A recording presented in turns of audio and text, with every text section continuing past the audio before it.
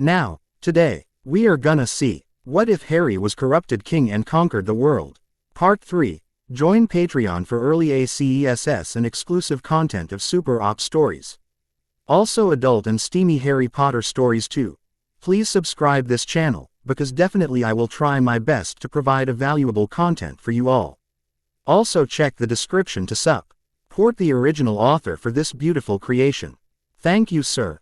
Brandy grabbed her friend's hand and dragged her into the hall. What is it? Brandy released Judith's hand and glared at the other Judith. We've still got 15 minutes before the polyjuice wears off. Yes, well, I'm sure my cat will be happy to get out of detention early, Judith smirked. I've got great news. Someone is willing to invest. Brandy perked up. Better. Judith grinned. Mr. Black is investing in us. He was really impressed by the Acme charm. Mr. Black. Brandy paled. Mr. I've killed more people in the last week than go to our school. Black. You don't have to yell, Judith frowned. And yes, that Mr. Black, he wasn't nearly as frightening as we've been led to believe. You cut school to talk to Mr. Black. Brandy couldn't wrap her mind around the concept. It was fine when you were doing it for the company, but to do it for this. We shouldn't even be at school, Judith frowned. Stupid parents. If we weren't here then we'd have never learned enough non-magical things to be able to make things work, Brandy scowled. I like the idea of starting school early so that we can get a complete education, as much as you do, Judith. But we agreed to do anything to make the company work, Judith nodded. Where are the others? Work detail, Brandy smirked. We're supposed to be cleaning up the school. I managed to get us out of it. How'd you do that? Judith smirked. I told the teacher that you were having feminine problems again, Brandy smiled. Works every time. Why'd I always have to be the one that's having problems? Judith frowned. Forget that. Brandy watched as the other Judith shrunk back into a cat. Tell me about Mr. Black. How'd the motorcycle work out? Hench girl asked as Harry walked up to the booth. Good, Harry nodded. Really good. I'm glad, Hench girl smiled. So, wanna go up to that party? Harry glanced around. It looked like the convention was winding down. Nah, Hench girl shook her head. You go ahead. Okay, Harry gave a slow nod. Are you sure? Yup, Hench girl nodded. The professor and I are going to a better party, with other engineers. Okay then, Harry shrugged. See you in a few. You too, Hench girl nodded. Harry walked over to a bank of elevators and made his way to the party. Walking up to the entrance, he was stopped by two large men. Name. One of the men raised an eyebrow. Black, Harry sighed. Why couldn't he go to the engineer party? First name. The man froze. Mr. Harry glanced up. Can I go in? Yes, sir. The man nodded quickly. Go right in. Harry walked into the party and straight to the bar. What can I get for you? The bartender looked up. Martini. Harry had been meaning to try that drink. Right away. The bartender placed a glass on the bar. Enjoy. Thanks. Harry nodded. Good evening. A fat man with a jaw like a bulldog greeted Harry. And welcome to my party. Thanks for inviting me. Harry took a sip of his drink. Thank you for coming, Mr. Black. The man nodded. To be quite frank, I'm surprised that you came. Why's that? Harry took another sip of his drink. Becca, some people have been telling tales that I'm a major figure in organized crime, the man smiled. Oh, Harry shrugged. I hadn't heard that rumor. Yes, well, the man seemed a bit confused by Harry's reply. How are you liking the party so far? It's okay. Harry wished he was with his friends. It's good to get a chance to relax after the day I've had. Difficult. The man was eager to get any information about the mysterious Mr. Black. Just long. Harry took a gulp from his drink. And interesting. What are you drinking? The man frowned. Martini. Harry downed the rest of his drink and gagged on the olive. Damn. Almost choked on that thing. I'll have to be more careful in the future. I'll take a martini myself. The man turned serious. You know, Mr. Black, there are a lot of dangers in this room. Oh, Harry was starting to tire of this conversation. Take the balcony, the man grinned. It would be a shame if someone were to fall of it. I guess. Harry motioned for another drink. And that's just the most obvious danger. The man's grin looked sinister. There are hundreds of other dangers. Like the olive in your martini, Harry supplied helpfully. I was dry. King one of those earlier this evening, and as you saw, I almost choked on it. Man could choke to death if they weren't careful. I'll keep that in mind. The man nodded coldly. If you'll excuse me, Harry grinned. I'm going to go mingle. Goodbye, Mr. Black. The man's jaw clenched. Harry wandered away from the man and began wandering around the room. Hello. A woman walked up to Harry. Hi. Harry sighed. Here was another person that wanted to bother him. And who might you be? The woman gave a sultry smile. Black. Harry replied, deftly grabbing an appetizer off one of the serving trays. What's your first name? The woman asked with growing dread. Harry turned to regard her. Mr. I see. The woman smiled. Now if you'll excuse me, I must go greet some of the other guests. Goodbye. Harry nodded. Though outwardly calm, the woman was terrified. Abort. Abort now and get everyone out of the area.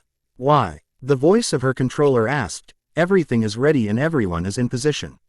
Including Mr. Black. The woman hissed. Explain. I just ran into him. He told me to leave. He said that. No. The woman forced herself to calm down. His exact words were, goodbye. I see. The voice paused. Get out of there as soon as you can. We don't want to annoy someone like him, and this operation has obviously been blown.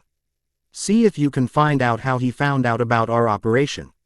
The woman resisted the urge to look back and find out why he decided to butt in. I will, the voice promised. Now get out of there. Across the strip, in another penthouse, another man that looked like the twin of the bulldog-faced man turned to one of his underlings. How's the party going? The twin of the bulldog-faced man smirked. Our friends the feds finding things to their liking. I've just got word that they left the party, the underling frowned. Did they find the deception? The bulldog-faced man frowned. No sir, the underling shook his head. Mr. Black told them to leave. What? The bulldog-faced man frowned. Why? It looks like they were annoying him sir, the underling frowned. And he gave your double a message for you. What was that? The man leaned forward. Olives are dangerous, the underling began shaking. If you're not careful then you could choke to death on one. Leave me. The bulldog-faced man watched his underlings leave. As the door closed, the man rose and walked to the bar to mix himself a drink. You wanted to speak with me sir? The woman from the party asked nervously. I assume that you had a good reason to call off the Operation Agent Sims. The man raised an eyebrow. Yes director, Sims nodded. Mr. Black warned us off. Black. The director's eyes widened. Why would he do that? I don't know sir. Agent Sims shook her head. The target doesn't follow Black's rules. It doesn't make any sense. The director reached into his pocket and pulled out a phone. 1 second. Yes, I see, thank you. What is it sir? Sims blinked. You can end your investigation, the director smiled. And tell your team that they can have the next few days off. Why sir? Sims blinked. Your target was Jew. Saint found with an olive lodged in his throat. Died in an accident, the director smiled. How? Sims shook her head. I've still got men watching that party. The other guests would choke to death in front of them. They didn't. The director shook his head. Looks like the guy at the party is a body double. Looks like you were being played. What? Sims's eyes widened. The actual target was in another hotel across the strip. The director smiled, made himself a martini and choked on the olive. How do we know that Black was behind this? Sims smirked. Couldn't it have been an accident? Our man on the inside says that Black warned the double to be careful when he drinks martinis, the director smirked. Warned him that he might choke to death on the olive if he didn't watch out. Oh, Sims nodded. There's no way that could be a coincidence. And yes, it's black ink. Remember, the professor can't spell. What a long strange trip it's been. What a long strange trip it's been. Oh my head, the professor groaned. Good morning, hench girl smiled. How are you today? Terrible, the professor replied with a wince. Could I get some hangover potion? Nope, hench girl shook her head. We're all out. But I saw you brew 2 bottles of it last night, the professor protested. That was for me and Mr. Black, hench girl replied smugly. Not you, but Mr. Black didn't drink much last night, the professor groaned. And you don't get hangovers. Better safe than sorry. Hench girl was enjoying herself. I had Mr. Black drink his right after I drunk mine. They're filled with vitamins, so it's good to take one now and again even if you don't have a hangover. But they taste like used socks. The professor was beginning to regret the fact that he was still alive. Why wool? Do you want to take them if you didn't have to? Only the ones I give you taste like used socks, Hench girl smiled. Ours taste like whatever I want them to taste like. Today they tasted like strawberry milkshakes. They were yummy. Curse you. The professor buried his head under a pillow. Where are we? We're over Atlantis, Hench girl smiled. Mr. Black says that he's recovered the tome and is on his way back up. So the diving bell works then. The professor's voice showed some signs of life. Yup, Hench girl replied brightly. And did the oxygen scrubbers. He didn't even need to use the emergency potions. Good. The professor gagged. Set a course for England as soon as he gets back. I'm back. Harry stuck his head through the doorway. Not feeling too good. No. The professor groaned.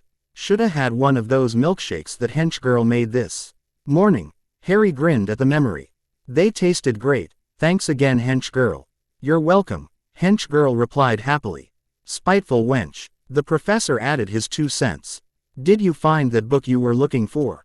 Yeah. Harry pulled the book out. And I took a look through it while I was decompressing. It isn't too impressive. But what can you expect considering the author? What is it? Hench girl took the book out of Harry's hands and began to examine it. A cookbook, Harry sighed. It might have something you can use though.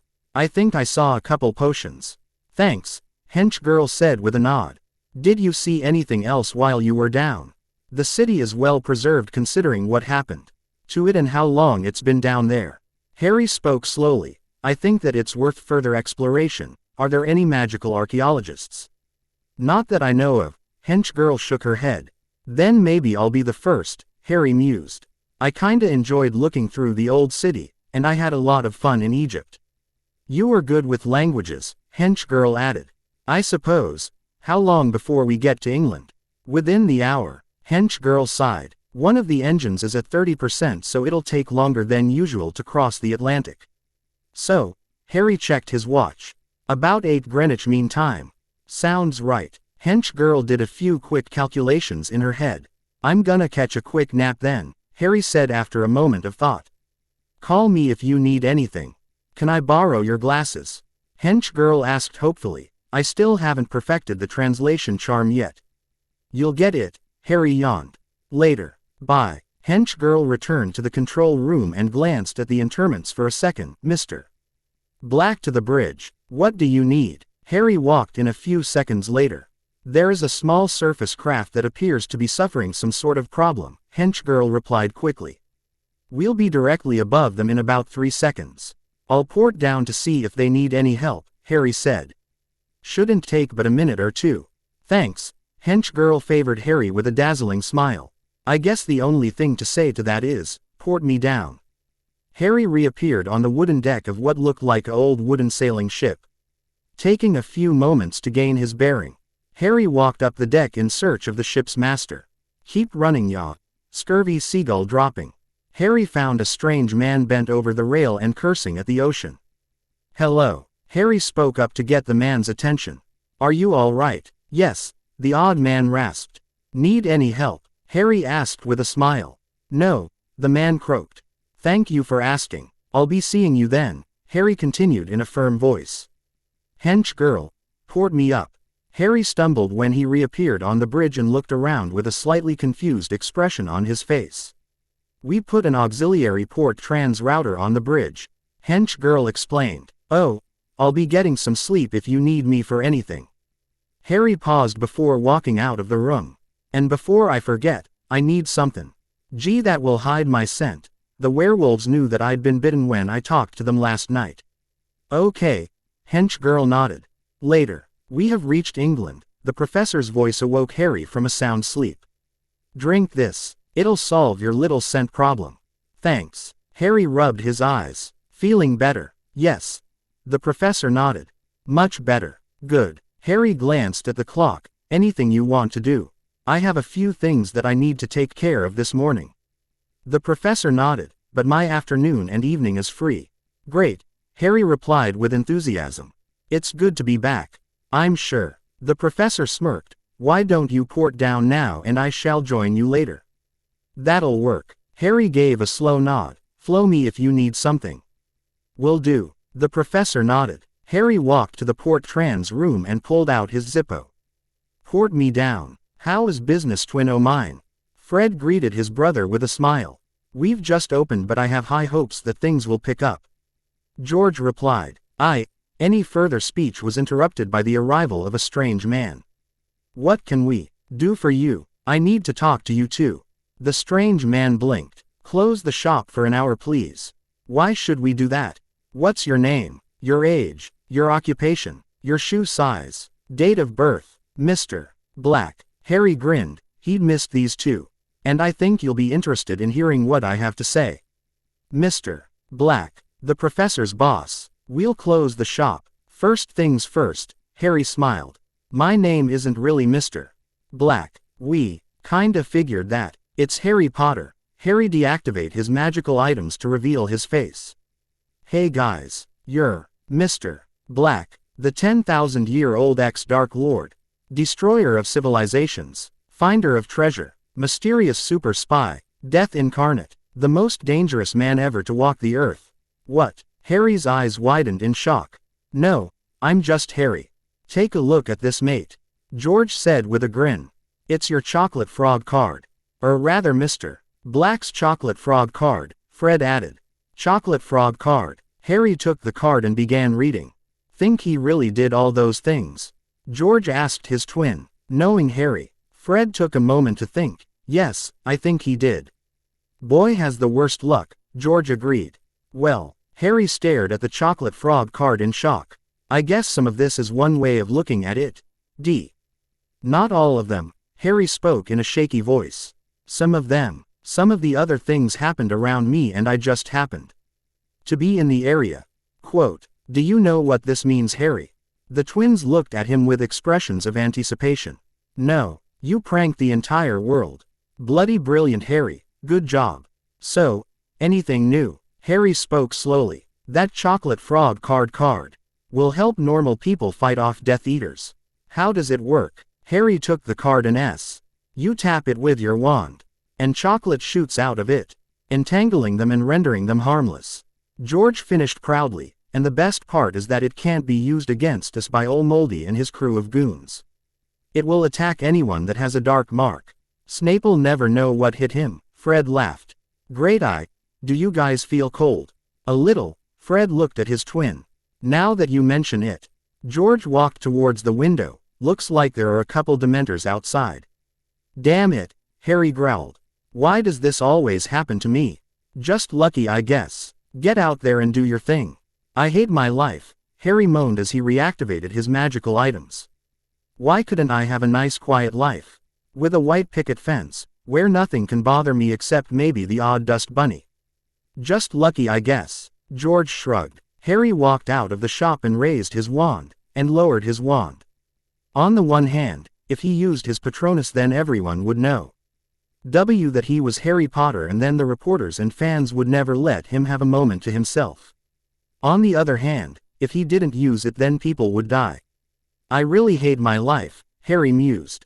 Looking down, he noticed that the Mr. Black chocolate frog card was still clenched in his left hand. What the hell? Couldn't hurt. Harry tapped the card with his wand and flicked it towards the dark creatures. About 1 meter from impact, the card exploded.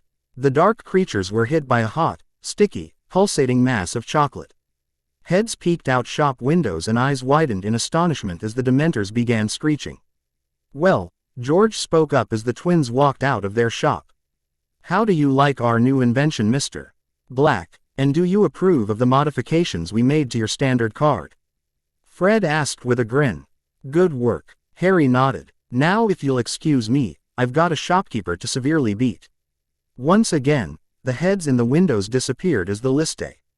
Ning merchants crawled under their desks and began to shake, each one hoping that it wasn't him that Mr. Black wanted to talk with.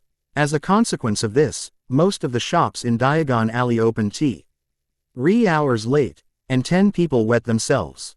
Omake. There I was. The old seaman looked around. In the Bermuda Triangle, we were running a tour and the lookout had fallen asleep. What happened? One of the children asked with wide eyes. Since there was no one watching, the monster got up close and wrapped itself around the ship. The old sailor shook his head. There was no way out and I knew that we were all gonna die until it happened. A thick bank of fog seemed to envelop the ship and the monster let go and began swimming away as fast as it could. And I heard footsteps. The sailor wiped his palms off on his shirt. And out of the fog, a man appeared. He was dressed all in black and he started looking around. Finally, in a low, dangerous voice, he asked me if I was all right. What did you do? I told him I was. The sailor gave a shrill laugh. Then he asked me if I needed any help. I told him that I didn't and he went on his way, and it was only after I got to port that I found out. Found out that Mr. Black was in the area, the sailor whispered. The monster ran because it sensed that there was a more dangerous predator in the area, and I don't go out there anymore without making sure that there are 3 lookouts and that every one of them is awake. Omake for Chapter 38 by Lewin-Lothana. So you know, Professor, we thought that we could make this every a male costume based on slightly modified polyjuice, but we couldn't afford the ingredients in the amount we would need to make experiments safe. That's a very interesting idea, Judith. I'm sure Hench IRL would be willing to offer you her advice. Professor went silent for a moment. Mr. Black just wanted me to tell you to be careful with polyjuice experiments. Said he knows a person who found out why polyjuice and cats don't mix. Thanks for the warning, I guess. Now, would you be willing to fund production of our hole paint? What does it do? Allows you to paint real holes on the wall. When it dries, however, you can only go outside, not in. So far looks promising, but we are working on adding the train effect. Train. That's interesting. Half an hour later, Judith was done with the conversation. So how was it? Better than I could have expected, Brandy. They are willing to finance everything. Even Road Runner slacks you said nobody will ever even ask for. So why do you look so worried? Mr. Black gave me a warning. I don't know what to make of it. Something about polyjuice and cats not mixing well. Oh, that. I guess it slipped my mind with all the excitement of Mr. Black supporting us. What slipped your mind? You remember Ray, that boy from a team you said you had a crush on? Sure I do. What king of question if that anyway? Well, he tried to ask you out just before that detention Muffy served for you. And you know how she doesn't like that cologne he sometimes wears. Anyway, she slapped him so hard he nearly fell. And I believe scratched him with nails a bit. But it wasn't anything serious, I'm sure. And you forgot to tell me that. Yeah, kinda, sorry. At least you can explain yourself with feminine problems partially. Yeah, so maybe he'll speak to me somewhere in the next millennium. At least I know why Mr. Black didn't say anything about me escaping detention. Probably thought this was punishment enough. After all, he is nicer that expected, but he didn't earn that fame just by a coincidence. Omake by Chris Hill, Endsville, USA. Harry was on the bridge with the professor and hench girl, enjoying the day when he saw a creature in the middle of a town. Professor, please stop the ship. There's something I need to do. After porting down, Harry deployed his scythe, it being the wise thing to do, when he literally bumbled into another person with a scythe. The stranger, in a robe that covered his face, said, "Here now, what's the rush?" "Excuse me," Harry said, "I have to go stop that creature." "Nah," the figure replied, "no need to do that. It's just Billy's new pet. I'll get rid of it once he's bored." Harry raised an eyebrow as he noticed that none of the locals seemed to be worried. Is this a magical town or something? I thought this was a Muggle town. Oh, it is. But here they don't worry about any of that. How about we get a cup of tea? Harry shrugged, and then noticed the bone skull instead of a face. It figured. Fine. I don't suppose there's something I should be doing. No. Nice scythe, by the way. How does it do with the spell casting? Haven't tried it, Harry replied. I only use it occasionally. Grim nodded as they reach a local restaurant. He noticed someone with a recording device, and decided to have some fun. So, I hear you've been on vacation, Mr. Black. When do you get back to your usual schedule? Grim smiled. Perhaps he could do something to get the person who escaped. A few days. It's been relaxing. That's good, Grim replied as he signaled the waitress. 2 teas, my good woman. So, how's life been treating you? Harry asked, wondering if he was sleeping. Not bad. Billy and Mandy are a handful, but they are family. If you ever repeat that, I'll deny it. However. Grim smirked back at Harry. I've even got a part-time job at the local elementary as a substitute teacher. Oh, I thought you'd be busier than that, Harry stated. Well, I need to take care of those too. And everyone here is so as I've somewhat settled down. Grim took a sip of his tea. I am getting a bit behind. Say now, perhaps you could help me. Harry sighed. It had to happen. What do you need? Well, I missed someone when I was in England, and I was wondering if you would look for him. What's his name? Goes by Voldemort. I have his glass here. Grim pulled out an hourglass that didn't have any more sand pouring down from the top. I just keep missing him when I try to collect. Somewhat like myself and Wormtail. Somewhat, but since you're heading that way, I'll take it, Harry replied, sipping his own tea after adding a bit of honey. Thanks. Oh, if I may, can I have a small blood sample? Harry frowned. What do you need that for? Grim held up his bony hands. Nothing, just want a souvenir. Harry shrugged. Death was certainly into unusual hobbies. Okay. After getting the vial, both of them heard a voice. Okay, Grim, who is he, and why are you sitting down on the job? Mandy, I would like you to meet a friend of mine, Mr. Black. Yay, unless he's going to help. Stop gabbing and stop Billy from making an even bigger fool of himself. Harry nodded. I guess I'll see you later. Port me up, Professor. After Harry left, Grim looked to see if that agent was still there with his microphone. What did you do that for, Mandy? Do you know how hard it is to even see him? What's the problem, Grim? Your death. The problem is that he's my boss. He's the big man in Reaping. Agent 86's eyes widened as he heard this. The town would have to be reported on naturally. But they didn't dare do anything to it if Black was letting it go. But for there to be a Grim Reaper here, and for Mr. Black to be the boss, well, the chief would have to hear this. Repent, sinners. Repent, sinners. Good afternoon, Mr. Black. The shopkeeper didn't even look up as Harry entered. How are you today? Angry, Harry spoke through clenched teeth. I have some things I want to talk to you about. Such as the fact that I'm the one who started you on your journey. The shopkeeper nodded. I'll lock up. Why, have you ever read the Iliad, Mr. Black? The shopkeeper asked. Yes, Harry nodded. And don't bother pretending that you don't know who I am. One must be careful of unwanted ears, the shopkeeper said, glancing around. Do you perhaps remember Cassandra, the woman? Cursed to see the future but unable to affect it.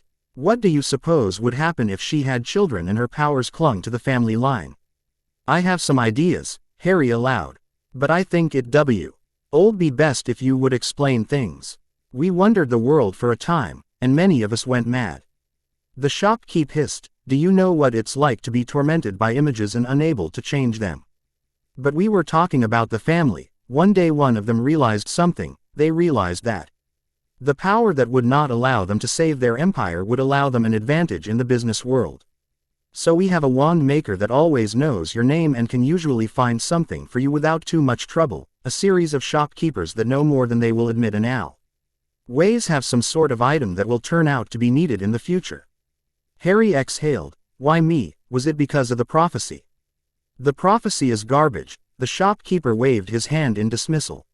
It's of the sort that's overly vague and only clear after the events have passes. Every day hundreds like it are made and only a fraction of them prove accurate. Divination is taught by Hogwarts. Provides one with vague possibilities at its best and complete and utter rubbish at its worst. So then why are you helping me? It may be rubbish, but as they say, a room full of monkeys armed with typewriters will eventually produce the works of Shakespeare. Dumbledore's precious prophecy gives a few vague notions that are at best half right. You are a man that has a great chance of defeating the current Dark Lord. You are not the only one that can do so. Something the wizarding world has yet to learn is that there is no destiny. We are not locked onto a path. The shopkeeper took a breath. We helped you because of the chance that you could defeat the Dark Lord, and because we saw the possibilities of your vacation, we provided you with information and equipment and let you blunder into trouble. I see, Harry continued in a tone of defeat. Perhaps you could tell me why I'm not as angry about all this as one might expect. Why should you be angry? The shopkeeper was puzzled. Most of us did everything we could to help you remain anonymous. I went so far as to give you a SEP field. That didn't work, Harry snorted. Sure, it kept people from recognizing the great Harry Potter, but it didn't do a thing to make my life less exciting. May I see it? The shopkeeper examined the item for a few moments. I find that it works better when you turn it on. At the moment you have it on the lowest setting. Next time read the instruction manual. You're telling me that I got into all that trouble because I didn't bother reading the instruction manual? Harry's voice was too calm. Yes, the shopkeeper nodded. It does go to explain how you could have gotten into all that trouble. I had an idea that it might happen, but for the life of me I couldn't figure out how. So, you're saying that all my problems stemmed from the fact that I didn't read the instruction manual? Harry asked in a whisper. Yes, the shopkeeper replied gleefully. Though how one person could get into so much trouble, maybe you angered a large group of people and they all cursed you as a child or something. Let's just put that aside. Harry's teeth were grinding together. If you wish, the shopkeeper agreed. What else do you want to know? How do I defeat Tom Riddle? Harry asked calmly. You run him down in a car, you engage in a duel to the death, you blow him up with a gas line. The shopkeeper replied sarcastically. One would think that a man of your experience would have more ideas than a simple shopkeep. The last time he died, he was able to return. Harry restrained his temper. How does one kill him for good? Quote, Tom Riddle made a rather large mistake in his quest for immortality. The shopkeeper began to chuckle under his breath. He placed his chance to return into several small items. As is their nature, many of these items became lost and fell into the hands of my kinsman. All you must do is kill the body and his snake, we shall do the rest. Why didn't you do this last time if it's so easy? Harry asked calmly. One would think that it would have been in your best interests to do this as soon as possible. Because some of these items were kept beyond even our reach, the shopkeeper smiled. That has been taken care of. As I said, kill his body and we shall do the rest. If the prophecy is garbage. Harry took a breath. Then how come you can't just get Dumbledore to take care of things? Quote, Albus Dumbledore is a great man, but he has one major flaw. He loves to manipulate people as if they were chess pieces. Harry finished. No, he can't bring himself to kill anyone. The shopkeeper shrugged, though society doesn't consider that a flaw. But he defeated Grindelwald, Harry protested. How could he do that if he couldn't kill anyone? Quote, Albus killed one man and was so horrified by his actions that he has never been able to kill another. The shopkeeper shook his head. That's why he's so insistent on following the prophecy, why the Order is more of an investigative organization, and why he hasn't taken any of the opportunities to kill Tom Riddle. He just can't bring himself to take another life. So he's raised me as his assassin. Harry hissed. He's raised you to fulfill the prophecy, and he tries not to think about what that entails. The shopkeeper corrected. There is a difference. So what now? Harry looked lost. Now that I know, what do I do now? That I can't say, the shopkeeper said gently. But you know the future, why can't you tell me? Harry demanded. First of all, I don't know the future, so possible futures, each of which may or may not happen. Hell, none of them might happen. The shopkeeper held up a finger. What's next is up to you. Then what's a possible future? Harry pleaded. Just give me a hint. Severus Snape, the shopkeeper whispered, is in a seedy bar not far from here. He wishes to give Mr. Black an interesting proposal. That's it. That's all I have, the shopkeeper replied sadly. In the best of times we don't get much, and in the worst we get too much and our minds are overcome by images of a future that may never exist. Thank you, Harry said as he turned to leave. One thing before you go. The shopkeeper placed a small box on the table. You might find this useful. Why? Harry eyed the box suspiciously. Because within it is a small bracelet that will make you Harry Potter again. The shopkeeper said slowly. You may not realize it, but you've changed greatly while you were gone. your friends would have a hard time connecting their image of you with the image of what you've become. An illusion, much more powerful but along the same lines, the shopkeeper agreed. Thank you. Harry took the box. How much? On the house. The shopkeeper started giggling. Just be sure to read the manual. Thanks. Harry spoke through clenched teeth. I will. Severus was enjoying a moment to himself. School was going to start soon and he was having a drink at his bar of choice. He had gotten a message from one of his sources telling him to pick a private table and to wait. They told him that someone would be along shortly to help him solve a problem. I'm told that you wish to speak with me, asked a voice from the shadows. I have a proposition for you. Snape didn't take his eyes off the shot of fire whiskey nestled in his right hand. I need a man to disappear and I can't do it myself. Why come to me? The voice asked evenly. Why not have one of your friends in the order do it? They don't have what it takes to look into a man's eyes and end his life with a smile. The potions master took a sip of his whiskey. That's why I came to a man like you. I see. The world grew oddly silent as if waiting to hear the response. Regardless of what you've heard, I am not a hired killer. I wouldn't presume to say that you were. Snape took another sip. It was my guess that might be interested in this more for the level of difficulty than for any payoff.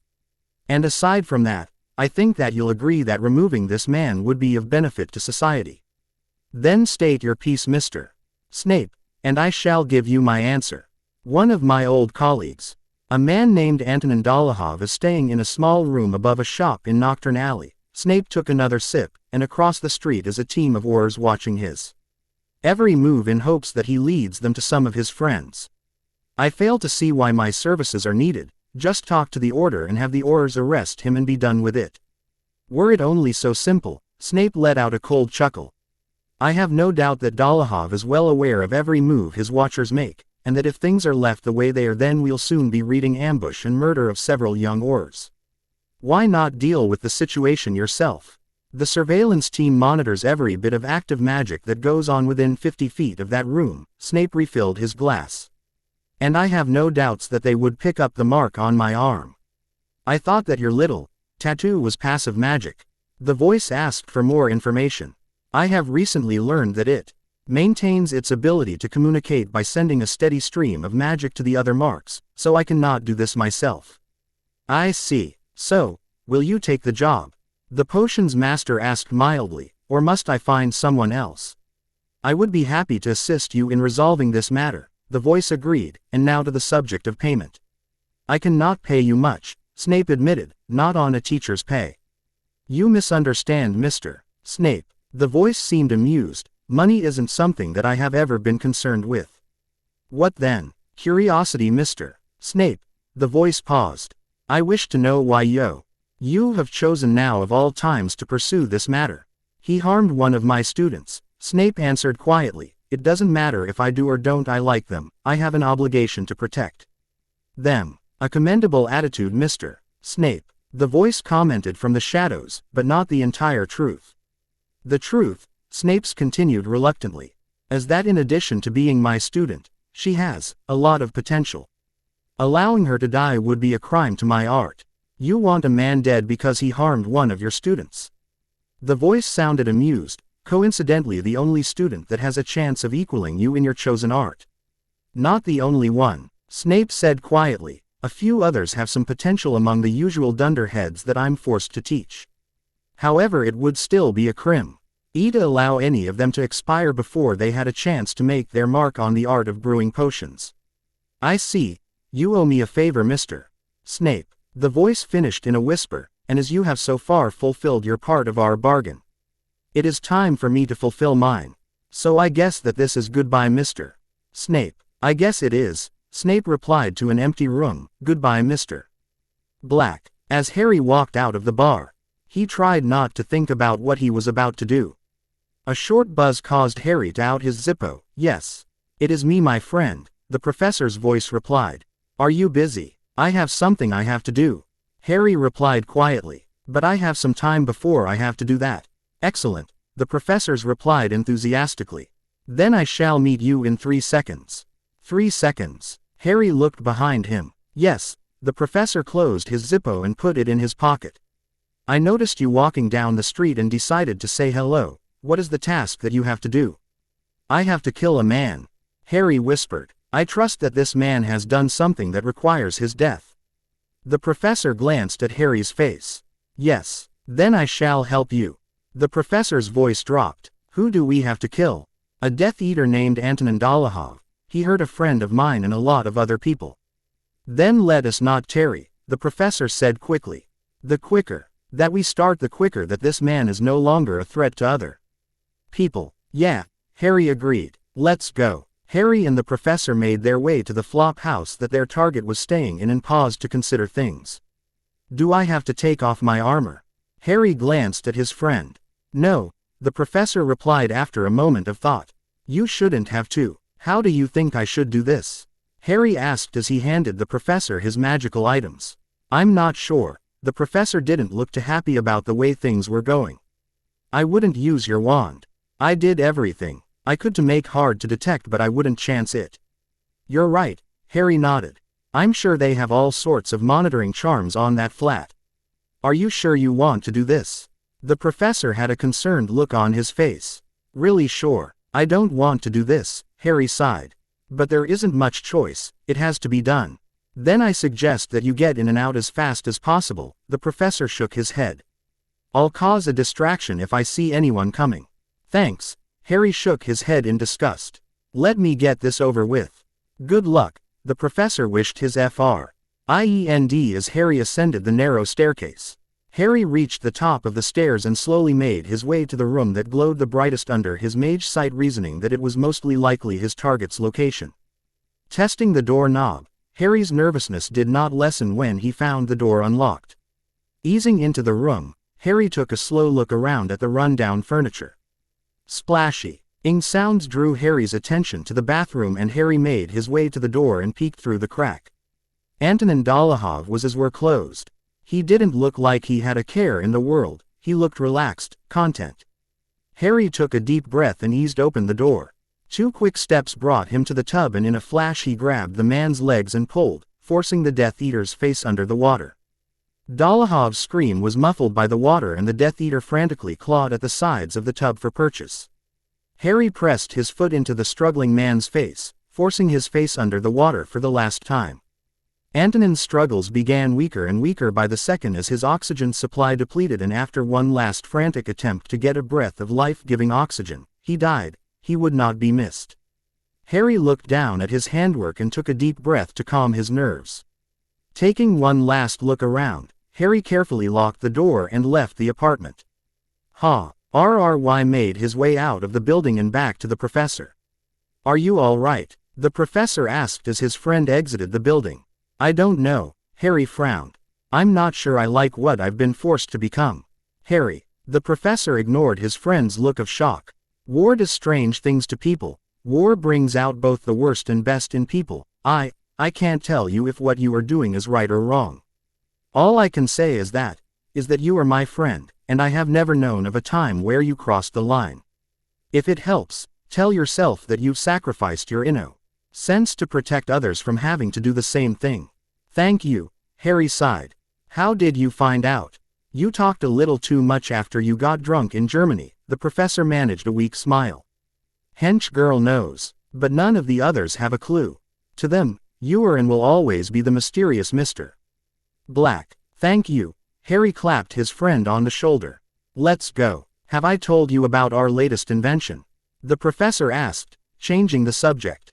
It is a badge that has many strange and unusual powers. Like what? Harry cast a quick drying charm on his leg. Well, the professor began.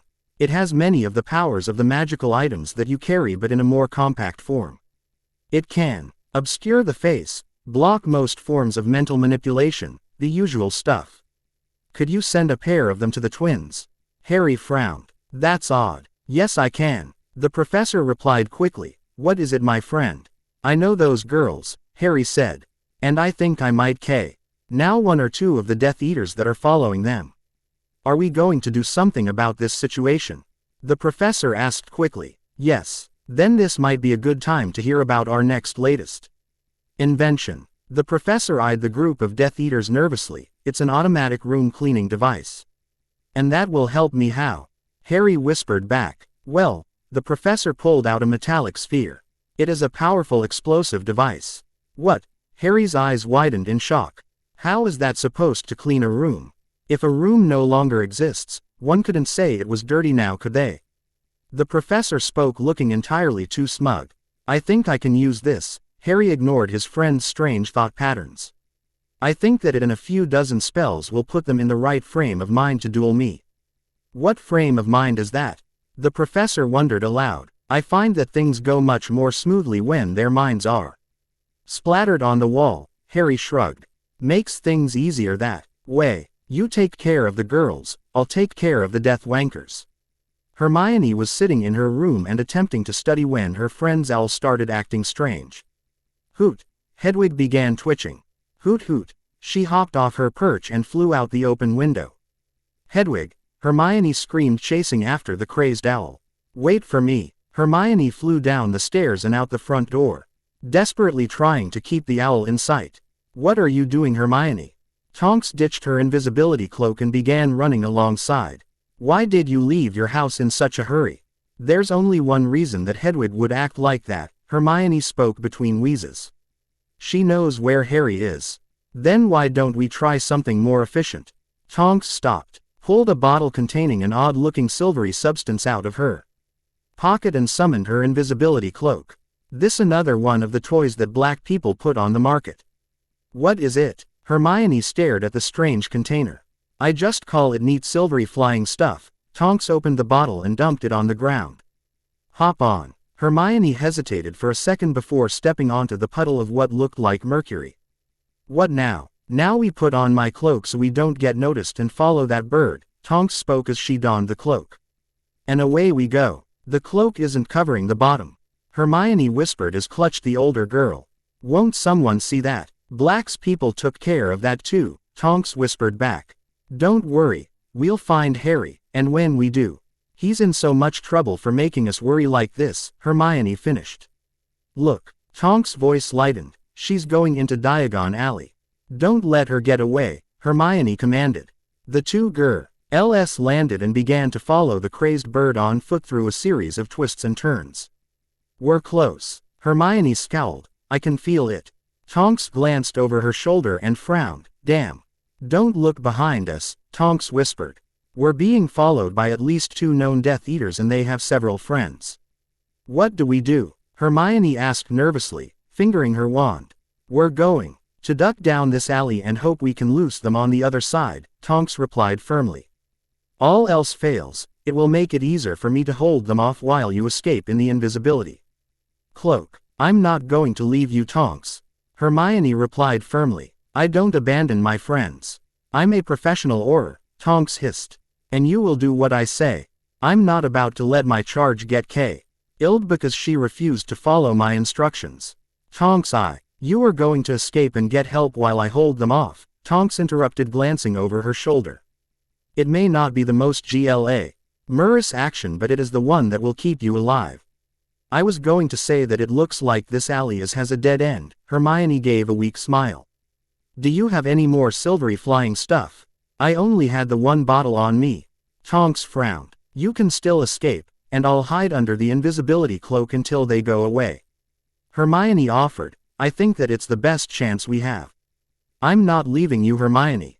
Tonks turned to face the mouth of the alley. Get under the cloak and... Hello, a small man interrupted.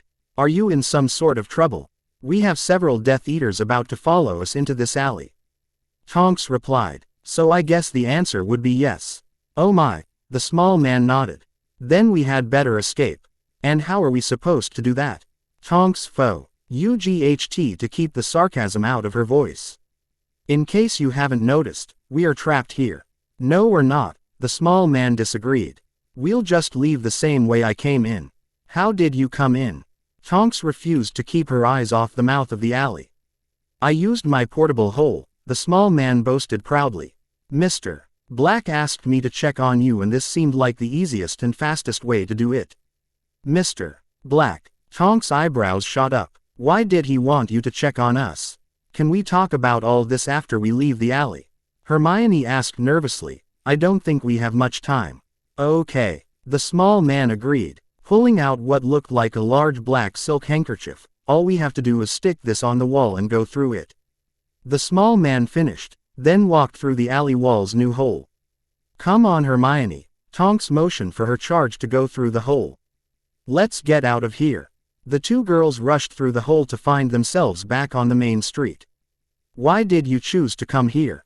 Hermione questioned the small man. Well, the corner you'll see the alley you were trapped in. The small man replied, taking his hole off the wall. And I wanted to watch the massacre. What massacre? Tonks asked suspiciously. Look around the corner. The small man giggled, taking a peek. They're just going into the alley right now. I see it, Tonks nodded. Now what? You see that man in the dark hat that's following them? The small man giggled again. Yeah, why? Tonks squinted to get a better look. Before the small man had a chance to answer, the man in the dark hat threw a small spherical object into the alley. What was that? Tonks asked in confusion. Well, Boom, that's one of my latest inventions, an automatic room cleaner. The small man replied with pride. Room cleaner? Hermione asked nervously. Yes, the small man nodded. If the room doesn't exist, then one could not say that it's not clean. Now what's he doing? Tonks watched as the man in the dark hat stuck his arm in the alley, causing several odd flashes of light. Russian battle magic, the small man replied. He says that it puts them in the proper state of mind before the duel. Proper state of mind, Hermione repeated dumbly. Oh, splattered on the wall, the small man replied absently. And now looks like it's all done but the clean up. Have a good day. Wait, Tonks grabbed the small man by the arm. Who are you, and who was that guy in the alley? They call me, the small man paused to increase the drama. The professor, and the other guy was Mr. Black. You might have heard of him. Bloody hell. No wonder the fight was over so fast. Wait, Tonks suddenly remembered the reason that she had come into town. You haven't seen a white owl, have you? Or a small boy with messy black hair and green eyes? No, I'm afraid that I haven't. The professor shook his head. But if you like, I'd be happy to ask Mr. Black if he's noticed anything. Please do, Hermione requested. From what I've read, if anyone can help us find Harry, it's Mr. Black, as in Harry Potter. The professor's gaze narrowed and the girls' identical looks of shock gave the answer. I see. Then I suppose that I might be able to help you after all. How? Hermione demanded, looming over the smaller man. Do you perhaps have access to one of these? The professor asked, pulling out a small Zippo lighter. Yes, I do, Hermione nodded. Why, keep it close tonight, the professor smiled. And I shall see what I can do. Hedwig, Harry said incredulously. The white owl glared down from above the puddle of Death Eaters. Hoot, the owl tilted her head. It's me, girl, Harry assured the owl. I just don't look like I'm supposed to. Do you want to come with me? Hoot, the owl agreed. Harry held out his arm to give the owl a place to land. Hench girl, I've got an owl with me, too, to port up. Harry, the professor called out. I need to talk with you about something. What can I do for you? Harry raised an eyebrow. I promised a young lady that you would flow her later tonight, the professor replied nervously. Which one? Harry pulled his Zippo out. The younger one. The professor exhaled in relief. Thank you. No thank you, Harry said quickly. This is something I should have done a long time ago. Well, I'll just give you some privacy. Thanks. Harry went back to his room and carefully closed the door. Hermione, are you there? I'm here, Harry, Hermione replied quickly. How are you doing? Are you okay? Have you been studying? Are you eating enough? Yes. Harry waited until his friend had to take a breath.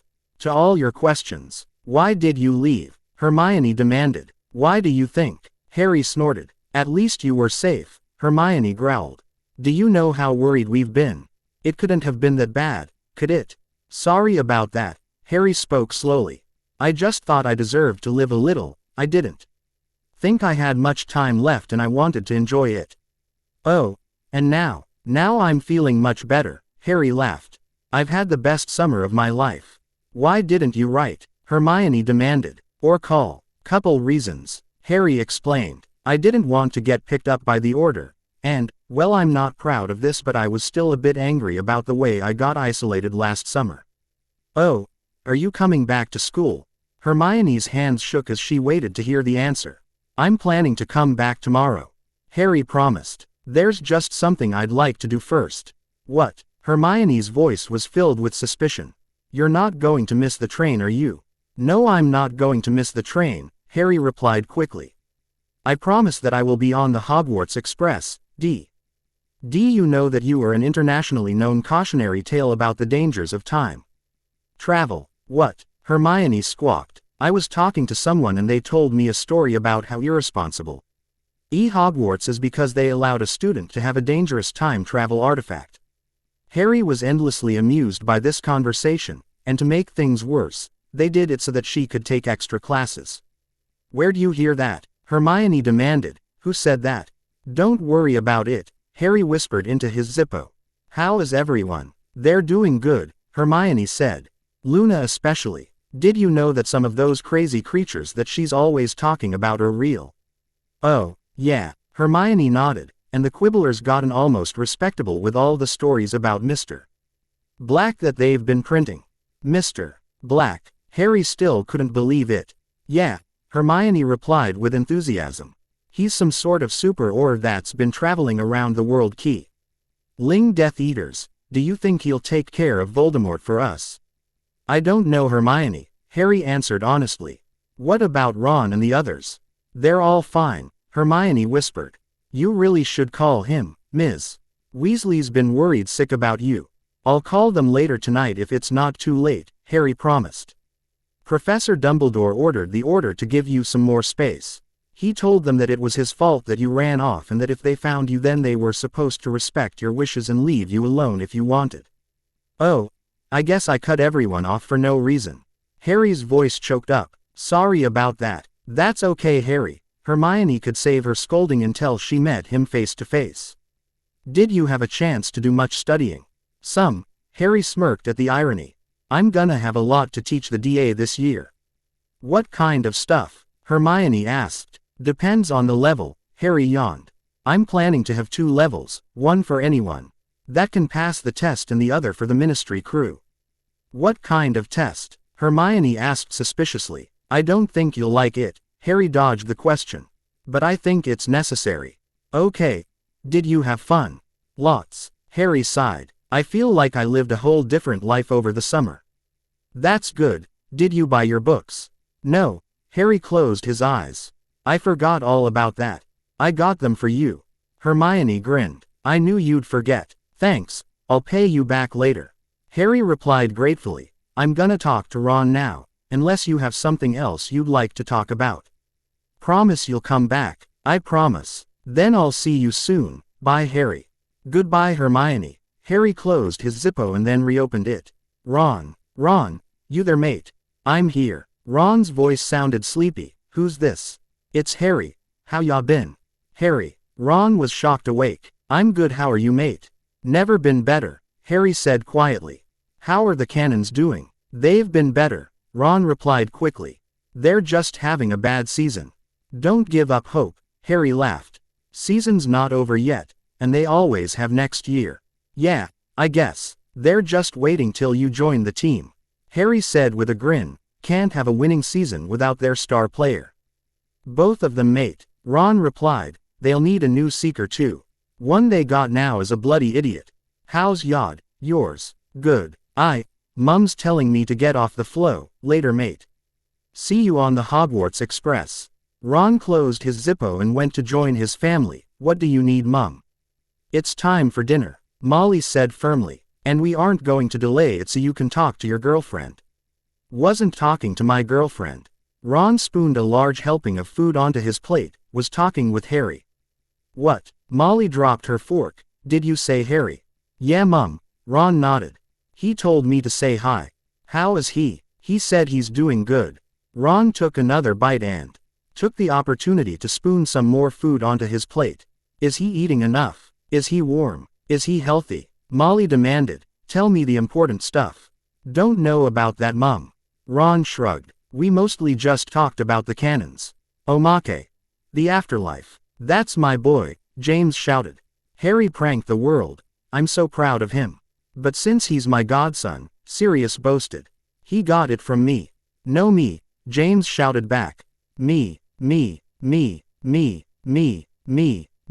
What are you two doing? Lily entered the conversation, arguing about who's responsible for the fact that Harry pranked the world. Sirius replied nervously. You idiots, Lily added her own volume. It's obvious who he gets it from. How could you argue about something so stupid? We're sorry, James and Sirius drooped. He got it from me. Lily finished smugly. You two might have been responsible for a few of the minor details, but on the whole he gets it from me. What? An addition to one of the OMAKEs in that last chapter by Ranmaugamy. Poor Agent 86 comes stumbling into the American Horror Agency. Give me a fire whiskey, now. As he slumped into a seat in front of the chief's desk. What happened? Replied O. Nay of the trainees as she brought a bottle of the flaming beverage. Exactly my question number 86, it had better be good. Groused our less than pleased chief. Who was trying to locate Mr. Black to get him the hell out of the country. You know that snafu/foobar that Endsville is where those two muggles trapped the Grim Reaper. 86 managed to get out around chugging the whole bottle of fire whiskey. Yes, that effing nightmare and a half, what about it? Sighed the chief. Mr. Black is Grimm's boss. Hick thud amazing that one can go from stone sober to pissed drunk in a few moments. Foo, oook. The chief reached down into her desk, pulled out her own very old bottle of fire whiskey, and promptly joined number 86 dead drunk to the world. The end is near. Note. This is because a Swiss invasion of Canada would cause some sort of strange time dilation causing the story to be both done and still being written all at the same instant. Maybe. The end is near. Thank you everyone for coming. Dumbledore's gaze swept the room. Kingsley, why don't you start? Yesterday morning, 2 Aurors working on a tip from one of their informants found the body of Antonin Dolohov. It appears that the killer found him taking his bath. The killer approached and grabbed one of the victim's feet, pulling it out of the tub, which caused the victim's head to go underwater. The killer then laced his foot on the victim's chest to prevent the victim from raising his head to breath. Why are you placing so much importance on this one crime? Dolohov was killed without using any magic. Kingsley licked his lips.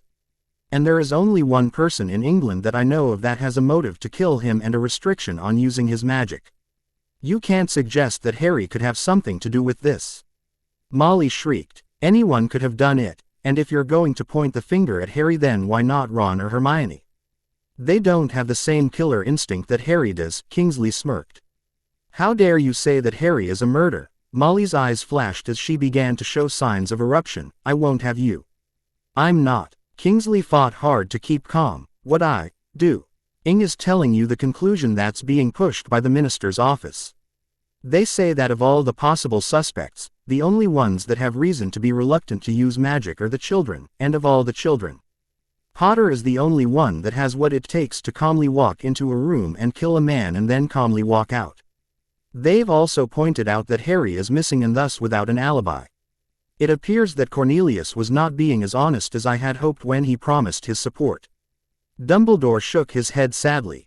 He's on his way out. Moody leered. If he thinks anything so pathetic will even go to trial. Explain. Dumbledore commanded. Tonks. Moody turned to his subordinate. Why don't you tell them what you told me earlier today? Hermione and I were ambushed by a group of Death Eaters. Tonks began. They had cornered us in an alley and it was looking grim.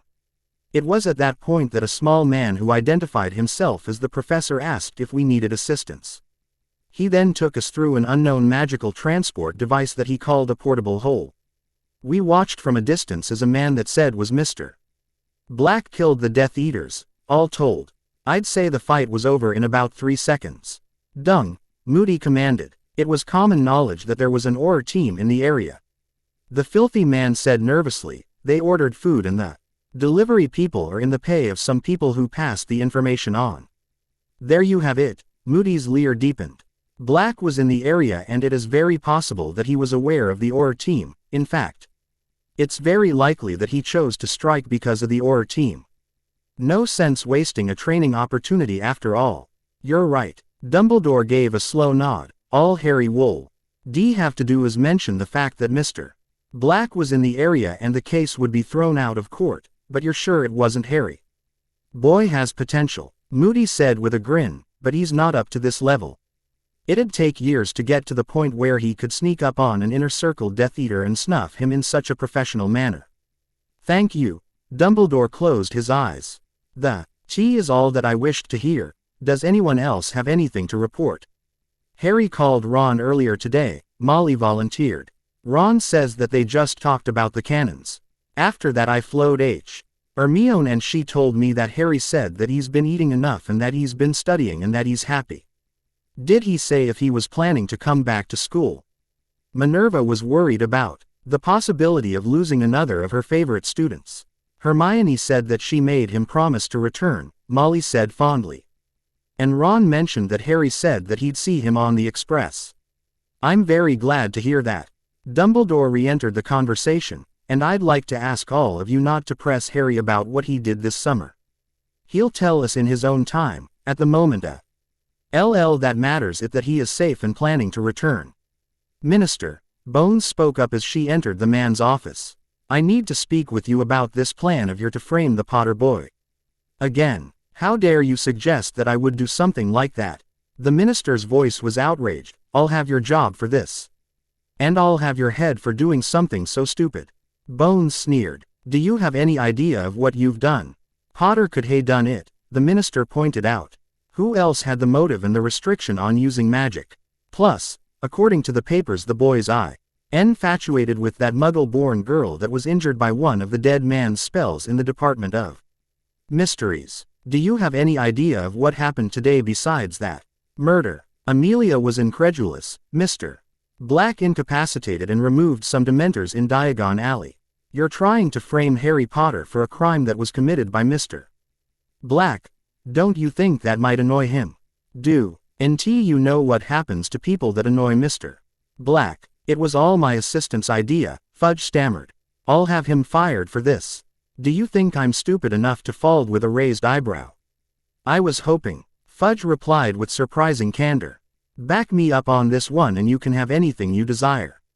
Money, power, anything. You can't honestly think that you can bribe me. Bones started chuckling. If I can't bribe you then I'll have you arrested, Fudge said confidently. You think my own people would arrest me on your say-so? Amelia shook her head. Minister, I'm gonna have to ask you to resign. And why should I do that? Because if you don't then I'm going to have to place you under arrest for endangering every man, woman, and child in the United Kingdom. We both know what happens to people that anger Mr. Black. I shudder to think what might happen to the country if we don't get rid of you. What? Fudge paled. You've got to protect me.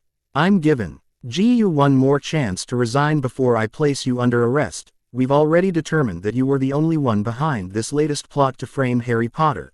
Don't make this harder on yourself than it has to be.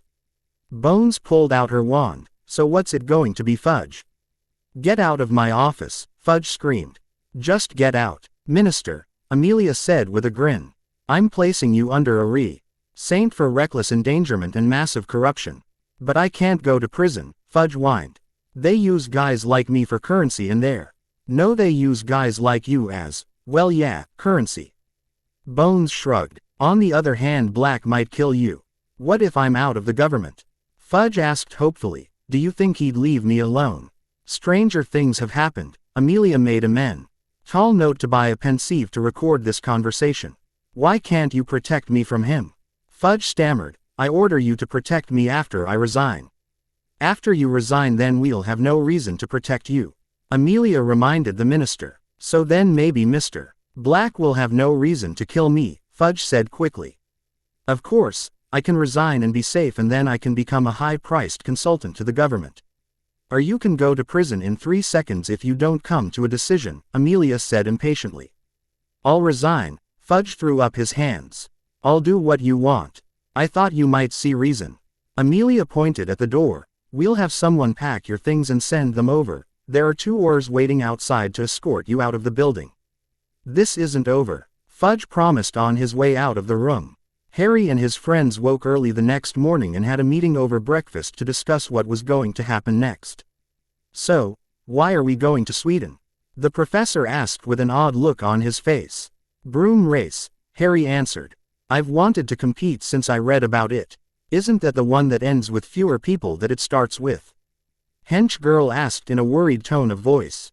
It goes through a dragon sanctuary, Harry shrugged. Oh, have fun then. The professor nodded, and try not to get killed. Yeah, Hench girl agreed. That would be bad. I'll be alright, Harry said with a grin. Not to brag, but I'm probably one of the better broom riders in England and the best in Hogwarts. With any luck I'll do okay, I'm just happy to have a chance to try it. Do you have a broom to use? The professor asked quickly. I was planning to use the one that I got from the mechanic in Australia. Why? Because I think that this might be the best time to tell you about our latest inventions, the professor revealed. And the first one is an improved broom, Hench girl added. The mechanic has decided that he would rather not leave the outback, but he has agreed to work with us. Together we've managed to improve on his older design. Hench girl, bring it out.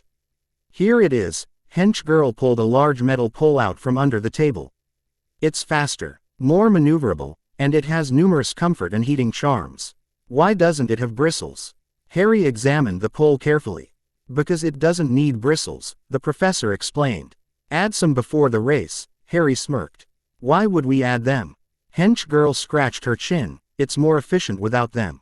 There will be representatives from several of the broom companies at the race. Harry grinned, and some of the racers will be sponsored by the broom companies. And you do not wish them to steal our design, the professor understood. Brilliant. I try, Harry said modestly. What else have you got? This coat, Hench girl replied as she pulled out a large coat. You mentioned that you needed an improved invisibility cloak and we've managed to make one. Try it on. Okay. Harry put the coat on. Nothing is happening. That is one of the improvements, the professor explained. It will change itself to match your outfit. Great. Harry grinned. What else? It has a modified version of the Fidelius charm that has a parasitic effect on your magical reserves, Hench girl explained. When you activate it, you disappear and cannot be detected by any known magical effects or abilities. You're not actually invisible, the professor added. You just can't be seen or detected by any magical or technological effect. Great. Harry put his new coat on. I'm really impressed by this. We're not finished yet, the professor said quickly. We haven't told you what it's made out of. What's it made out of? Harry played along. Remember those Dementors you shot chocolate at? Hench girl asked innocently. Well, we found a use for the cloaks. And some thestral hair we found laying around. The professor nodded. Not to mention the... Wait, Harry interrupted. Thestrals have hair. Yes they do, the professor replied. As I was saying, it also has tebo hair, acromantula silk, myrtap, that thing that grows out of its back. Some hairs from the noondew. Hench girl added. Pogrebin skin, quintaped hair, a redcap's cap, vela hair. And we might have used a lethifold to make some of it. The professor added quickly. We made the buttons out of dragon teeth. Wow, Harry's voice was a bit shrill. Why did you use so many things, and where the hell did you get all that? We wanted to see if we could do it. It was incredibly difficult to make everything work together. The professor replied. And since Hench girl had most of it just lying around her potions lab, I've been piecing a lot of this together while we were traveling. Hench girl answered quickly before Harry could turn to her. You'd be surprised at how lucky I was. Every time I walked into a store it seemed they were having a sale on something, say. Several times they gave me these things for free as part of Meyer as a prize. Oh really? Harry sighed. I'll tell you about that later. How were you able to get it all made so quickly? The tailor and leather worker. That husband and wife team that we picked up in India that decided to stay on the island. I know who they are, Harry nodded. They helped us make it, the professor finished. They were very skilled. Thank you. Does the fact that you used all these strange things to make it give it any more power? Oh yes, in the coat's natural form it has a similar effect to being around a Dementor. People will feel cold, and a bit hopeless. We believe that the last part might be from one of the other ingredients. The professor shuddered. It is also very spell resistant. We're not exactly sure about all the powers. Do be a good sport and tell us about them when you discover them. Sure thing, Harry agreed. So, Should we get down to the ground so I can register for the race and so that you two can find good spots? Okay, the professor said. Yeah, hench girl agreed. The three friends ported down and reappeared in front of the sign-in table for what was probably the most dangerous race in the wizarding world and the only race that went through a dragon preserve. Here for the race, the official behind the counter asked in a neutral tone of voice. Yes, Harry replied. Contestant or observer? Contestant, Harry answered. All right, the man pulled out a stack of forms. Fill out these in this envelope. Don't you want to know my name? Harry glanced over the forms. No, the official shook his head. It's easier if I don't know your names. If you die, that form will be sent to your next of kin along with a letter of condolence. What if I win? If you win, then the guy on stage will ask your name before he hands you the trophy, the man said slowly. Here's your number. Good luck. 13. Harry blinked. Well, I guess I'll have to make my own luck. Have fun, the professor called out. We'll see you at the end, hench girl added. Harry walked over to join the group of contestants and soon found himself talking to another man. So what's your strategy? The man asked quickly. I'm just going to fly. Harry shrugged. I'm gonna fly in the middle, the man answered quickly. I've seen this race before. The dragons eat the first few people and then fly up to pick off the stragglers. The middle, that's my place. I'm gonna survive this thing, just you watch. That's nice. I just have to go over here, not.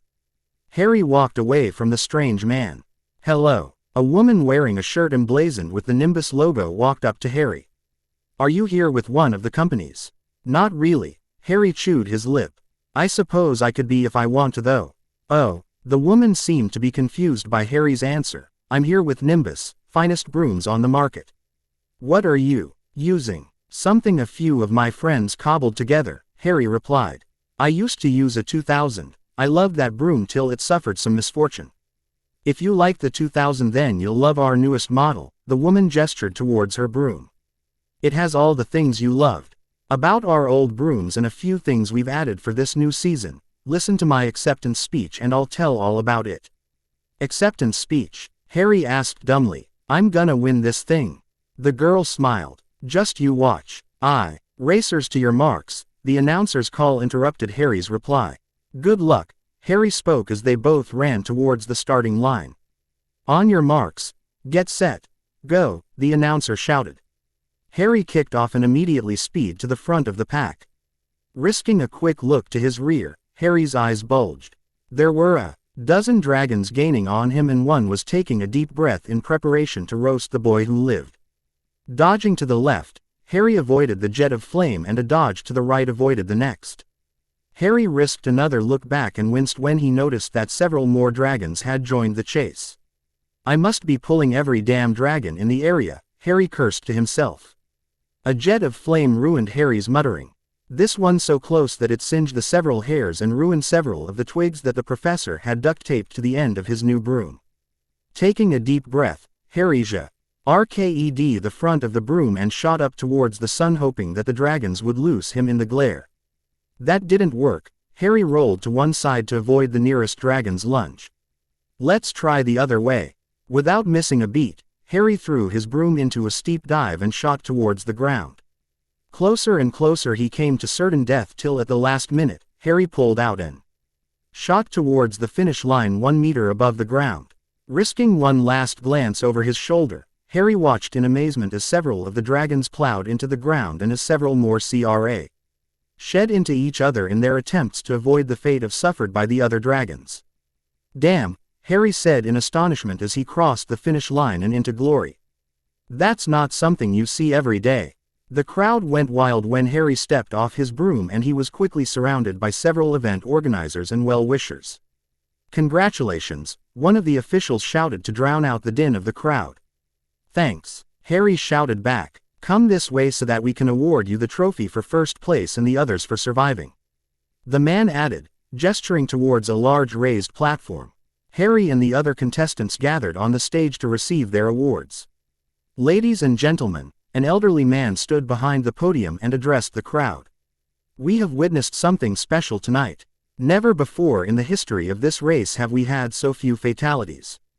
The cause for this is our newest winner, the man who attracted the attention of nearly every dragon in the area and then incapacitated with a textbook perfect Wronski defensive feint. Another first in this competition. Come over here, sir, and accept your award. Thank you. Harry accepted that large trophy. Are you representing any company? The old man asked, or are you here on your own? I suppose that you could say that I'm here with black ink. Harry's words stunned the crowd. And your name, sir? The old man asked slowly. The crowd froze to hear Harry's reply. Oh, sorry about that, my name. Harry looked over the crowd, is Mr. Black. Mr. Black. The old man stammered. Yup, Mr. Black. Harry agreed. Do you need me for anything else or can I be going? You can go. The old man licked his lips. Thank you for honoring this event with your presence. I've been wanting to come for a while now, Harry said with a grin.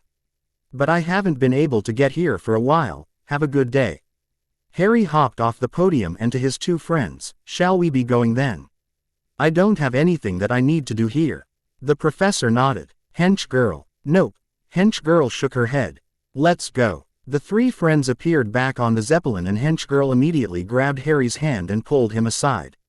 Yes, Harry asked. It won't take long, Hench girl assured her friend. We've got more things to show you but that can wait till later. I was wondering, would you like to be stronger? I suppose that could be useful. Yeah, Hench girl replied. But it'll be kinda gross. What did you have in mind? Harry asked with a raised eyebrow. I picked up some Ream blood we were traveling through the Far East. Hench girl bit her lower lip. As you may know, drinking it will give you great strength. What's the catch? Ream blood is extremely rare. I was lucky to get the amount that I did. Until recently I've been using it for some of my experiments with the doctor. Hench girl took a deep breath. We've determined that we have a surplus and that we can continue our experiments and still give some of it to you. Great, Harry nodded. What's the catch? We don't know how it will affect you, Hench girl replied. The doctor says that she thinks that it will do one of two things. It will either make you even stronger than you became when you became part werewolf and part vampire. Or it won't do much to you, Hench girl answered. Neither of us thinks that it will harm you in any way. Quote, okay, Harry nodded. I'll try it. Swallow this first. Hench girl handed Harry a small metallic orb. It'll make you scentless and it will also help you control your new strength. Without it, there's the danger that you'd turn me to paste if you decided to hug me. How does it work? Harry grabbed the ball and swallowed it. It will break up into tiny pieces in your stomach. The tiny pieces will move to different places of your body and will do their thing in those areas. Hench girl answered. Thanks. Harry took a deep breath. The blood. Here, Hench girl handed over a small vial. It'd probably be best to just down the whole thing as fast as you can. Well, Harry removed the cork. Here we go. Harry closed his eyes and tipped the vial into his mouth, letting the blood drain down his throat. How was it? Hench girl winced at the sight. Better than I expected. Harry's fangs elongated. It seems that my vampire part really liked it. My fangs have come out. They've never done that before. You go get some sleep, Hench girl commanded. I'm gonna go flow the doctor. Harry went back to the cabin and remembering the shopkeeper's advice, paused before the mirror and deactivated the magical EHIS face. Harry gasped in shock as he took in his new look. Where before his hair had been solid black, it was now peppered with bits of white, a side effect accepting the Yuki Ona's gift. His face was tan and lined. A few new scars appeared on his hands and arms, but the biggest difference was his eyes. Where before they had shined with life, now they were different. Harry gave up after several minutes of trying to figure out what made them different from before and decided to try out the Harry bracelet. Upon activating the bracelet, Harry shrunk an inch and paled a bit. His muscles lost the definition that he had built up over the summer and his eyes began shining again. After a minute or two of examining himself, Harry removed the bracelet and went to his bed for a bit of well-deserved sleep. Death of a Fool, by Letus Lovegood. Former Minister Cornelius Fudge was found dead in his home of an apparent suicide.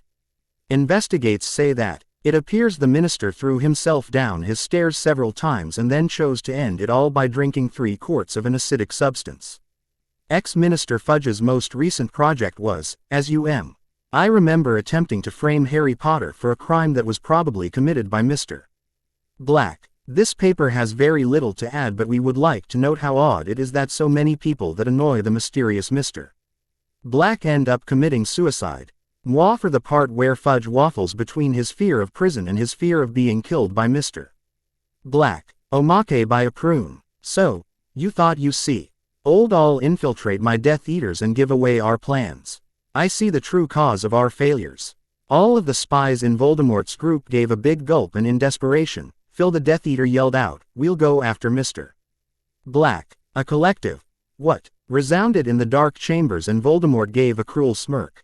Of course. Wormtail. Get another portkey. The nearly crippled Wormtail hobbled away to the portkey shop. And no special safety measures, old man. We just want any portkey to this location. Wormtail handed the man the location of where Mr. Black was last seen and waited impatiently for the portkey to be done. Meanwhile, the shop owner thought of why they would want a deficient portkey, unless they wanted the Death Eaters to be killed, unless they were just really poor, unless they were actually spies, unless. The old man shook his head and made his decision. He handed the Wormtail the portkey and Wormtail apparated away. 3, 2, 1. Wormtail cackled as he watched the predictably dead traitors poured away to their deaths. For once, he wouldn't be hurt in any way in an attempt to kill Mr. Black. For once he wouldn't. Wormtail yelped as one of the remaining spies, accidentally, casted a tonsil-removing spell. Meanwhile, the traitors arrived at the circus. While wandless, they still had money on them and spent an enjoyable day. You know, maybe Voldemort isn't such a bad guy. Since he sent us here instead of killing, the man immediately began to choke on the popcorn he was eating. The others started to babble incoherently to air they supposed was Mr. Black after saving their friend. We love you, Mr. Black. You can't go home again. You can't go home again. Wake up, Harry, hench girl called out. You don't want to be late for school. How long have you been waiting to do that? Harry groaned. For the last 3 days, hench girl replied smugly. I always wondered why my mother seemed so cheerful when she did it. It's fun to rip someone from the arms of Morp Hughes and then throw them out into the cold, cruel world. The professor was right when he said you were an evil woman. Harry put on his new coat. So what's going on? We've got some other things to show you. Hench girl grinned. Let's go. I'm coming, Harry agreed. Do you got any coffee? I've got a milkshake. Hench girl shrugged, filled with lots of yummy vitamins and painkillers. Gray. Gee, why did you wake me up at 6 in the morning? Harry asked feebly. Because I couldn't wait to see the look on your face when you realized that I woke you up at 6 in the morning. It's better than I thought it would be. Hench girl was bouncing up and down. Do it again. No. Harry stumbled towards the milkshake-laden table and downed half a glass. So what did you want to show me? This, tea. Professor replied as he walked into the room. What's this? Harry sighed. It was gonna be one of those conversations. This, the professor pulled a small trunk out of his pocket. As a school true, NK with a shrinking charm, nothing special there. No, Harry shook his head. Aside from the shrinking self-charm and self-packing charm, this is a fairly standard trunk. The professor slid it across the table towards Harry. I picked it up in Diagon Alley. We added a few durability charms and as many security charms as we could think of. I included a list of wards that you might want to put on it. So why are you giving it to me? Harry asked with an odd expression on his face. Every student has a trunk, the professor shrugged. And it would look odd if you did not have one. Ah, Harry nodded in understanding. The interesting thing we developed, hench girl said with a massive grin. As a spell that will store your possessions in a sub-dimensional vault. This spell can be cast wandlessly and is very secure. How does it work? Harry was intrigued by the many uses of such a spell. It is related to the principles behind apparition and portkeys, henchgirl explained. We've been researching it and we have discovered that when you use many types of transportation magic, you get pulled into a space outside of our current reality where you are in every place and no place all at The same time and then pushed back into our normal reality when you reach your destination. What this does, the professor continued, is place your possessions outside of our current reality until such time as you chose to expend the energy to recall them, making everything undetectable and available at all times. Hench girl finished proudly. The secure trunk is so you have a ready explanation of where you were storing things if you get asked. We've filled it with normal school supplies so that even if the security gets breached then it will still hold up under a cursory inspection. That makes a lot of sense. Harry shook his head. You guys have been spending way too much time around me. We know, Hench girl lamented. Would it be possible to put a portkey on the trunk? Harry mused. One that could be activated from a distance so that the trunk could be recovered. Some listening and detection charms could be useful too, the professor agreed. God, I'm getting too paranoid. Harry sighed. This was supposed to be a relaxing summer.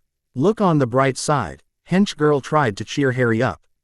What bright side? Harry asked. I don't know. Hench girl shrugged. It's just an expression. Harry's on the train. Ron greeted Hermione. I just heard. That's great. Hermione's smile turned into a frown. I can't wait to give him a piece of my mind for worrying me like that. Too bad. Ron frowned.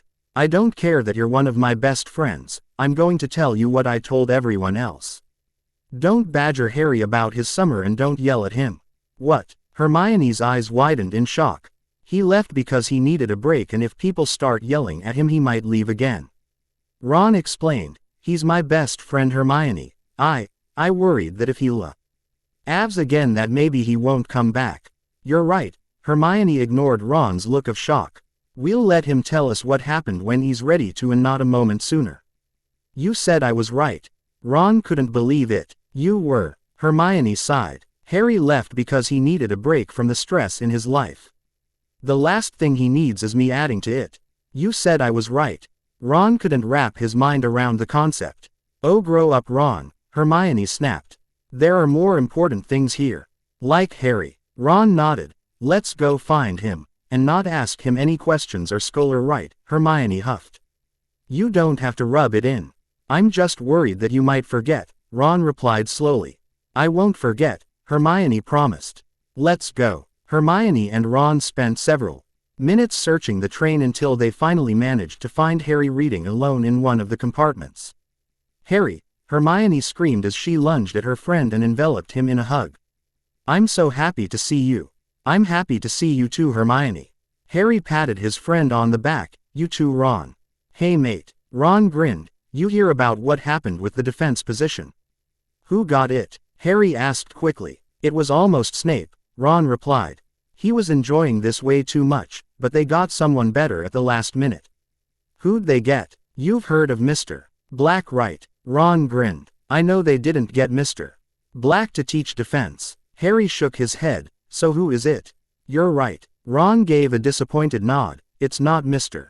Black. It's one of the men that T.H.E. Quibbler got to write all those books about Mr. Black's adventures. He was an Auror for 3 years, Hermione added.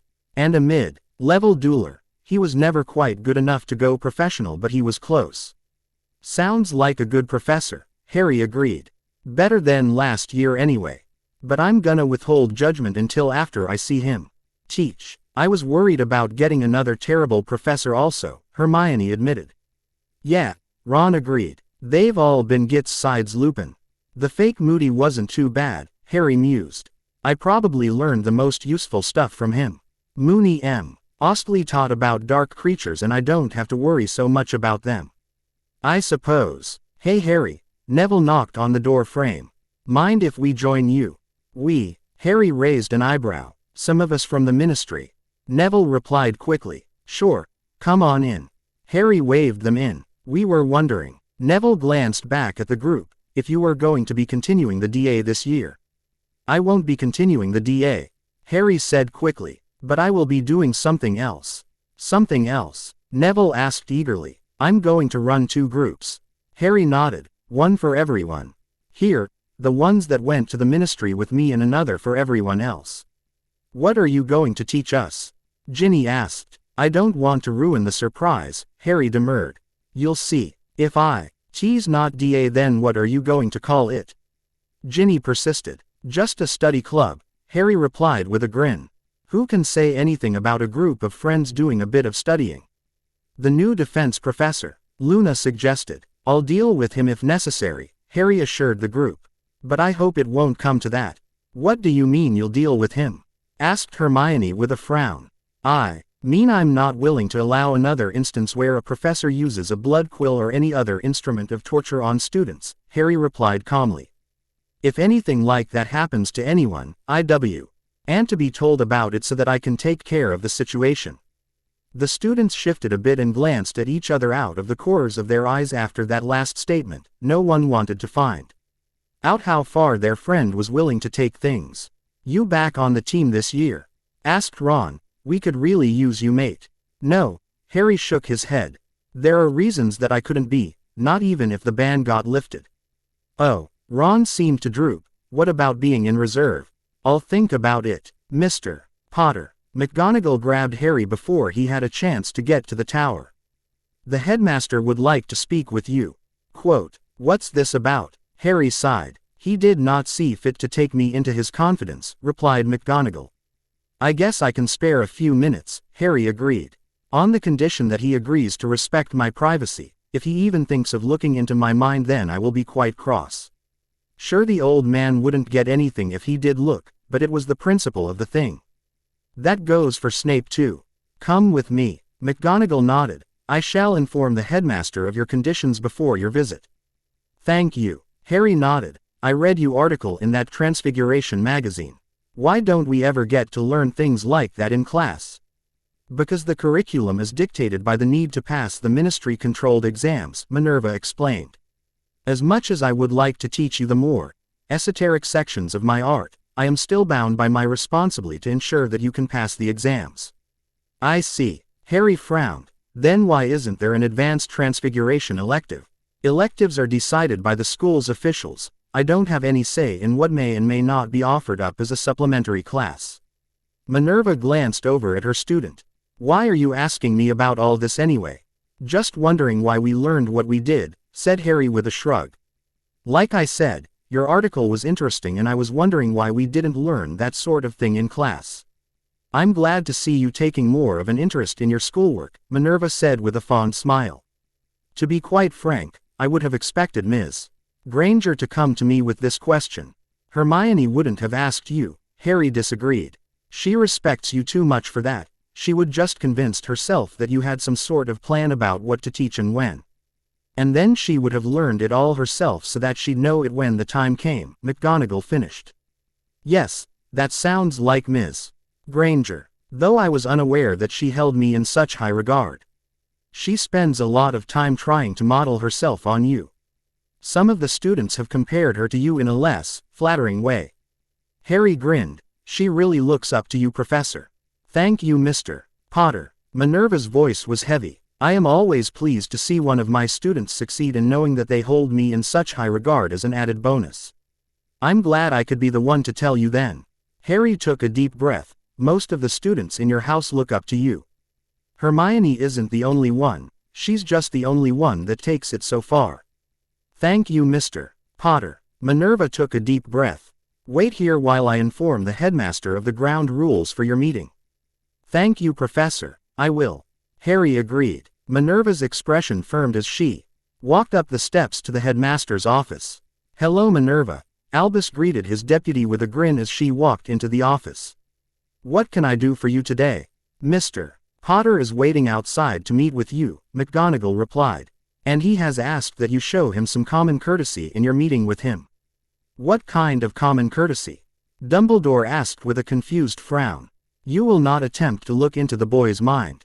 You will respect his privacy, and you will not attempt to get around this by having Severus do it for you. Minerva said firmly. He really has so little trust in me. Dumbledore asked in shock. He has a right to keep his private thoughts private, Minerva corrected. A right that all the students and staff share. To tell you the truth, Albus, I'm a bit worried that he felt it necessary to demand this. I assure you, Minerva, that I will respect Harry's wishes in this matter, Dumbledore agreed with a sigh. I would suggest that you do.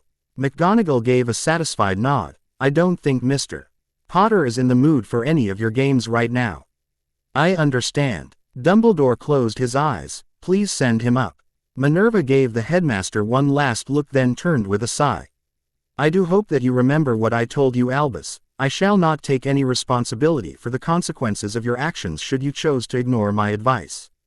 Not waiting for a response, McGonagal walked down the stairs to get her student. You may go up now, Mr. Potter. The headmaster has agreed to your demands. Thank you, Professor, Harry said quickly. I appreciate all you've done for me.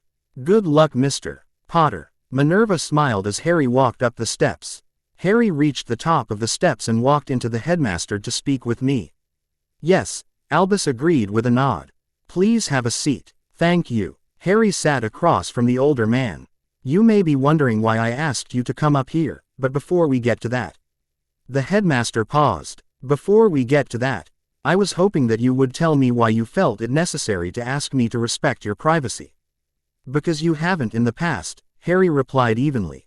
I realize that you've justified your actions to yourself and others by saying that it was for my own good and well. I'm sure you've heard the saying about the road to hell. Yes, I have, Dumbledore agreed. And why did you feel the need to add Professor Snape? Because you're intelligent enough to find that loophole in our agreement, Harry replied, and because he is a petty and spiteful man who has abused his power to enter people's minds in the past. I realize that he is not without his redeeming qualities. Harry thought back to how the man had arranged the death of one of his fellow Death Eaters, but they do not excuse his actions towards me or my friends. I see. Dumbledore nodded. Thank you for satisfying an old man's curiosity. No problem, Harry replied evenly. Why did you wish to speak with me? As a young lad, Dumbledore began. I tired of my responsibilities and decided that I needed a vacation. I left home and spent several months living in the Muggle world. I believe that it was the happiest time of my life. I made my living shining shoes at first, and I later managed a short apprenticeship with a chimney sweep. I learned more about magic from him and his nanny friend than I had in past few years from my classes. What I'm saying is that I am sorry. I realize what it's like to feel pressured by society, and I know how relaxing a vacation can be. I see. Harry tilted his head. I had half expected you to demand to know where I was. I hadn't believed it when I was told that you were willing to remove your grasp over my life. You don't really see me like that, do you, Harry? Dumbledore was aghast. Are you still angry about last year? No, I'm angry with you for several other things. Then why? Dumbledore had to know. Why are you so angry with me? Why am I angry? Harry's eyes flashed dangerously as he turned to respond to the headmaster's question. I've had a lot of time to think during my vacation, and I've come to the conclusion that I'm nothing more than your pawn. How did you come to that conclusion? Dumbledore asked, staring at the young man with honest confusion. How did I come to that conclusion? Harry mocked. Let's start by discussing the events of my first year. When Voldy went after the stone. I fail to see what that has to do with the hostility that you're showing towards me. A trio of first years got past everything you had protecting the stone, Harry growled. 3 very talented first years, Dumbledore countered feebly. And if the 3 first years were able to get past the traps, then what was to stop a man guided by the specter of a powerful Dark Lord? Harry gave a cruel smile. It was nothing more than a training exercise. You wanted me to face him. You put me in danger because you thought that it would help me later in life, or some other useless excuse. And why guard the stone when you could have just destroyed it in the first place? I'm afraid that you're mistaken, Harry. Dumbledore's shoulders began to sag. And I'm afraid that I'm not nearly the puppet master you think me to be, Harry. Such a task as you describe would be beyond even my considerable skill. Then what? Harry glared. You expect me to believe that the tasks were easy because of incompetence and not intelligent design? Harry, Dumbledore sighed. The professors here at Hogwarts rank among the finest minds in their fields of study. Which doesn't include guarding things?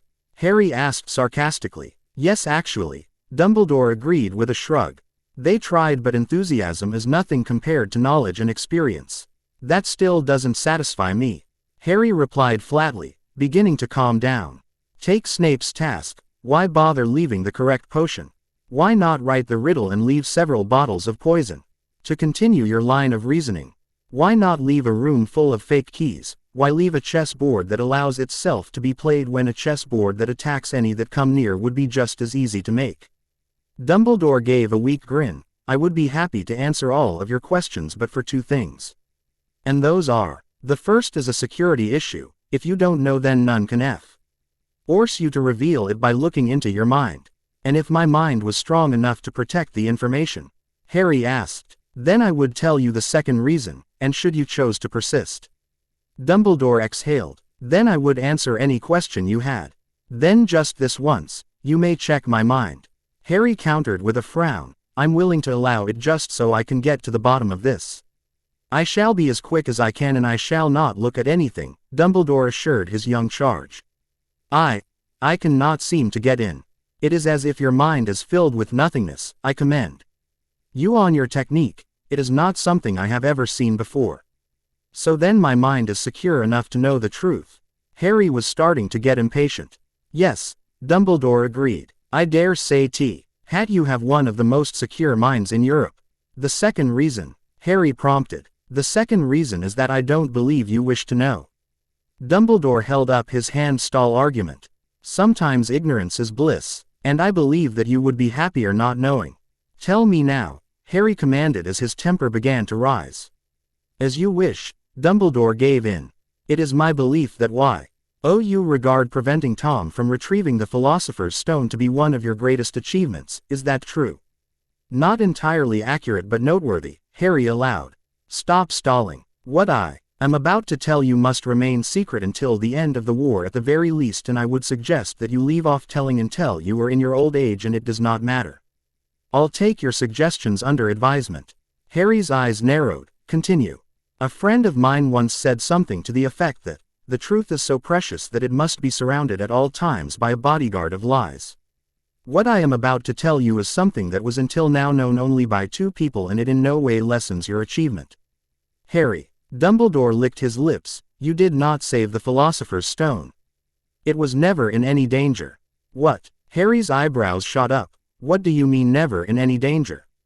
The stone has never left the possession of its creator.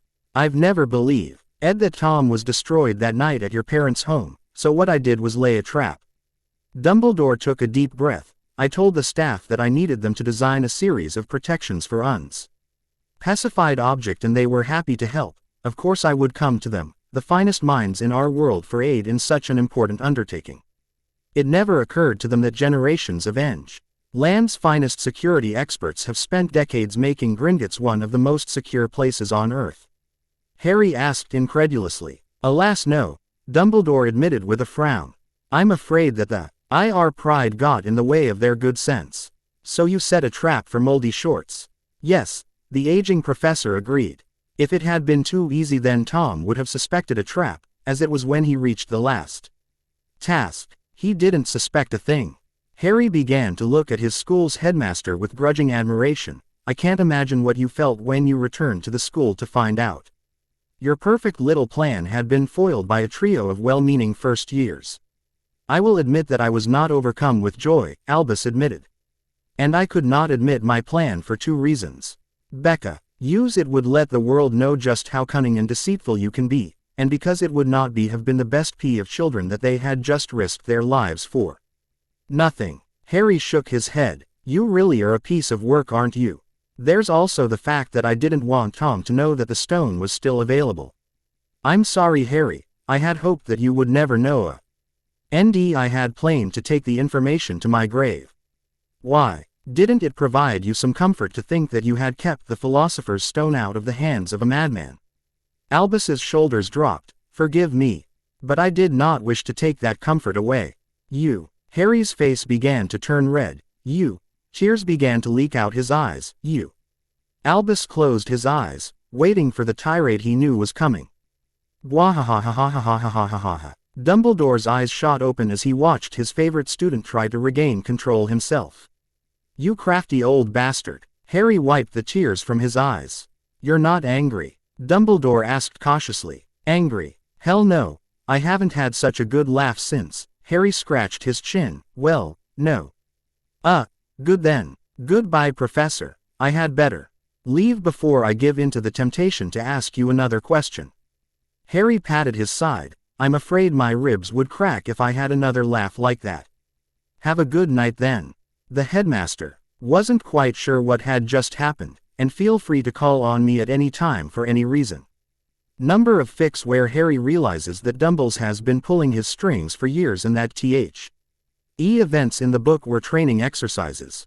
Normally at some point, there is a large confrontation where Harry yells at Dumbledore. I decided to do things a bit different, rather than the events of Harry's first year being some sort of training exercise. A trio of well-meaning first years disrupt Dumbledore's well-thought-out plans. People are uncomfortable thinking their leaders are human, so Hey make up strange conspiracy theories to explain away mistakes. Omake for the last chapter by fate. Snorting softly, the Hungarian horntail quickly lowered her head and partially covered it with her wings. Her whole body shaking with suppressed laughter as she gleefully watched yet another young buck, eager to impress his peers, plow head first into the ground. Serves them right, she thought smugly as she relaxed back into her nest. They should have listened to me when I told them not to pursue the racers this time around. Raising her head once more, she drew in another breath of air, trying to catch that elusive but familiar scent. At least this time he's not after my eggs. Omake by Typhones. Hench girl. Professor, whatever shall we do tonight? Professor. Why, the same thing we do every night, try and build a better mouse trap. I still can't believe you let those 2 mice go. Hench girl. But they were so cute and cuddly, especially the tall one when he said narf. But you can try. Harry's eyes refused to close. Every time he started to relax, one of his roommates would move in their sleep or make some other sort of odd noise. The sounds of their breathing alone was nearly enough to drive him insane. After surviving so many attacks, it had become almost impossible to relax in the company of so many other people, even the ones he trusted. Sighing, Harry got out of bed and walked across the room. There had to be at least one secure location in the school where he could catch a nap, and after that, maybe Dobby could help him find something more permanent, or maybe the professor could think of something. Leaving his dorm room, Harry walked down to the kitchen in search of the odd little elf. Hey Dobby, Harry called out as he walked into the kitchens. Can I speak with you for a moment? Harry Potter wants to speak with Dobby. The little house elf was ecstatic. Yep, Harry nodded. I need to ask for a favor and to give you a proposal. What favor, Harry Potter, sir? Dobby smiled. Can I give you the proposal first? Harry smiled nervously. I want to offer you a job. You want Dobby to be your house elf? Dobby perked up. I wouldn't mind you as my house elf. Harry replied, shaking his head. But I have another job to offer. What is it, Harry Potter, sir? To start with, Harry squatted so he could look the small elf in the eye. I'm Mr. Black. Mr. Black as Harry Potter, sir. Dobby's grin almost split his face. Dobby knew Harry Potter was a great and powerful wizard. Dobby just knew it. It's a secret, Harry whispered to the small elf. But I figured that I could trust you with it. Yes, Harry Potter, sir, Dobby agreed quickly. Dobby will never tell your secret. I was wondering if you'd be willing to work with me to keep the world safe. Harry held out a badge. I remember what you did to Lucius Malfoy when he threatened me, and I know that you'd never abuse the power. Yes, Harry Potter, sir. Dobby nodded so hard that Harry was afraid that his head would pop off. Dobby will work for you. Good, Harry nodded. My favor is, well, I can't sleep in my dormitory. You wouldn't happen to know a secure place where I could get some rest, would you? Yes, Harry Potter, sir. Dobby gave a slow nod. I think Dobby can help. What about Winky? Do you want me to take care of her? Harry took a breath. Yes, Harry Potter, sir. Dobby nodded. Dobby is worried about Winky. Quote, I have an idea of how to make Winky happy. Harry bit his lower lip. Have her come talk to me sometime tomorrow. Yes, Harry Potter, sir. Dobby grinned. Come this way. Good evening, Madam Bones. Peter tried to sound confident. I've come to arrange a deal with you. I want to switch sides. What kind of deal were you hoping for? Amelia sighed. She knew it was a mistake to meet this moron. I want immunity, Wormtail replied. And I want to be relocated out of the country. No. Amelia signaled her oars to start moving in. No. Wormtail was dumbfounded. But I have valuable information. That's nice, said Amelia. How about this? I'll keep you locked up in a tiny cell away from all human contact and you tell me everything you know. You can't expect me to accept that, Peter scoffed. The alternative is that I turn you over to Mr. Black. I hear that he wants to talk to you about something. Deal, Peter agreed quickly. Now take M.E. out of here and keep Black away from me. You heard the man, Bones commanded. Take him away. Put him in one of the smaller cells. Harry and his friends walked into the Dada classroom and Harry took a minute to examine the man. He had brownish hair, he appeared to be in his 30s, and he had a dumb-looking grin on his face. Good afternoon, class, the new Defense Against the Dark Arts professor greeted the class. My name is Sidney Hamilton. I was an Auror for a couple years and I also competed on the dueling circuit. My real claim to fame is the fact that I've written several defense and dueling texts, some of which were on the curriculum this year. The man gave an expectant smile. I look forward to teaching all of you. Why don't we start off with a question? Who is the most dangerous man in the world? Several students raised their hands and eventually the new professor picked Ron. Mr. Black, Ron replied. Good. The professor nodded. 5 points for answering that question. While it's true that Mr. Black is widely regarded as being the most dangerous man on the planet, it's also true that we have a lot to learn from him. Does anyone recall the incident between Mr. Black and a couple of unfortunate vampires in Transylvania? Chapter 14 of your textbook, Black Summer. Several hands shot up and this time the professor chose Neville. Mr. Black was betrayed by one of the villagers and turned over to some vampires, Neville replied. They were going to kill him and drain his blood, so Mr. Black did to them what he does best. He killed them. That is correct, Professor Hamilton agreed. 10 points for that answer. The important thing about this incident is that it showed a bit of insight into the way Mr. Black likes to duel. He seems to favor simple spells like the Reducto. But what about the Black Massacre? One of the Studel sorts of spells in that. That's correct. The professor nodded. He has also been known to use unknown spells of immense power, but can anyone recall what kind of spell he used to deal with the vampires? A cosmetic charm, Lavender answered. One used for quick tanning. That is correct. Hamilton looked ready to burst into song. He showed that simple spells can be used for serious purposes. You see, class, Mr. Black likes to use simple and easy-to-use spells to resolve his problems when he can. This approach has several advantages. The first is that it allows you to conserve energy, the second is that many simple spells are quick to use, and the third is that many enemies do not expect to face such simple spells and have no defense for them. Why does Mr. Black use them? Another student asked. He has plenty of power, he has all sorts of quick-to-use spells, and he has unknown spells that no one could defend against.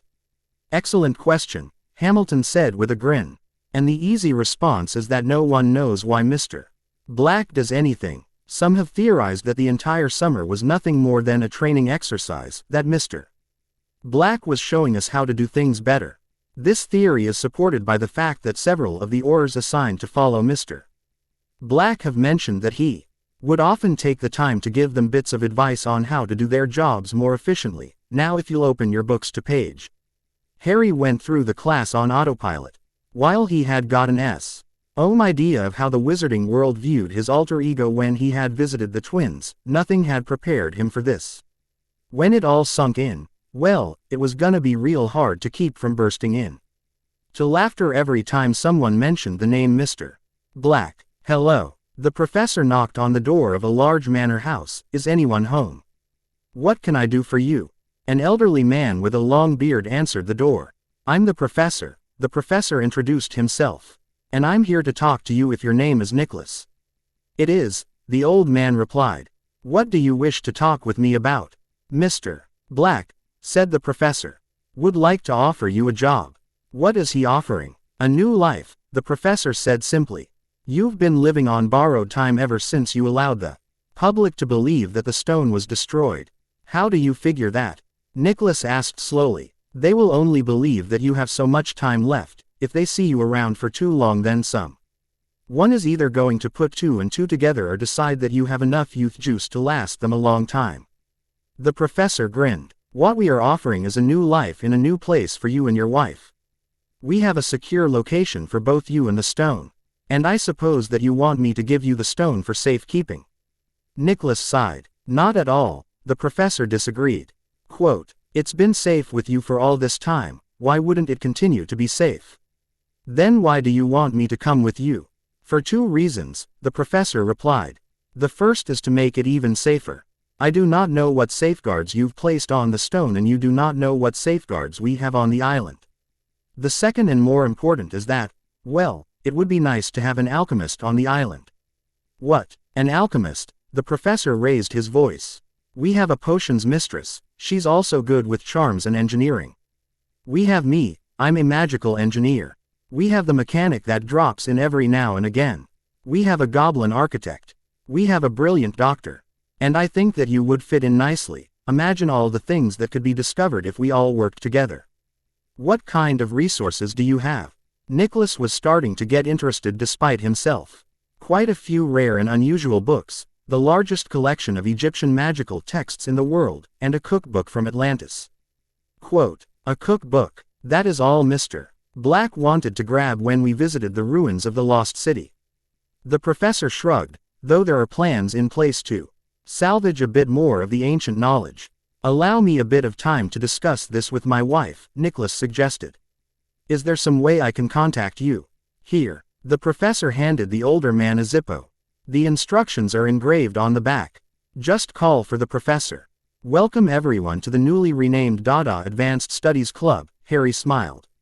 This year we'll be focusing on staying alive. What do you mean? One of the students raised their hand. I mean that I'm going to teach you how to survive a Death Eater attack, Harry smiled.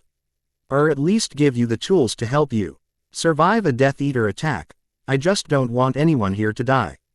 Too late, Potter, the student screamed as 2 men in dark robes entered the room. Prepare to die. Reducto. In a flash, Harry's wand was in his hand. Reducto, reducto, reducto. One of the Death Eaters collapsed as the spell destroyed his lungs and the other began screaming in agony as his leg was reduced to a couple pounds of useless meat. This is what I'm going to teach you. Harry approached the wounded Death Eater at a calm, measured pace. These are the situations I want you to be able to deal with at the end of this year. You won't get away with this, Potter. The Death Eater made a feeble attempt to raise his wand. Harry stomped on the man's wand arm and aimed at the Death Eater's head. Reducto, any questions? Oh God. One of the students bent over and emptied his stomach. You killed them. This is what I'm going to teach in this class. Harry's face could have been carved out of stone. Anyone that wishes to quit, well, the door's right there. About half the assorted students stumbled out of the room, leaving Harry with his core group of friends plus a few others. Good, Harry nodded. Then we can begin. Ron's face was pale. Don't you think you should do something about them? The Death Eaters. Harry raised an eyebrow. I suppose, I don't need them anymore. The remaining students watched in shock as the bodies and blood disappeared. Harry, what happened? Hermione stared in shock. It's the room of requirements, Harry shrugged. I required a couple of Death Eaters for my demonstration. I hadn't realized that it could make people. Hermione swallowed. I'm not sure it can. Harry shrugged. It might have just grabbed a couple of them and brought them here. Either way, I got what I needed for my demonstration. The assorted students looked ill at the implications of Harry's statement. To start with, Harry began. This club will be split into 2 groups, first group will learn what I just showed you. And the second, a 4th-year girl asked nervously. We'll be learning some more advanced things, Harry smiled. Fair warning, I don't want any of you to become Death Eaters and use what I teach you against normal people. If you do, well, I think you know what I'll do to you. There's something wrong with Harry, Hermione whispered to Ron. He's been so distant since school started. What do you expect? Ron whispered back. We haven't seen him all summer and all of us are on eggshells. He doesn't want to say what he did this summer and he's afraid that we're going to ask him and we're trying to avoid asking him. Maybe. Hermione wasn't so sure. Give him a couple of weeks and everything will be back to normal. Ron predicted. Everio. Nay, take a look at the person to your right. Now to your left, to your front and rear. Harry commanded. Does anyone see anyone in this room that they're willing to die for? Several of the students gasped. They embarrassed nods except for the Hufflepuffs who had answered without any hesitation. That's good, Harry continued. But are you willing to kill for them? At this question the students looked less sure and many glanced down at their feet. It is a terrible thing that I'm doing. Harry sighed, a horrible crime. I arranged my demonstration to show you how ugly the business of killing people is. Now I have to do my best situation where you may have to do it yourself. I want you to think of two things while you're in here. I want you to think of your loved ones, the ones that you're willin' to die for, and I want you to think about the fact that a dead Death Eater can never cause any harm to them. Harry took a deep breath and then deliberately met the eyes of every student in the room. Some of you may know what happened last year, that will never happen again. I am not going to take any one of you into a dangerous situation if I can help it. Form 2 lines and practice spell accuracy with your reductos. Are you sure that was necessary, Harry? Hermione asked in a low voice so as not to be overheard. No, Harry replied candidly. But I'm not sure it's unnecessary either, better to err on the side of caution. Harry supervised as the students practiced casting their spells. He allowed them to go on for several minutes before finally deciding to call things to a halt. I think that's enough for today, Harry shouted over the din of several practicing students. I'll let you know when I have an idea of when we'll meet next. Could the advanced group come up here please? Harry's ministry crew assembled and regarded him with looks of anticipation. Don't say anything yet, Harry commanded. They all watched as their friend pulled out his wand and cast several unfamiliar spells. Privacy charms, Harry explained. Why'd you do that, mate? Ron asked with an odd look on his face. We're safe here, aren't we? I don't know, Harry answered honestly. I would have though. We'd have been safe last year and we all know how that turned out. Which brings me to the subject of this meeting. The first thing I'm going to do is show you each how to cast this nifty little privacy charm that was developed recently. It'll give you temporary barriers around your minds that should protect you from casual intrusions. Is that why you don't have lessons with Snape this year? Ginny asked quickly. No, I use something different. Harry ignored the looks of curiosity on his friends' faces. I would suggest that at the very least you use this spell before any meetings with the headmaster or before any potions classes. They have both shown little regard for individual privacy when it comes into conflict with their goals. Harry's eyes swept the room. Any questions? Good. Who would like to try first? You wanted to speak with me, Harry Potter, sir. Winky spoke up. Her eyes refused to leave her feet. Dobby says that you don't enjoy working here. Harry spoke evenly. I'd like to know why. Winky misses her family, Harry Potter, sir. Winky squeaked. Winky misses her Barty. He was a bad boy but he was Winky's. So if I asked you to come work for me then you'd still be unhappy. Harry knelt down to look into the small elf's eyes. Would you like to take care of Barty again? Yes, Harry Potter, sir. Winky agreed. But poor Barty is dead. He was kissed, Harry corrected. But his body is still alive. They keep it in a special ward in St. Mungo's. Would you like to take care of him again? Yes, Harry Potter, sir. Winky replied with a hint of her former cheerful attitude. Winky would like that very much.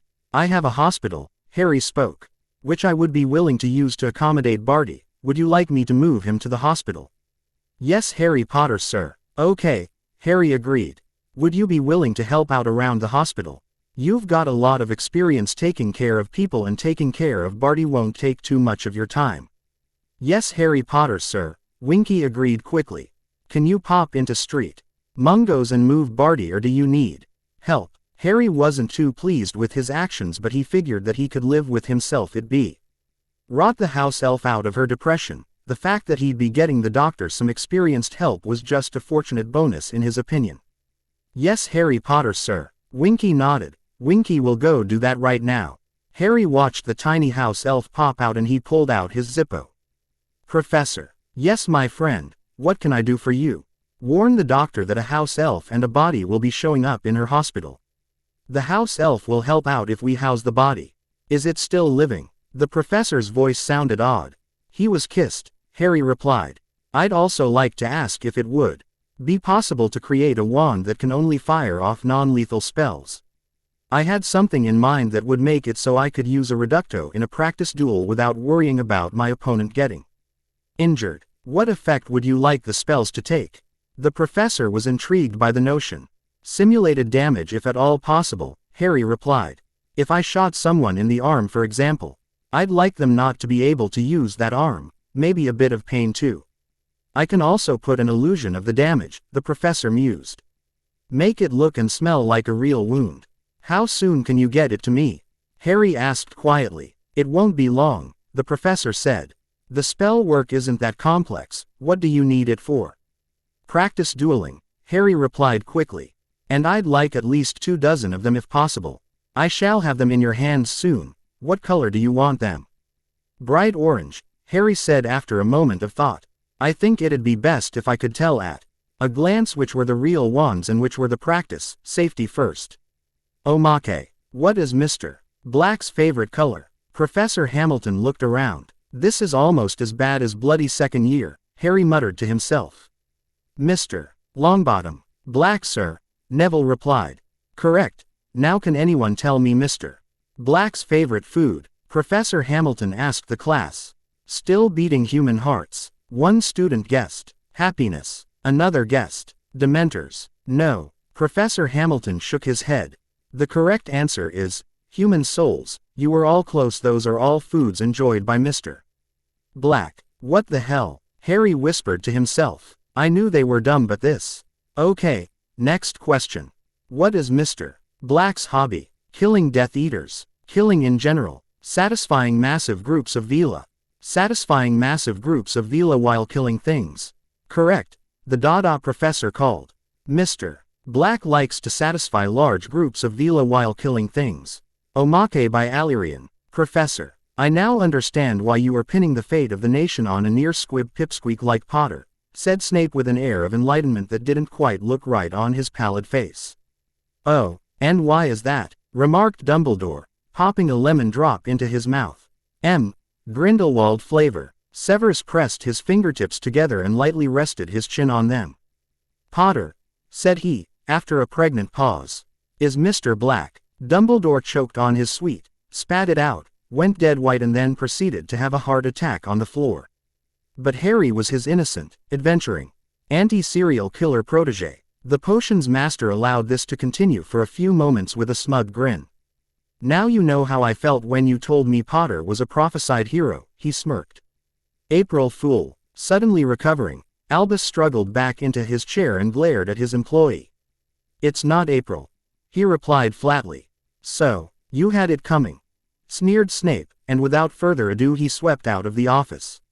Incensed, the headmaster stabbed his wand in that direction and laughed when a high scream sounded.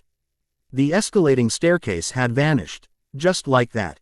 On board the Zeppelin, Hench Girl looked into a strange spinning contraption.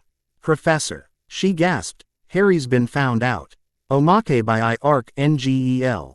So, what would have happened if Voldemort got the fake stone?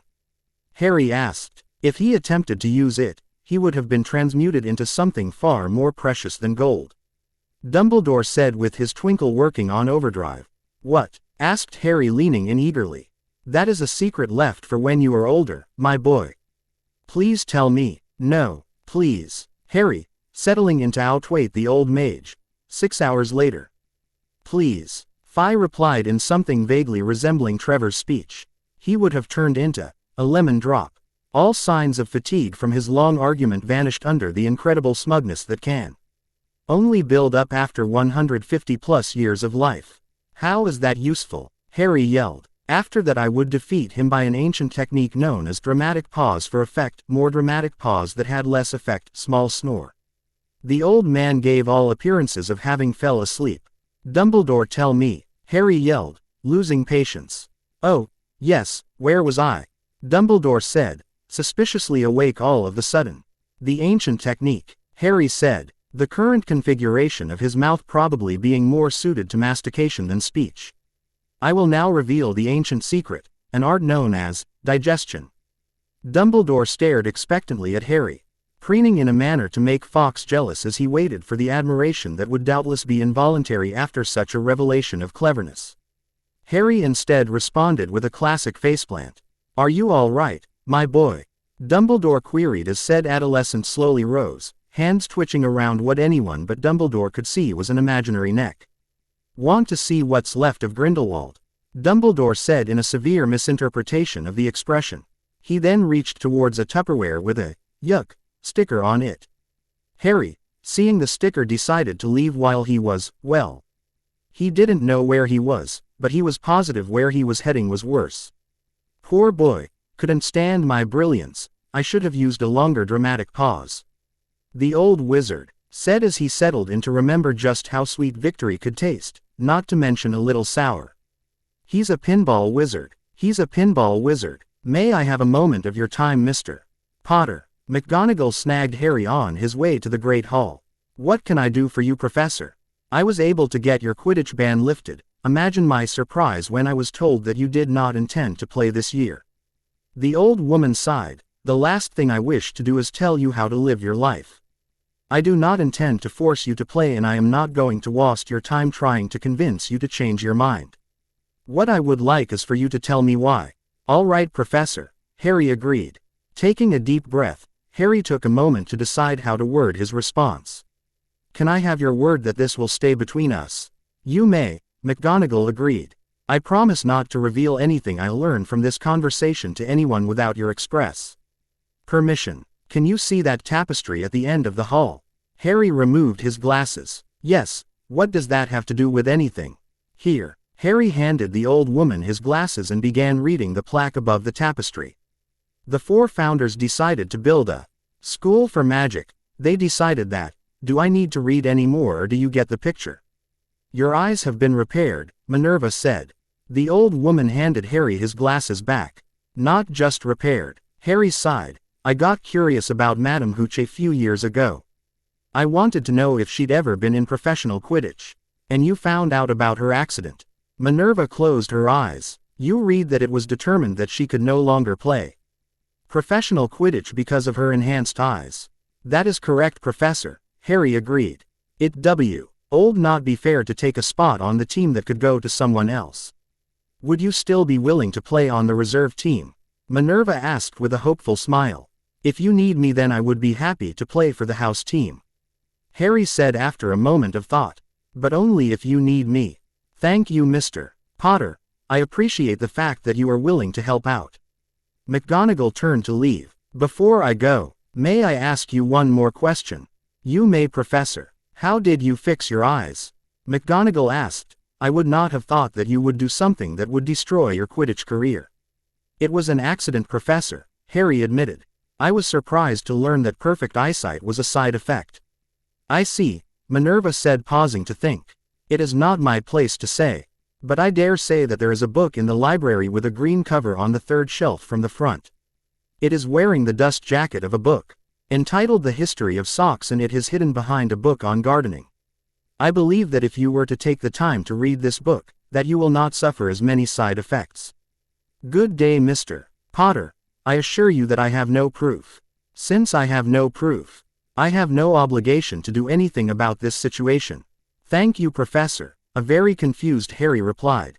After his talk with his head of house, Harry had planned to go to the Great Hall, but curiosity got the better of him and he changed course to go to the library. It took him 15 minutes of searching, but he found the book that McGonagal had told him about. The Illegal Guide to Becoming an Illegal Animagus.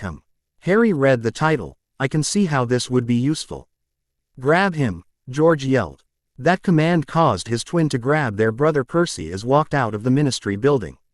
Stun him, George commanded. Got him, Fred said with satisfaction. Good job. Let's get out of here before someone notices. Good idea, Fred agreed. You have the portkey. Just touch this to Percy and we'll be back in our shop. George held out an old newspaper. The three brothers reappeared in the back of the joke shop, and within minutes, Percy was strapped to a chair. Shall we find out why he left the family before we check up on the ministry? George asked. The ministry is the only thing we need to know, Fred said. But I would like to know why he decided to become a bigger prat than usual. Let's keep our hoods up for the interrogation, George suggested. He hasn't seen our faces and I'd rather he not know who did this to him. Right, George agreed. The two brothers pulled up their hoods and awakened their stunned brother. Who are you and where have you taken me? Percy demanded. 2 drops of veritaserum I think, George murmured. Get his mouth open. Percy struggled as one of the dark figures forced his mouth open so the other could administer the truth potion. Why did you leave your family? The dark figures demanded. I didn't, Percy moaned. Fred and George shared a look. Why did you abandon your parents and siblings? To keep my family safe, Percy replied. How did abandoning them keep them safe? George demanded. I didn't abandon my family. Percy said dully. Why did you abandoning your parents and siblings? How did that keep your family safe? Fred was starting to get the hang of questioning someone under veritaserum. Because they didn't bother the families of ministry personnel if the state out of things, said Percy. A line of drool began to run out of the corner of the boy's mouth. If I stayed with my parents then my family would die. Quote, he isn't making any sense, Fred muttered. Do you have any idea what he's talking about? No, George said, but I think I have a way to find out. Enlighten me, Fred suggested. Who is your family? George demanded. Penny and the baby, Percy sobbed. Fred and George shared another look of shock. What baby? My baby. Percy's body shuddered as he fought the effects of the potion. How old is your baby? Fred licked his lips. This was not what he was expecting. Not born yet. Percy's jaw clenched. Where are they? George asked. Where are they, Percy? Has the potion worn off? Fred bent down to examine his brother. It doesn't look like it's worn off. It should still be good for a few minutes, George agreed. Think we should give him another dose. Should be safe. Fred mused. Mumm'll want to know about her grandchild. Open his mouth, George said after a moment of thought. We'll find Penny and bring the both of them back to Mum. She'll be happy to have the Pratt back, Fred said cheerfully. And so will we. 2 true twin o' mine. George forced his wayward and went pale. Bloody hell, we need to get him to a healer. What is it? George asked quickly. His mouth's filled with blood. I think he bit through his tongue. Fred said urgently, call the doctor. Doctor, George called into his Zippo. We need you here now, we have a medical emergency. I'm on my way, the doctor's voice replied. What's the situation? We had our brother under veritaserum and he bit through his tongue, George said quickly. Please hurry, I'm here, the doctor said as she appeared in the shop. Where's the problem? Right here. Fred was still holding his older brother. He bit through his tongue. I don't know why. What happened? The doctor cast a quick blood-clotting charm and began assessing the situation. I opened his mouth to give him more veritaserum after he wouldn't answer a question and it was filled with blood, Fred said quickly. Both twins were distressed by the situation that they'd found themselves in. What question did he refuse to ask? The doctor cast a few diagnostic charms. We wanted to know where his family was, Fred answered. Percy began struggling the moment he heard Fred's answer. Damn, the doctor screamed. Stun him. Fred cast a quick stunner and looked a little lost. What happened? He obviously doesn't want to tell you about his family, the doctor replied dryly. Because of the veritaserum, it'll be a few minutes before I can give him any healing potions. In the meantime, I want to see the transcripts of your interview. Right, Fred replied. George handed the doctor the paper. Both twins shot nervous looks at their older brother as the doctor read. I thought Woe were supposed to be checking out the ministry.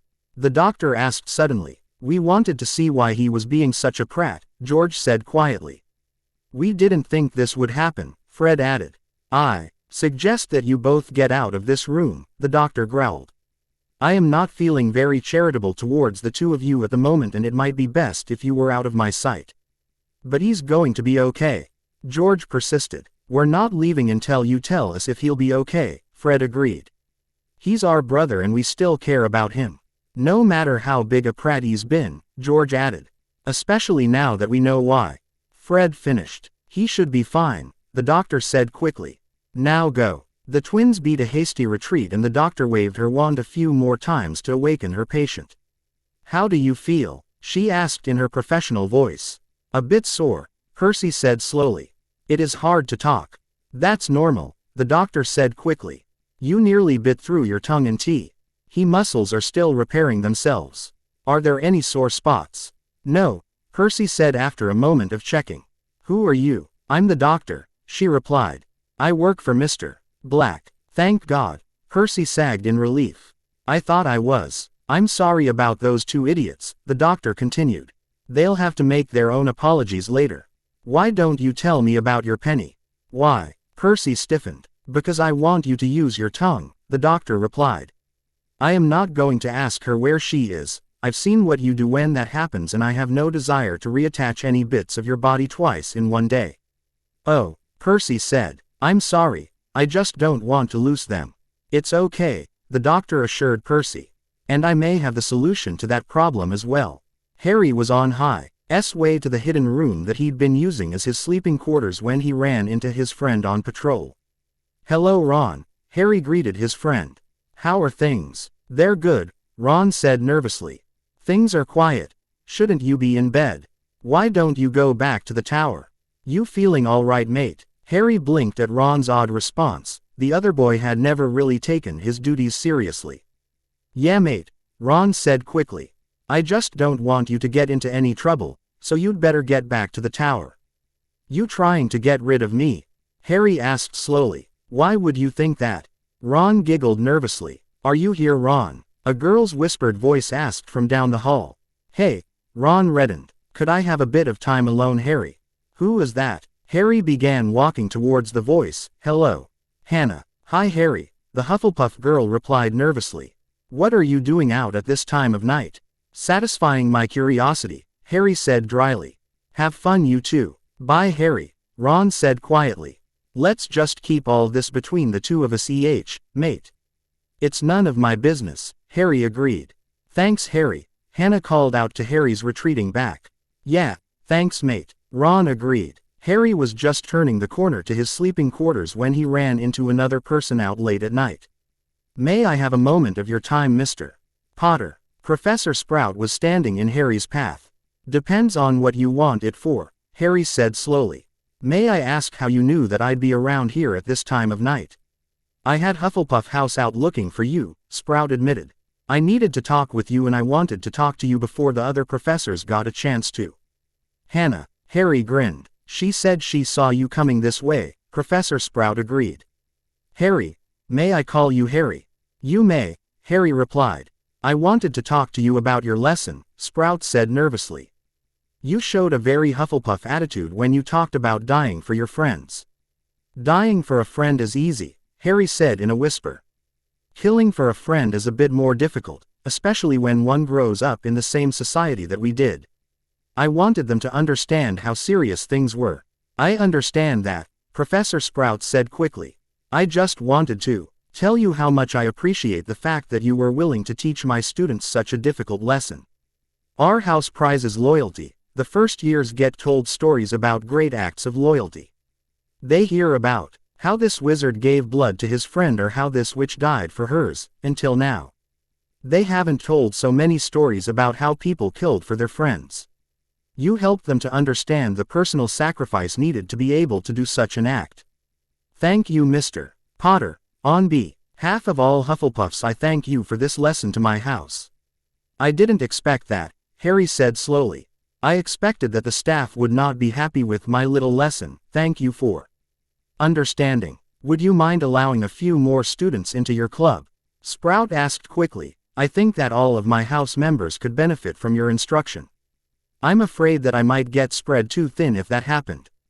Harry said after a moment of thought. Would it be possible for the Hufflepuffs that are already members of the club to teach their housemates what they've learned? It will be possible, Sprout agreed. Would you mind allowing me to sit in on a few of your lessons? I am a professor and I think that it might help if I were able to help my students bring back your lessons. I am happy to help, Professor, Harry replied. And if you wish to sit in on my lessons, then you are welcome to come. Would you be willing to help students from the other houses? This is not the time for silly house rivalries.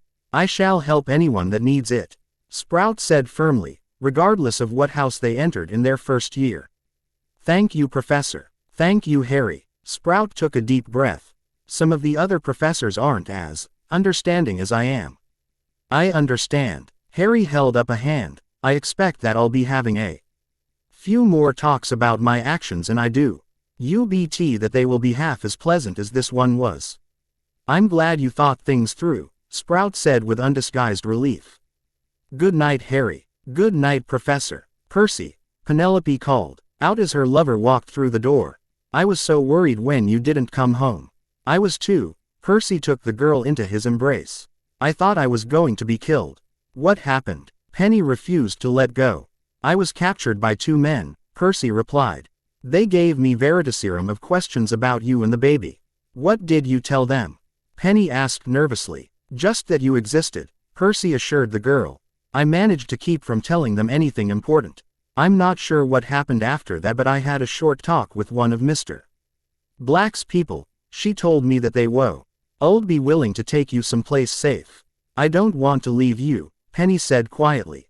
We've already left our families, all we have is each other. I don't want to leave you either, Percy said quickly. But I'm more afraid of losing you. I'm sure that we could work something out so that you'd be safe and we could be together. How are we going to do that?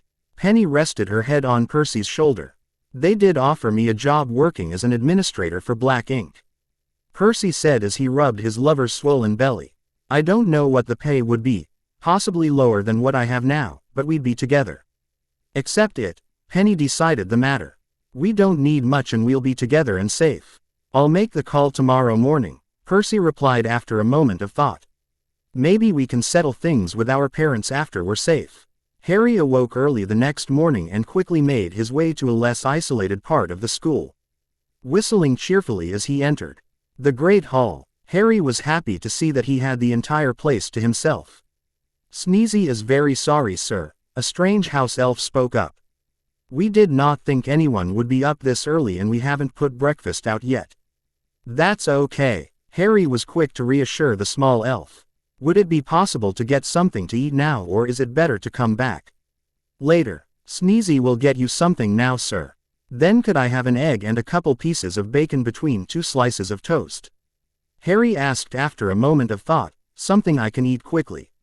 Yes, sir, Sneezy snapped her finge. RS and Harry's sandwich appeared on the table. Will that be all Sneezy can do for you, sir?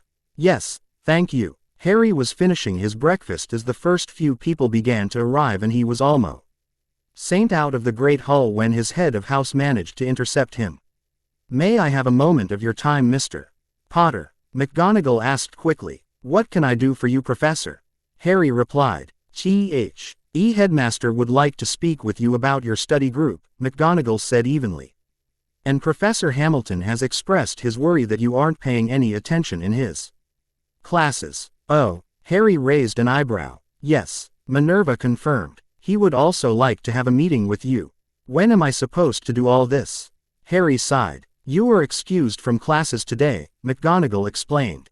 The headmaster thought it prudent to allow you time to contemplate what gets discussed. How thoughtful of him, Harry said flatly. If you would be so good as to honor an old woman's request. McGonagal fixed Harry with a sharp look. Be good enough to come to my classroom after you've finished your meetings with the headmaster and the defense professor, if I am currently in class place. Ease come in and attract my attention without making any noise so as not to disrupt the lesson. All right, Professor, Harry agreed. If you want me to. Thank you, Mr. Potter. Minerva dismissed her student with a fond smile. I appreciate the fact that you're willing to humor me on this. Harry made his way to the headmaster's office and frowned when he realized that he had forgotten to ask for the password. Let me see, he mused to himself. I seem to recall a spell for just this sort of situation. Oh yes, Expositus. Harry's spell caused the gargoyle to leap aside and he walked up the stairs to his meeting with Dumbledore. You asked to see me? Harry asked calmly. Yes, have a seat. Dumbledore replied. I wanted to speak with you about the meeting you conducted with your study group. What about it? Harry had no intention of making this easy. I am somewhat troubled at your demonstration, Dumbledore said with a frown. Was it necessary to make them believe that you had just killed several men? Death is a necessary part of war, Harry rebutted. And I wanted to make sure that they knew how serious things were. Yes, but was it necessary to teach them that now? Dumbledore asked quickly. Was it necessary to show children such horrible things? Yes, Harry replied firmly. Why? Dumbledore begged. Can you make an old man understand? All right, Harry took a moment to think. You did not end the reign of the last Dark Lord by hugging him, did you? It required some very dangerous spells. Do you dispute the fact that deadly spells are needed to resolve things in this instance? No. Dumbledore shook his head. I do not. So we have established that it is necessary to teach deadly spells. Harry nodded. Do you dispute the fact that deadly spells are deadly? That Hay should be used responsibly and with great care. No, I do not, and I am quite glad to hear that we share that opinion, Dumbledore replied with a sad half-smile. Good, Harry said, because now we get to the next part of my argument. Could you conjure up a block of wood? Of course, Dumbledore affirmed. The block appeared on the desk and Dumbledore regarded Harry with a look of expectation. It might be best if it were on the floor, Harry said as he moved the block. Now watch closely, Reducto. What was I supposed to see? Dumbledore asked with a look of puzzlement. One moment. Harry conjured a leather bag and placed it on the remains of the shattered block of wood. Now compare what you just saw to this, Reducto. The bag exploded into a bloody mess and Harry let out a blood-curdling scream to add to the effect. That was very interesting. Dumbledore cast several cleaning and repairing charms. But if you would be so good as to get to the point, which example gave you a better idea of what a Reducto can do to a person? Harry asked quietly. The second, Dumbledore replied. The old man was beginning to understand Harry's point. Now put yourself in the mindset of a young student. You've just learned this great new curse and you want to try it out. Harry began. Are you going to try it out on one of your friends after seeing what it did to that bag? I want them to know both the seriousness of what I was going to teach them and the dangers. I do not want any accidents that can be traced back to what they learned from me. Forgive me, Harry. Dumbledore sank back into his chair. I had doubted you. I can now see how your example has made the school safer. I am ashamed to admit that I had not thought of how dangerous a first year can be if they are not made aware of the power at the command of a wand flick. My example was worse than a bag exploding. You knew that the bag was dead, that it couldn't feel any pain. They had every reason to believe that those Death Eaters were real and they got a much stronger lesson. Harry said quickly. The boy took off his glasses and began to massage the bridge of his nose. It had the added advantage of introducing them to battle without any danger. With any luck they'll be less likely to freeze up if they're thrown into the actual thing. I see, you have given me much to think about, Dumbledore said sadly. Perhaps it is best that we get on to the other things I had hoped to discuss. What other things? Sirius as will, Dumbledore replied.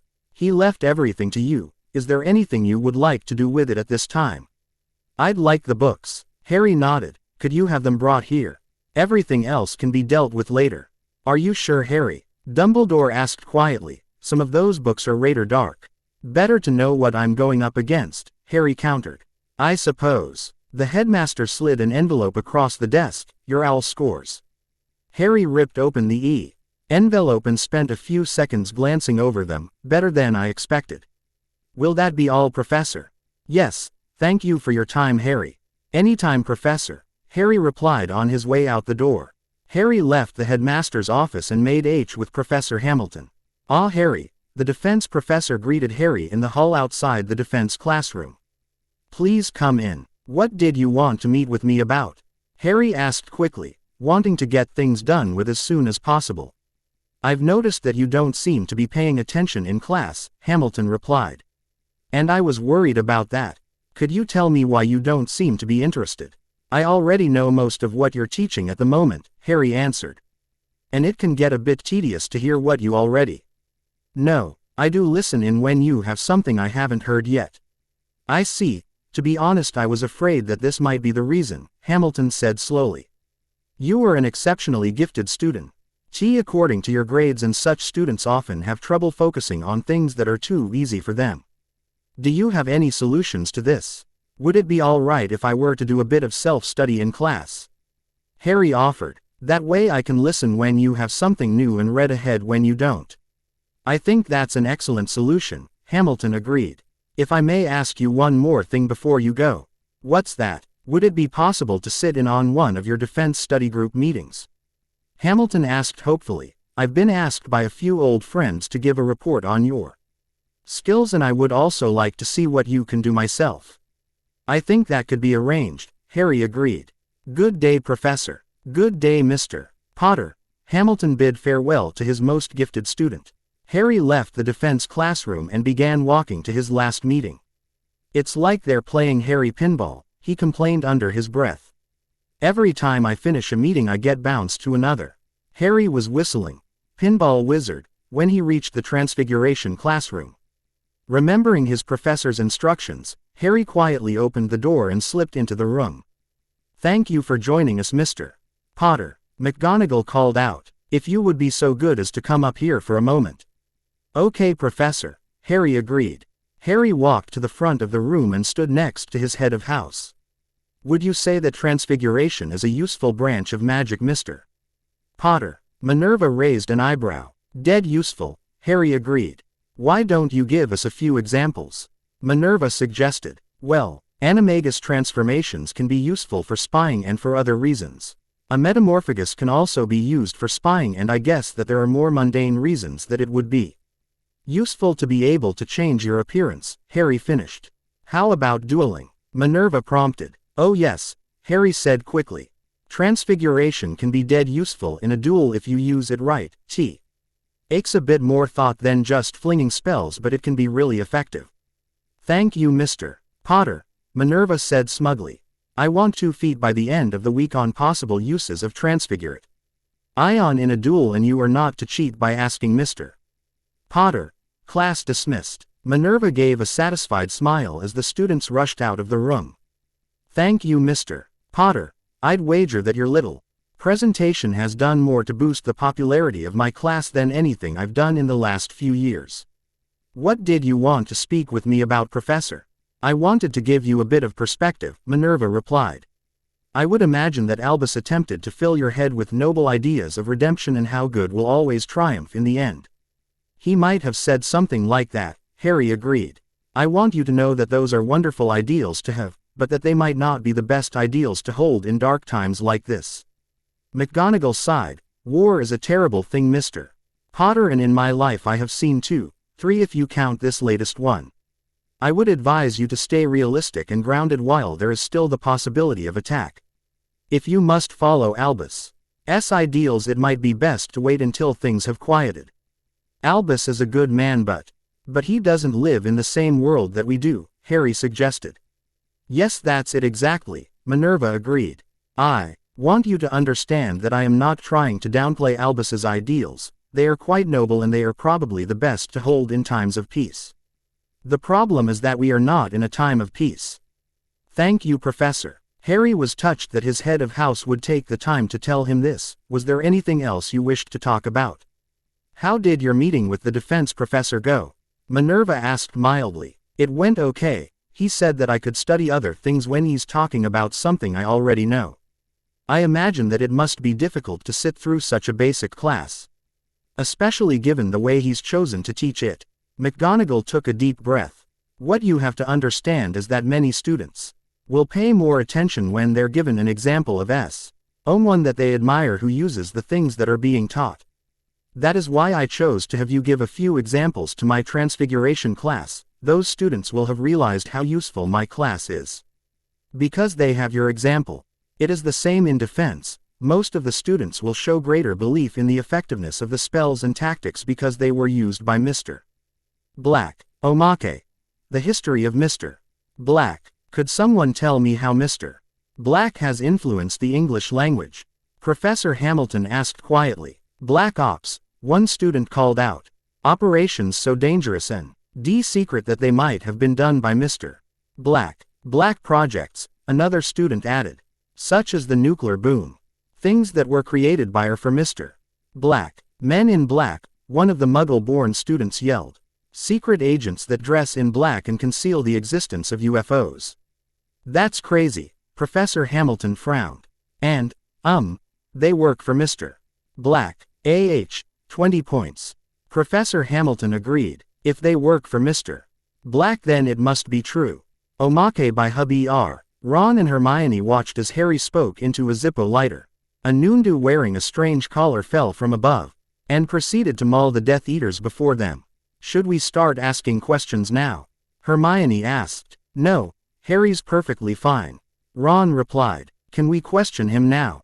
Hermione asked. Wah. Ching Harry walk out into a blizzard without a coat in order to fend off the attacking Yetis. Harry will be fine, Hermione. Ron replied, taking another sip of his hot chocolate. Hermione gulped. Wah. Ching as Harry ignored the many bites inflicted upon him by Voldemort's werewolf troops, and cut them down with a small knife. Ron, don't you think we should? There is nothing wrong with Harry. I don't understand why you are so upset. Ron cut her off, staring at the pile of broken vampire bodies piled up next to him. He munched contentedly on ice mice. Omake. By Steve 2. In Chapter 24, Harry, not reluctantly one might add, went away with the Velas. In short order, they escorted him back to a stately manor. Harry, started Gabrielle's cousin, what will you be doing now? Several of the Velas already thought they knew what he wanted and started removing extra clothes, shoes first to start. Well, I'm on vacation and I'm looking for a good time, Harry replied innocently. As innocently as any teenager can be. Velas number 2 and 3 winked at each other and started removing their socks as well. What kind of good time, Harry? Harry smiled nervously, unsure if he should take his shoes off as well. Well, it's something I've never done and I've always wanted to do it. Most of the remaining Vela nodded to the others and all the remaining shoes came off, stacked neatly near the door. No sense getting the furniture dirty with shoe prints as they always say. What eat you want, Harry? Came the husky reply. I've always. No, you'll think it's silly. That got their attention. What, Harry? We won't think it's silly. Lots of men say those things. As she said that, her shoes came off as well. Okay, Harry shrugged. Well, I've always wanted to play Monopoly. I've say times by my cousin. His royal lord ass. Excuse my French. He was speaking French, asked Vela number 4. Let me get this straight, Gabrielle's cousin said, all the other Vela watching on in interest as well. You were in a large manor, no parents around, with a dozen of age Vela not wearing any shoes and you want to play Monopoly. Harry nodded. Clue. I wouldn't mind playing that either if you don't have Monopoly. I've never played it so I'm wondering what I'm missing. A dozen smiles hit him at once. You want to play a game? A board game? Oh, Harry, we could kiss you. But we won't because it is not in the rules, said Vela number 2, putting the Monopoly game on a table where the young wizard and dozen Vela proceeded to set up their pieces. Later, much later, stifling a yawn, Harry asked, when do we take a break? I'm getting tired. We've been at this for the past 13 hours. If you add me defeat, you can go upstairs and go to bed, said Vela number 3. Otherwise, you must continue playing. It says so in the rules. It does. You can't read French, can you? Said Vela number 4. Well, normally no, but then EET states that in the rules, relied Vela number 4. Darn. Well, about some fire whiskey to get this game more lively. Harry was, after all, a little thirsty from playing such an active game. Who knew Monopoly had all these rules about landing on properties with hotels on them meant having to perform some sort of physical activity to get out of paying the fines. Vela number 2 smiled and said, okay, rule number 435 states that if the person with the top hat piece asks for fire whiskey, then the liquor must be made available and a kiss on the cheek from every available Vela must be given. Sorry, Harry, but it's in the rules. Harry responded, after getting a dozen kisses on the cheek and a few near misses that landed on his lips. Is there anything in there about trying butterbeer? Later, much later again. So what you're saying, Harry started, is that since we have a stalemate on Monopoly, we can bridge the impending financial crisis by running a sea battle to claim victory. And the name of this game? Battleship, Harry. Any way to tie in he names of the properties we don't want to the names of the ships so that when they go down, the properties free up and we can resume playing. Vela number 5 smiled and said, Harry has stumbled on the secret code of the day.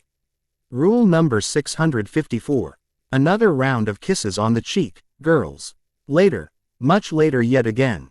Well, girls, I can't tell you how much fun I've had these last few days playing Monopoly, Battleship, Clue, Risk, Candyland. And all the others. I wish I could stay here and play all summer, but these game rules are tough. I mean, I haven't slept in days. Thank God for pepper-up potions. But, Harry, you could have slept with us any time you wanted to, Vila's number 6 and 7 said in unison. They were twins and very suggestively. Thanks, girls, but we were all having such a good time playing. I didn't want to let any of you down. But now I have to get back to my vacation and get some rest. Thank you for inviting me to stay. I had a wonderful time. I'll treasure this forever. Sniff. Cheered up the assembled Vila. What a nice boy. Say, I just noticed your overhead porch light is out. Do you want me to fix it? Oh, don't you worry about it, Harry. We will simply get the aging old G. Ardener to fix it next time he comes by. It is only 15 meters off the ground. Oh, no trouble at all. You get a replacement bulb and I'll just get this rickety, old, wobbly ladder in place and see if we can't change the light bulb. 2 francs says he falls by the time he gets to the 5th rung, Vila number 8 said to number 9. I think he'll get the job done and not fall until coming down the ladder. Can any of you girls hold the ladder please? It is a little unsteady, Harry said from the top of the ladder, already unscrewing the light bulb.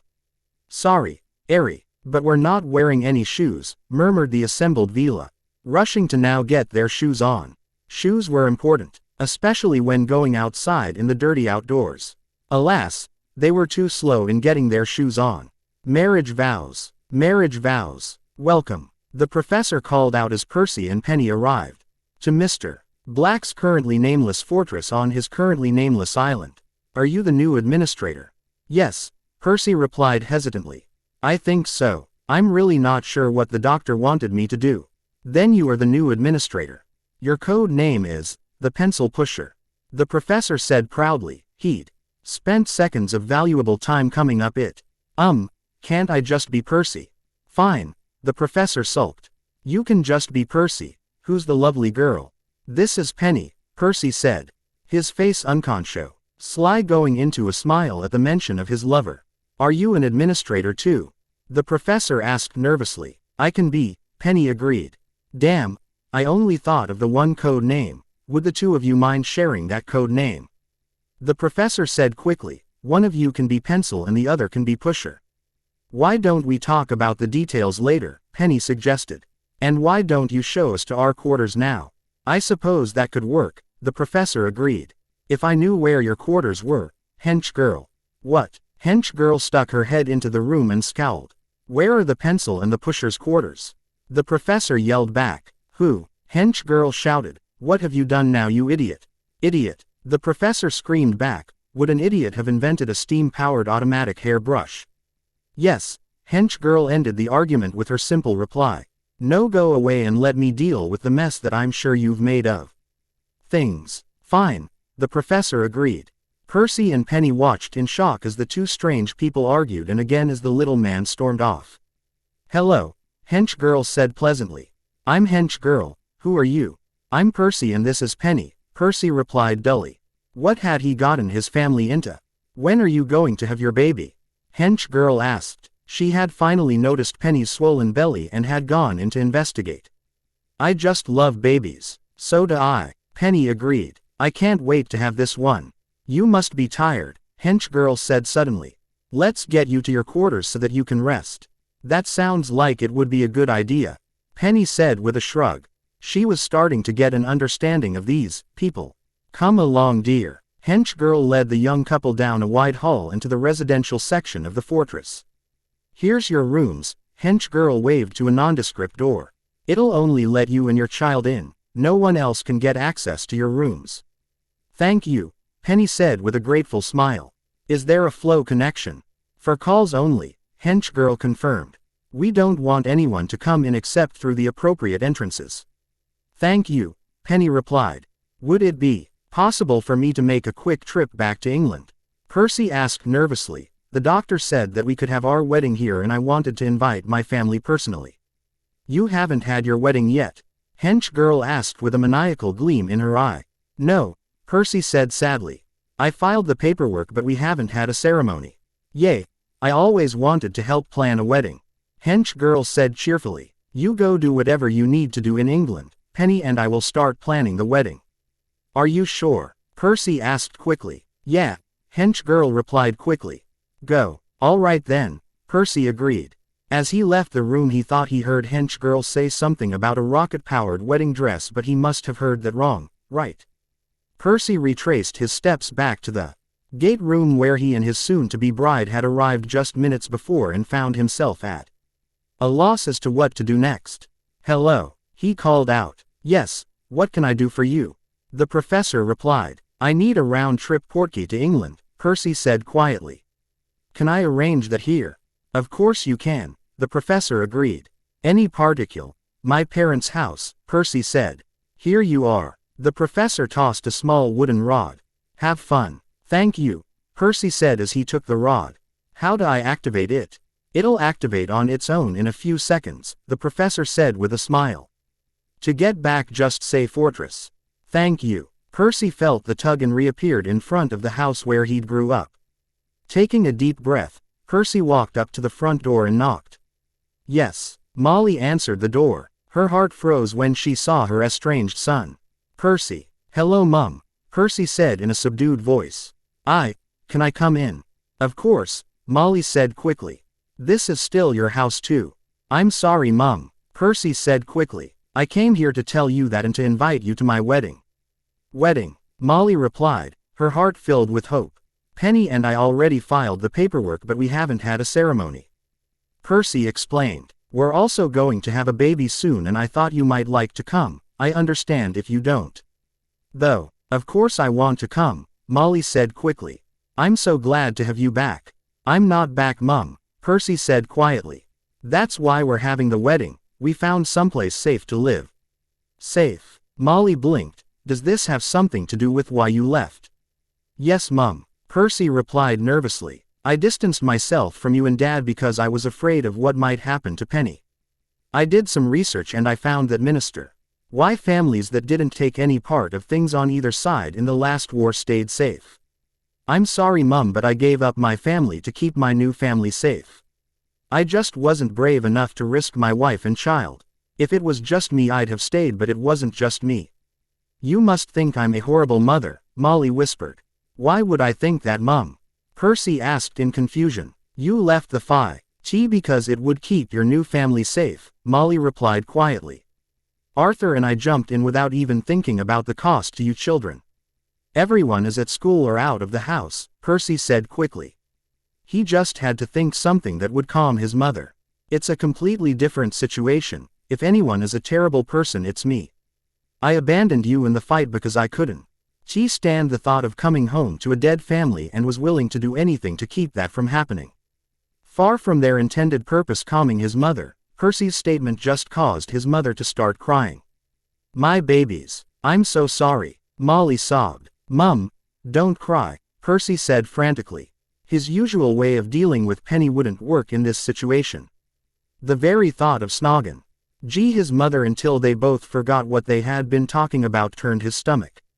Running to the fireplace, Percy tossed in a handful of flow powder and called his father. Dad, you there? Percy. Arthur's face appeared in the fireplace. Why haven't you come into work? They say you've resigned and I've been getting odd flow calls from your girlfriend's family. Are you okay, son? I'm fine, Dad, Percy confirmed. But you need to come home. Why? Arthur's voice turned serious. What happened? I came home to tell Mum about my wedding and to apologize and she started talking about what a terrible mother she was. Percy said quickly. I tried to tell her that she wasn't and she started crying and now I don't know what to do. Just stay there, son, Arthur commanded. I'll be through in a bit. Hurry, Percy begged. I don't know what to do. I just have to take care of a few things, Arthur said calmly. I'll be there in a minute. Arthur pulled his head out of the fireplace and mulled over what he'd just heard. On the one hand, Percy was his son. On the other, the boy had distanced himself from his family. As much as he hated to admit it, Arthur took a pinch of flow and tossed it into the fireplace to call his older sons. What is it, Dad? Charlie answered the flow. Can you get in touch with Bill? Arthur asked quickly. Yeah, he's right here. Why? Charlie replied with a nervous frown. I need the both of you to wait a few minutes and then go home, Arthur said. There might be something wrong. We'll go over right now, Charlie said quickly. No, Arthur ordered. Wait for 5 minutes and then go. I just have a bad feeling and I think it's best to be careful. What's happening? Charlie demanded. Percy called me and he says that your mother is crying, Arthur answered. I'm just worried about why she might be happening and what might be happening. I'm sure everything is fine. Like you said, better safe than sorry. Charlie pursed his lips. Okay, Dad. We'll be over in a few minutes.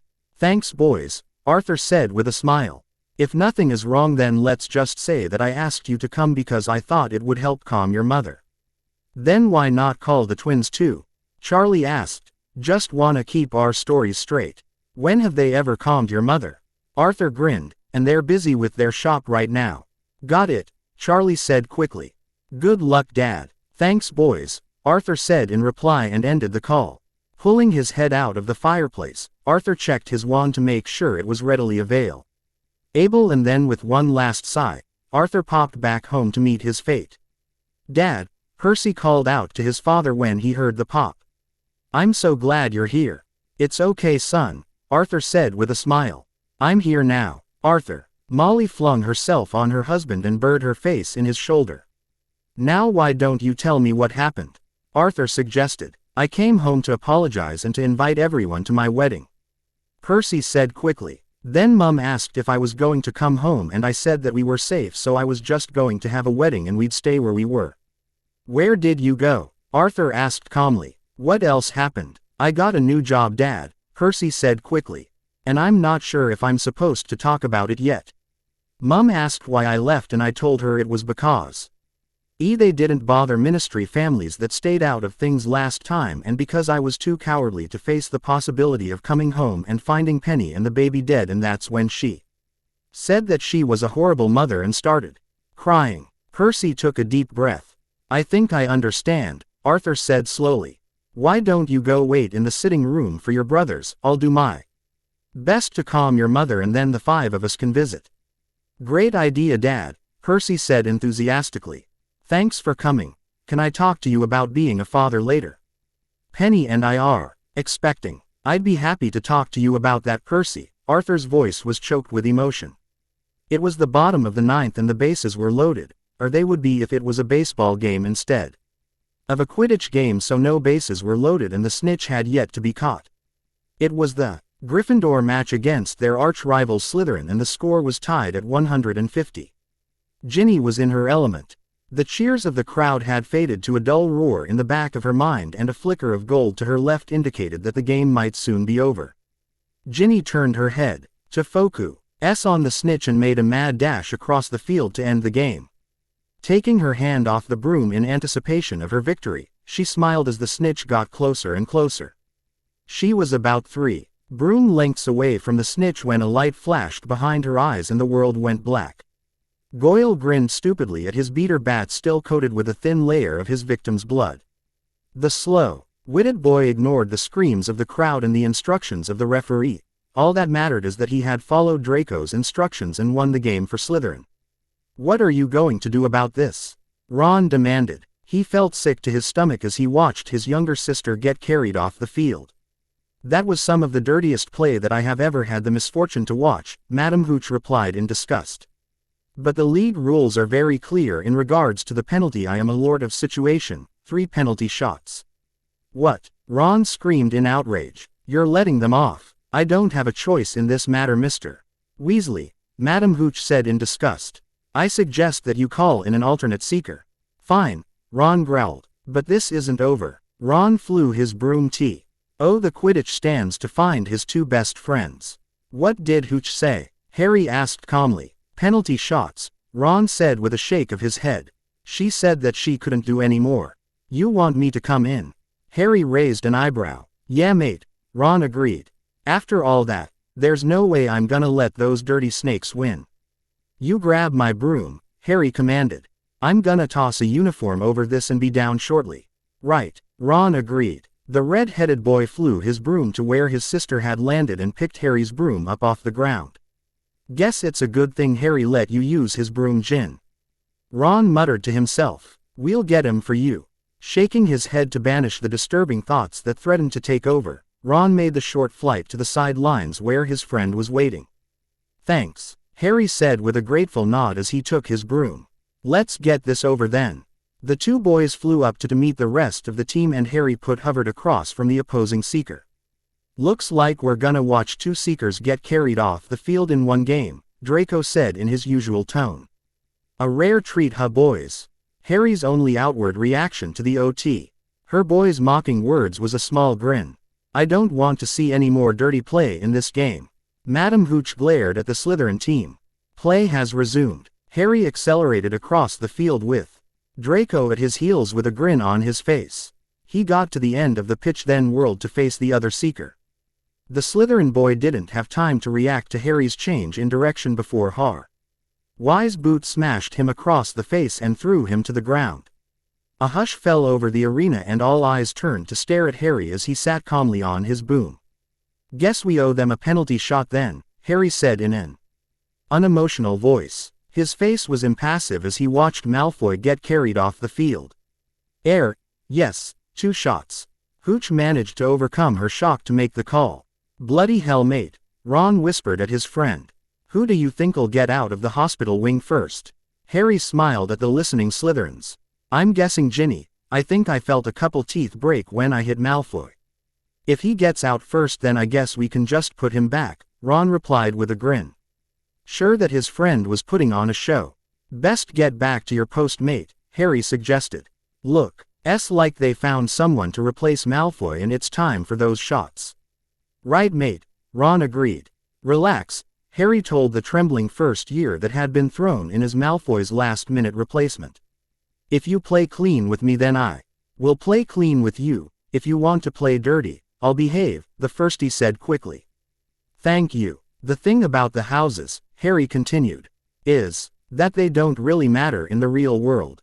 Malfoy is a git. I am not going to treat you like him if you don't act like him. That goes for everyone in your house." "I'll tell them," the firstie assured Harry. "Would you like a little piece of advice?" Harry glanced behind the first year.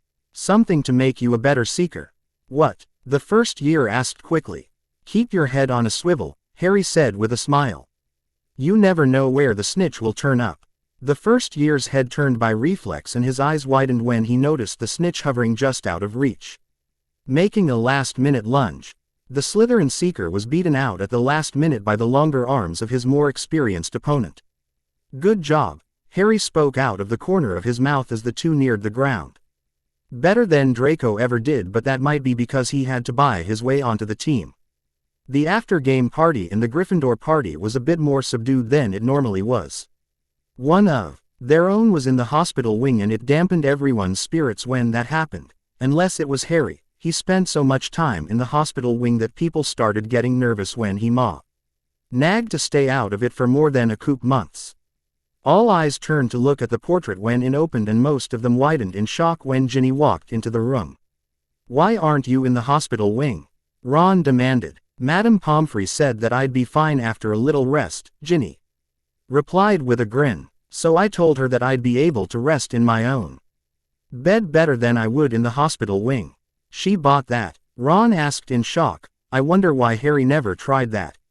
"She thinks Harry's made of glass and she doesn't like it when he's out of her sight," Hermione spoke up. "Speaking of Harry, where is he? I haven't seen him since the game." Ginny looked nervous. "Harry hasn't been here." "No, why?" Hermione asked. "Because Malfoy's goons are in the hospital wing," Ginny answered reluctantly. "Madame Pomfrey says that it looked like they'd fallen down a flight of stairs. Are you sure you haven't seen Harry?" "Not since the game," Hermione confirmed. "But I wouldn't worry about it. Harry wouldn't do something like that." "Yeah," Ron agreed quickly. "Now get off to bed or I'll go down to the hospital wing to tell Madame Pomfrey that you've been up and about." "Just let me grab a few snacks to take with me," Ginny agreed. "And I'll go right up." "We'd better go make our rounds," Hermione suggested. "Let's go, Ron." "Good idea," Ron replied quickly. "Let's go." The two friends walked into the hall and down the corridor. "I don't see anyone," Ron said quietly. "Do you really think that Harry put Malfoy's bodyguards in the hospital?" Hermione asked nervously. "Maybe," Ron said after a few moments of thought. I would have said no last year, or at least not without asking for our help. Hell, last year it would have been me asking for help and you helping Harry talk me down. But he's changed over the summer, Hermione spoke quietly. And I'm not sure if it was for the better, he's so distant. Give him time, Ron whispered. I think that he might be trying to work through Sirius's death, maybe Cedric's too. What can we do? Hermione was close to tears. I'm watching him slip away from us and I don't know what to do. I don't know either, Ron admitted. But I don't think demanding answers will help. You know how he can get. Yes, I know how he can get, Hermione growled. I think I know why Harry's acting the way he is lately. Really? Ron asked quickly. Why? I bet that git is trying to protect us, Hermione spoke through clenched teeth. He thinks we're targets for being his friends and he's trying to distance himself to protect us. That stupid git, what gives him the right to do this to us? You could be right, Ron agreed. You heard how he reacted in the Department of Mysteries when he thought you were dead, add that to what happened to Sirius. That bloody bastard. Hermione was working herself into a rage. What gives him the right to make our decisions for us? Same thing that gives everyone else to make his decisions for him, Ron suggested. And need I remind you that our hands aren't clean in this matter? I know, Hermione groaned, going from rage to depression in an instant.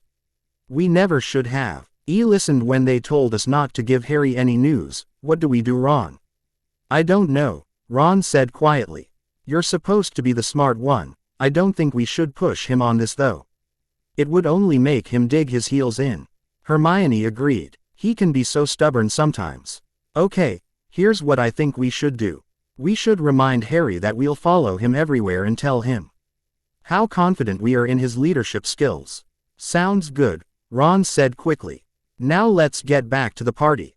Ron awoke the next morning and walked down to the common room to find Hermione waiting. Good morning, Ron greeted his friend with a yet. Hermione demanded. I didn't see him in his bed, Ron said. I assumed he was down here. I've been down here waiting for him for the last 2 hours, Hermione said. I know he didn't get past me. He wakes up early sometimes, Ron explained with a shrug. Especially after he gets back from summer holiday. Oh, come on, we have to go, Finn. D him so we can start reassuring him that we'll always be by his side. Hermione dragged Ron out of the common room and to the Great Hall. I was thinking that I'd focus on telling him what a great aider he is while you focus more on the loyalty and friendship. Hermione suggested. With any luck we'll have Harry back to normal before Christmas. Ms. Granger, Mr. Weasley, McGonagal intercepted the duo at the entrance to the main hall. May I have a moment of your time? I have a bit of news for the two of you. What can we do for you, Professor? Hermione asked. You two have been excused Rom classes to attend the wedding of one of Mr. Weasley's brothers, McGonagal replied. Mr. Weasley's mother also made it a point of telling me that she would like Mr. Weasley to bring his girlfriend along. What about Harry? Ron asked. And Ginny? I have already informed Mr. Potter and I shall tell your sister when she comes down for breakfast, McGonagal said. If there are no more questions. Which brother? Hermione asked quickly. Percy. McGonagal spoke quickly. And Mr. Weasley's other brothers have asked me to instruct him that if he does not attend then they shall be forced to break both of his legs. Apparently there are some things that must be resolved in a face-to-face meeting. Anything else? No, Professor. Ron shook his head. Be in the Great Hall at the start of classes. There will be a portkey to take you to your location. Minerva instructed. The Transfiguration mistress gave each student a fond smile and then returned to her place at the head table. Girlfriend. Hermione gave Ron an odd look. Sort of. Ron's face reddened to match his hair. Hannah and I have been talking to each other this summer. Sorry I haven't said anything, but I wanted to keep it to myself for a while. She's nice, Hermione said after a moment of thought. I think she'll be good for you. Thanks, Ron said with a shy grin. I'm glad you think so. Let's go find Harry, Hermione suggested. Yeah, Ron agreed. Ron and Hermione were soon joined by Ginny. The three of them searched the Great Hall all morning in vain and finally gave up as breakfast was coming to a close. Where is he? Hermione frowned. Nobody's seen him since the game. McGonagal said she'd told him to come down here, Ron said nervously. Do you think we should go looking for him? Professor Gin, why called out as their head of house entered the room. Have you seen Harry? Yes, Minerva replied. I just spoke with him. He said that he just wanted to grab a few things and that he'd be right down. I'm here, Professor. Harry called out. Sorry I took so long. Quite all right, Mr. Potter, Minerva said. The old woman pulled out a long strip of ribbon and held it out. The portkey is this strip of ribbon. It is set to go off when you say the words wedding and Percy's in the opposite order. Before you go, there is something I need to warn you about. What's that, Professor? Hermione asked nervously. The ceremony itself is being conducted in Mr. Black's home, Minerva said. So I would not advise you to go wandering off or to break anything. What? The 4 students asked in shock. Quote, I'm told that all will be explained when you arrive, Minerva said as she handed over the ribbon. I suggest that you use this portkey soon. You wouldn't want to be late, would you? Of course not, Professor. Hermione took the ribbon and made sure that everyone had a hold. Percy's wedding. The portkey trip was the longest that any of them had ever taken. They finally arrived in a dark stone room, in front of an odd little man and a taller smiling girl. Hello, the tiny man called out. I'm the professor and this is my hench girl, hench girl.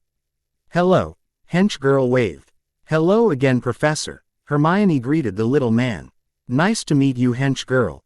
Is this really Mr. Black's home? Ginny asked hesitantly. Why, yes it is, the professor replied. Is Mr. Black here? Ron asked nervously. He could be, the professor agreed. One never knows. What do you mean by that? Hermione asked, eager to learn as much about the mysterious Mr. Black as she could. Mr. Black could be anywhere, the professor replied with a grin. He could be standing right in front of you and you wouldn't know it unless he wanted you to. So he could be in this room right now. Hermione looked around. He could be standing right next to you and you'd never know it, the professor replied with a smirk. Could someone show me where the bathroom is? Harry asked quickly. I think I might be sick after that portkey. Come with me, hench girl said with a perky smile. I'll show you. Thanks, Harry replied gratefully and the two of them walked out of the room. So tell me, hench girl asked after the two of them were out of earshot. Do you really need the bathroom or did you just want to talk to me? I don't get sick anymore, Harry replied. Not since, and portkeys don't bother me after all the ones I used this summer. Why don't we go find someplace private, hench girl suggested. If anyone asks why it took so long, I took you to the hospital wing because I was worried about you or something. Sounds good, Harry agreed. How has everyone been? It's only been a couple weeks, hench girl said with a grin. I know, Harry said. But I've missed everyone. How's school? Terrible, Harry said quickly. I'm too bloody paranoid to sleep in my dorm. Most of the classes are too easy, and defense against the dark arts has turned into the history of Mr. Black. Really? Hench girl coughed to cover her laughter. Really? Harry confirmed. I don't know if I can stay there all year, and I'm sure I can't stay for 2. You'll manage, hench girl said with a shrug. And if you can't, you can always come back here. Why is Percy getting married here? Harry asked, changing the subject. Because he works for you now, hench girl replied. Okay. Why is he working for me? Harry asked in a low voice. Several reasons, hench girl replied. One of which is that we owe him after what a couple of our agents did. What happened? The twins decided that they needed to know why he left the family, hench girl whispered back. Turns out he did it to protect his wife and unborn child. I suppose I can respect that, Harry agreed. Why do we owe him? The twins asked where his family was, hench girl replied. So he bit through his tongue to keep from answering. I can respect that too, Harry said after a moment of thought. Good work. Omake by Mr. Q. Deep underground, in the lowest level of Voldemort's hideout, Fortress. 3 Death Eaters plotted. Every time the Dark Lord sends people after Potter, they get killed by Mr. Black. This can only mean one thing, said the first Death Eater. This means that Mr. Black is Harry Potter's real father. Lily must have kept her affair a secret from everyone but our Dark Lord. There is no way the Dark Lord would target a defense-less baby unless it was the spawn of Mr. Black himself. That is stupid. Harry Potter is protected by Mr. Black because he needs to find out how to survive the killing curse. Once he figures it out, he will start the next phase in his plan for global domination.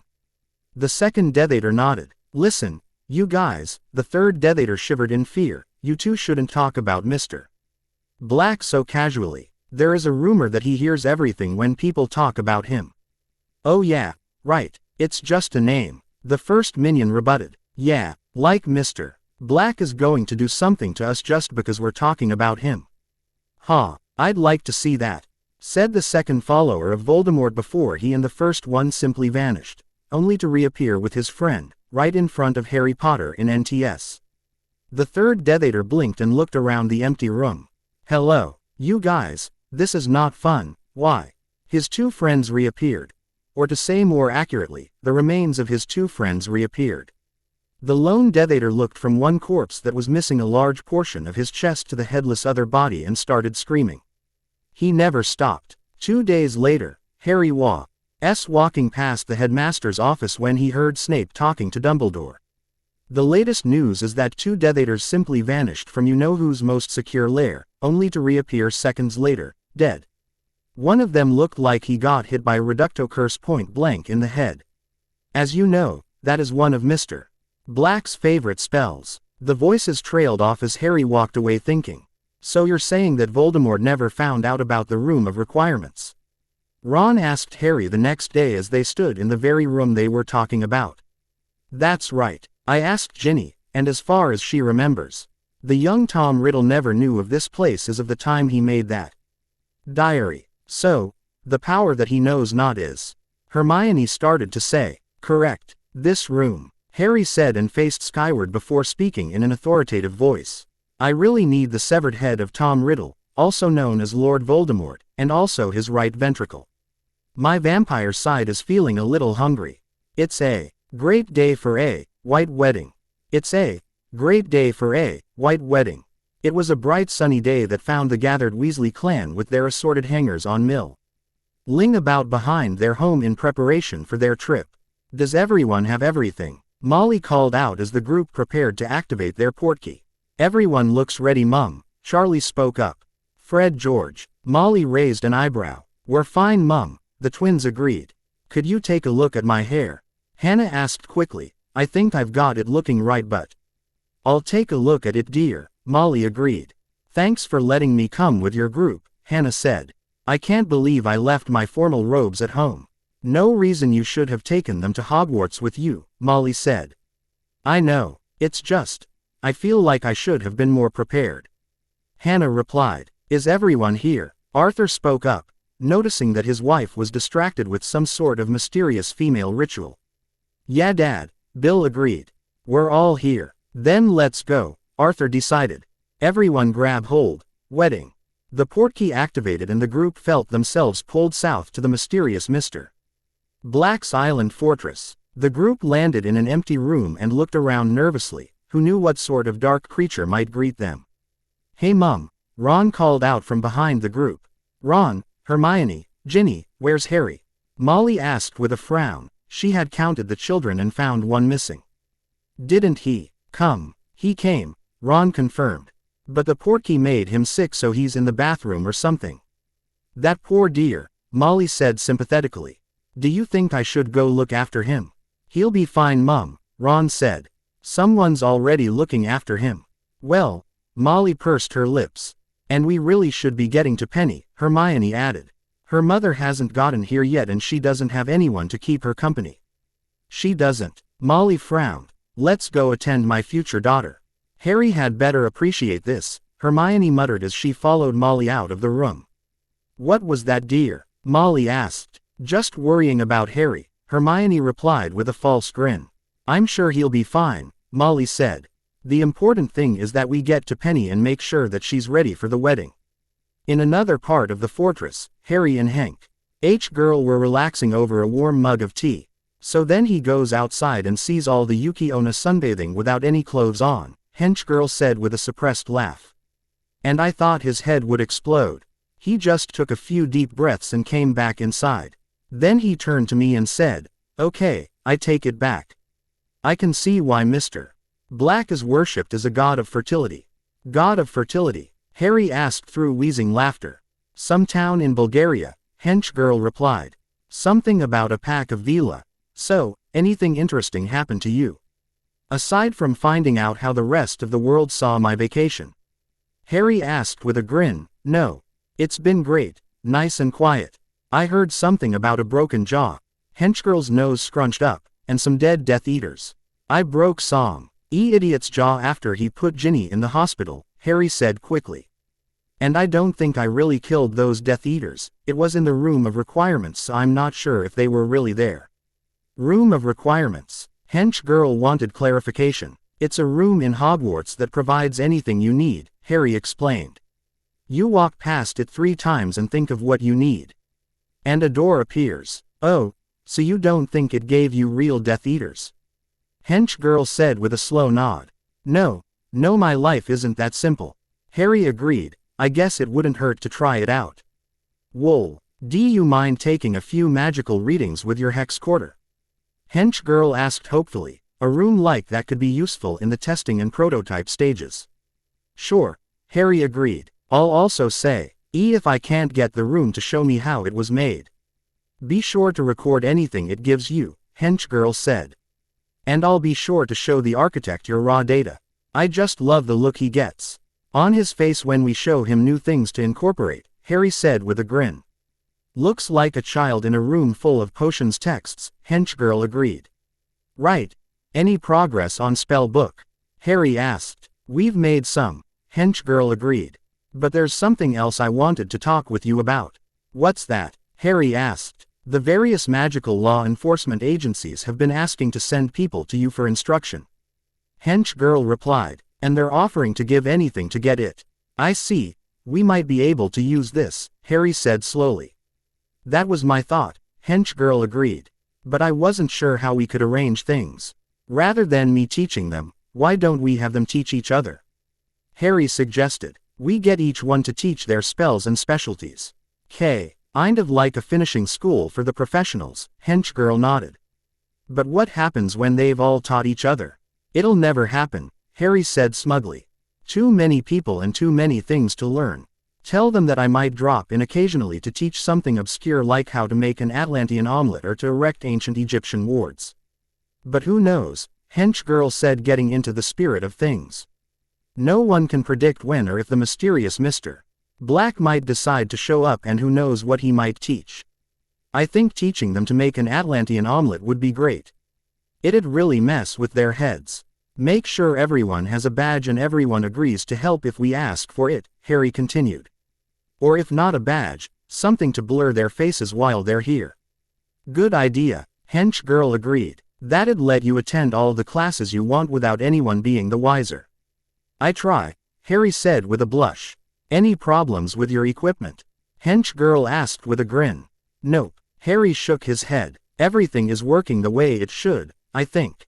Good, hench girl replied. Can I see your motorcycle? Sure, Harry agreed. Why, he's cute, hench girl said. And I miss him. Cute? Harry asked incredulously. Cute, hench girl confirmed. Hasn't anyone ever told you that girls like horses? I hadn't thought of that. How about I leave him here for a while so you can keep him company? Harry suggested with a grin. I'm not going to need him with me at Hogwarts. If you say so, hench girl agreed. I do, Harry said firmly. Do you mind if I name him? Hench girl asked hopefully. Sure, Harry said with a shrug. If you like. Yay, hench girl cheered. Thanks Harry. No problem, whatever makes you happy. Should we head back to your friends now? Hench girl asked quietly. Is it time for the wedding? Harry said as he checked his watch. No, hench girl shook her head. We've still got a bit of time. Then I'd rather wait here with you, Harry replied. They're my friends, but I understand, hench girl said. So tell me about your friends. I haven't had a chance to meet with them and I'd like to know what to expect. The girls led Molly and Hannah down several halls to the rooms that had been set aside for Penny's use before the wedding. Penny, Molly called out as she entered the room. Are you in here? Yes, Penny replied nervously. Thank you for coming, Mrs. Weasley. Call me Mum Penny dear. Molly pulled the younger woman into a hug. You're part of the family now. I'm sorry, Penny said as tears began flowing down her cheeks. Percy left because of me and I'm so sorry. There's nothing to be sorry about, dear, Molly replied. Now dry those tears and tell me when you're expecting my first grandchild to be born. Another month and a half, Penny replied with a bit of hesitation. That's wonderful, Molly said enthusiastically. Would you like me to come down to keep you company when you get close? I wouldn't want to be any trouble, Penny demurred. No trouble at all, Molly waved off her soon-to-be daughter-in-law's concerns. With the children at school I just sit around the house all day. It'd be good to take care of someone again. You don't mind living in Mr. Black's fortress for a little while you wait? Penny asked. Color was starting to return to the girl's cheeks. Of course not, Molly replied. I'm sure he's very nice when you get to meet him. What's he like? Hannah overcame her shyness to ask the question that all the girls wanted to hear. I'm not sure, Penny replied. I haven't met him yet. I don't think he's on the island. What's it like living here? Hermione asked. I heard that Mr. Black had the largest collection of Egyptian scrolls in the world. It's empty, Penny said with a smile. There aren't too many people here right now, so it can be a bit lonely. All the more reason for me to come down here, Molly interjected. Do you know if it's gonna be a boy or a girl? Ginny asked quietly. No, Penny said quickly. Percy and I wanted it to be a surprise. Everyone looked up as the door opened again to admit an older version of Penelope. Are you in here, Penny? The distinguished-looking woman called out. Mum. Penny's voice choked up. Harry watched as Hench Girl showered his motorcycle's horse form with attention. Mortis, Harry asked incredulously. Isn't that a bit redundant? It's a cute name, Hench Girl replied quickly. Don't you think so, Mortis? The translucent stallion neighed in agreement as it took a deep sniff of Hench Girl's hair. See, Hench Girl said triumphantly. He likes it. What Eve? Oh hell, Harry said. What is it? Hench Girl asked. You're supposed to give a wedding present at a wedding rite. Harry asked nervously. The doctor took care of that, Hench Girl replied. Mr. Black got them some sort of hovering enchanted ball that will watch over and protect their baby. What about Harry Potter? Harry said quickly. Harry Potter got them an everfull jar of milk. It has several settings and he thought it would be good for the baby, and because he didn't know if there were cows on Mr. Black's island, so he thought they might be able to use it, Hench Girl said with a grin. He picked it up on his vacation, and if they try to trace it back they'll find that they can be bought in a small country town with a large dairy industry for a modest price. You guys think of everything, don't you? Harry asked with a smile. Yup, Hench Girl agreed. We've also slipped Hermione a book on useful household charms for child rearing to give Ron a small training broom. They asked the doctor about it and she told them that Harry had passed off his gift and then worried that his friends might have forgotten. The doctor worried that this might distress her patient and decided to resolve the matter. Poor Harry, worst case of portkey sickness she'd ever seen. And they say I'm supposed to be the super spy, Harry said with a laugh. The doctor said something about how an efficient support staff is essential to the success of your endeavors, Hench Girl explained. And then she started telling us what we should do. Oh, Harry said with a slow nod. I guess that makes sense. That it does, Hench Girl agreed with a glance at her watch. We'd better start heading towards the chapel. There's a chapel here, Harry asked. Sort of, Hench Girl agreed with a shrug. The architect built one when he heard there was going to be a wedding. It'll shift itself to a dozen different forms depending on what sort of ceremony you want to have. He just wanted an excuse to do some more construction, Harry sighed. Well, whatever makes him happy. Harry and Hench Girl walked down a low-ing hallway and through a set of double doors and into what looked like a large reception and banquet hall. Who's going to perform the ceremony? Harry asked as they approached a large group of people. There isn't going to be a ceremony, Hench Girl replied. They're already married. Mr. Black arranged all this so his friend from Shangri-La could give a blessing to the young couple and so their families could have a chance to come see them. Shangri-La, Hermione croaked. It's real. Of course it is, Hench Girl agreed. You didn't think Mr. Black would ask the Lama of Shangri-La to give his blessing if he didn't exist, did you?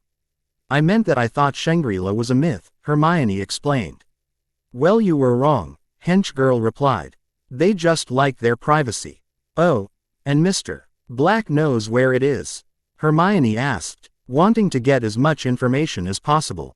Of course he does, Hench girl said with a nod. He spent a long time studying there. Feeling better, Harry? Hermione asked sympathetically, hoping to change the subject. Much, Harry answered. I even got some stuff for my stomach that might keep me from being so sick after we return to Hogwarts. That's good, Hermione said happily. Looks like things are starting. An elderly man in a saffron robe entered the room and walked to the front of the crowd. Clearing his throat, the elderly man chanted a couple of sutras. Percy then walked to his place in front of the old man and waited nervously for his bride. Penny shot her husband a nervous smile as she walked up the aisle to take her place by his side, and the old monk began to talk. I have been asked to come here to give my blessings to this young couple by my good friend Mr. Black, the old man in the saffron robe said with a serene look on his face. He told me of their great love for each other and how their devotion was so strong that they gave up everything to protect their unborn child. As you have already married in the eyes of the law, this will be short. Do you promise to show each other love and respect each other? I do, Percy agreed. I do, Penny concurred. Then I have no reservations and I will grant you my blessing without further delay. The old monk said with a smile. The crowd watched as the old man chanted another sutra. After he finished, a large smile bloomed on the man's face. Let me be the first to congratulate you and to wish you a long life of peace and happiness. Thank you, Penny replied quietly. Yes, thank you, Percy agreed. The crowd cheered as Penny embraced her husband and captured his lips in a long kiss. What happens now? Percy asked after managing to come up for air. We eat, the monk replied simply. If we're following the tradition that I'm familiar with. That sounds fine, Penny gave her own opinion of the matter.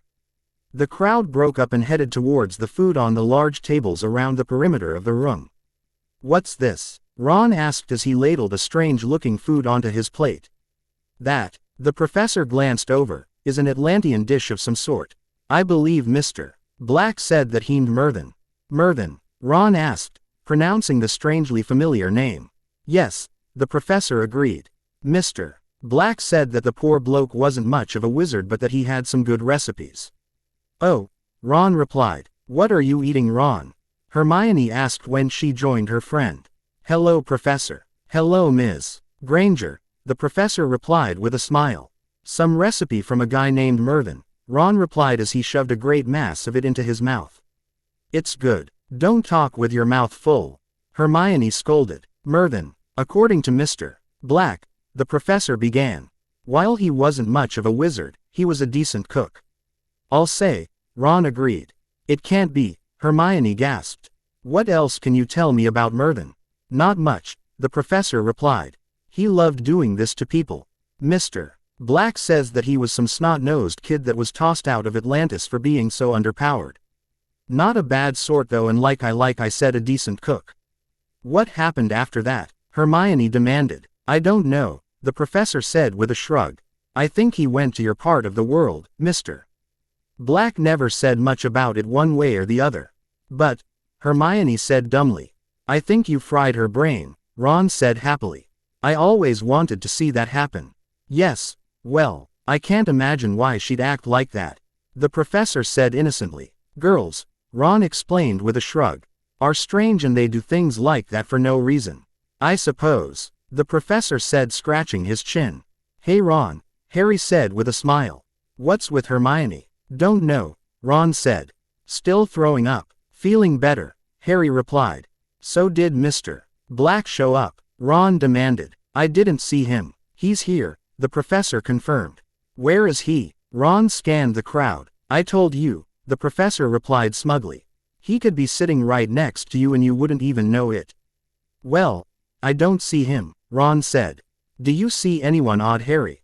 In this crowd? Harry asked, shooting the professor a nasty look. You're going to have to narrow that question down quite a bit. Omake Part 2 if the room actually worked that way by Mr. Q. A little while ago, the Dark Lord Voldemort was addressing his inner circle. Tonight, I must be alone plan the demise of Harry Potter and Mr. Black. He spoke with authority. Now, I shall go to my private thinking chamber. Do not disturb me for any reason, understood? The high-level Death Eaters all nodded, not wishing to experience the unforgivable pain curse. Good, now leave me.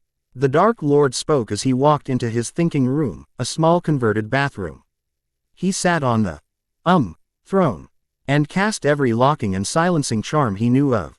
Now to get some ideas in the usual way, he said as while picking up the latest issue of Naughty Witch magazine, and opening it to the centerfold so he could read the articles. Hey, and the headmaster of my old orphanage said this would make me go blind. And Voldemort's head promptly disappeared. When Tom Riddle split his soul into Horcruxes so he would be able to survive just about anything, he succeeded beyond his wildest dreams. If, 12 years ago, he would have cast any curse other than the killing one at a baby Harry Potter, he would have survived the feedback without any problems. Unfortunately, a spell to separate body and soul turned him into a black smoky phantom for more than a decade. Having his head and most of High's heart suddenly separate from his body had no such detrimental effects. When Voldemort suddenly saw Harry Potter, he immediately tried to curse him. That's when he noticed something was very, very, very wrong. For one, he couldn't feel his wand, or the rest of his body for that matter. 2. Not having any lungs, he wasn't able to speak, and worst of all, he had no idea what happened to his issue, Naughty Witch magazine. All he could do was silently mouth obscenities at the trio of students in the room of requirements. Oh man, I wish I'd never learned how to read lips, said Harry as he chewed on a piece of Voldemort's heart. Dark Lord Jerky. Hermione was shocked until she remembered what Harry had said. Vampire part. Yeah, my vampire side likes the tasty blood of the Dark Lord, Harry said before changing suddenly into his part man, part wolf form. But my werewolf side loves the chewy center. If anyone were to listen closely, they would hear the well-oiled gears in the bushy-haired girl's head crash and shriek. Hermione promptly decided the best course of action was to faint. Ron quickly followed suit. The next day, Hermione woke up in her bed and stretched in restful pleasure until she remembered what happened the previous night. Wow, that was the craziest dream I've ever had, she said after dressing and heading out to the common room. If it involved Harry and the head of a certain Dark Lord, then it wasn't a dream, said Ron. They glanced at each other for a moment and raced up to the room of requirements. They never expected the sight that awaited them. The entire room was cluttered with stuff, and in the middle of the various items was a quietly contemplating Harry Potter. Harry, what is all this stuff? Exclaimed Hermione. Oh, this. I decided to experiment with the room some after requesting you both appear in your beds, Harry said. For instance, I really need the most powerful magic ring ever. A small plain golden ring appeared in mid-air and fell onto the lid of a golden ark. Whoa, do you feel that? This thing feels like one solid imperious curse. Best get rid of it. Harry raised his head up. I really need this ring to be no more. The golden ring vanished without a sound, only to reappear a foot above the caldera of a mighty volcano. Elsewhere. This ring is a great burden, Sam. I wish I didn't have to carry it to Mount Dumb-B. Oot. Whatever the small hobbit was about to say was forgotten as the one ring vanished. Frodo blinked, then blinked again. Gandalf and Samwise followed suit. Frodo looked up at his wizard friend and spoke. I wish Sauron and the One Ring were destroyed. Feeling the ring melt, Sauron chose that moment to explode, destroying Mordor. Frodo, Samwise, and Gandalf blinked again. The ancient wizard did the only thing he could think of. With a twinkle in his eye, he pulled out a small pouch from his robes and extended it to Frodo.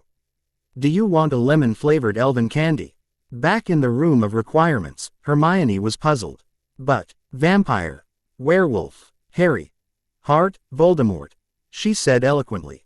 Oh yeah, I transformed one of my nose bogies into a bowling ball and encased Riddle's head in it. I hope Dumbledore likes his gift. Harry looked toward said pale green orb with the head of a very angry former Dark Lord in it, still mouthing words. No, I don't think that would be anatomically possible either for me or for the Doberman, he told the head. So what did you bring into this place? Ron asked, looking around. He supposed if hundreds of students practiced magic in the same building for 1,000 years, The power of the room would indeed be fantastic. He gazed around and saw just about everything he could ever imagine. There was an alabaster staff like the one he seen in pictures of Merlin. A black growling book with the word Necronomicon on the side, some red sparkling ladies' shoes, a small gold puzzle box, a huge circle with strange symbols all around it, several small orange balls with stars in them. An amulet of what looked like a yen symbol, a massive monolithic sword with several glowing orbs in it, a necklace of a glowing pink jewel, a sleek silver muggle car with the letters DMC on the grill, and massive boulder with a silver sword stuck in it. Harry looked over all the things in the room and slowly got up from his chair. I suppose I should use some of this stuff first, to take care of Peeves, Harry said while strapping on the working proton pack onto his back. He attached a lightsaber to his side on a belt holding several odd red and white orbs. Then, as for the remaining Death Eaters, I'm gonna catch 'em. Why, Henry? It was just another day in Nocturne Alley for Mundungus Fletcher. Suddenly one of his customers looked closely at the crest on one of the silverware pieces he was trying to sell. The customer read the Latin on the plate, toujours pure. Damn, this is the Black family crest. At the word black, half of Nocturne Alley and Huron G. Distance flinched and looked over their shoulders as if expecting Death himself to be walking down the street. The other half did not bother looking over their shoulders, they just ran straight at Moon Dungus Fletcher, picking him up, giving him all the silverware he had sold earlier in the day and closing his case, and physical carried him from Nocturne Alley, throwing him out into Diagon Alley before they crawled back into their various holes to hide from fear near brush with Mr. Black. Mundungus Fletcher picked himself up off the ground, grabbed his case and growled toward Nocturne Alley mumbly, ing under his breath, think they can throw me out, do they? Just then several loud explosions were heard coming from a nearby alleyway. As he turned he noticed Orr Tonks and Harry Potter's friend Hermione standing just outside the alley watching a light show coming from the alley. Damn, Tonks and Harry own this stuff, better put it back, or else. Just then a passing bystander asked Mundungus, did why? Oh, you hear Mr. Black just killed another 20 Death Eaters? Yeep, I am definitely returning this now, Mundungus Fletcher thought as he raced to the flow point. Omake. By Dean Angel. Based of the Omake by Steve 2, which was based off of chapter 24. Later that day, oh, I hope Aries all right, one Vila remarked to the other as they started walking into town to pick up some more supplies. We should ask someone in town and remember to call. I am Mr. Black, Gabrielle's cousin reminded the other Vila. As the two Vilas walked into town they encountered the healer that had treated Mr. Black just earlier that day. The healer in turn noticed the tired appearance of the duet of Vila, a result of staying up several nights in a row. Oh, you're Z village dealer, yes. At the man's hesitant nod Vila number 2 continued, E's Mr. Black, all right, we were worried about we knew it was a bad idea for him to continue screwing even knowing the dangers, but so wanted to please us. She said, referring to him screwing in the light bulb on the ladder as a thank you gift to them. Ah, so it was true then, the healer said, nodding to himself. You are doing fine now then, or do you need anything that I can help you with? The man asked, trying to be helpful. Non, we are just tired from staying up the last few nights playing all the games that wanted to. She punctuated this remark with a yawn. Did he play with just you two? The healer carefully asked. Non, didn't tell you? Played with all 9 of us. Gabrielle's cousin innocently said, not realizing that they were talking about 2 different things. By the way, is Mr. Black all right? Vila number 2 said, bringing the question they came to find out back to the forefront. Mr. Black will be all right, he just had a cracked pelvis and a severe case of dehydration. Which I gave him some potions for, he reassured the 2 Vila. The Vila thanked him and went to pick up the supplies that they came into town for. As they walked away Aller heard one Vila worriedly ask the other if the dehydration was caused by all kissing they made him do.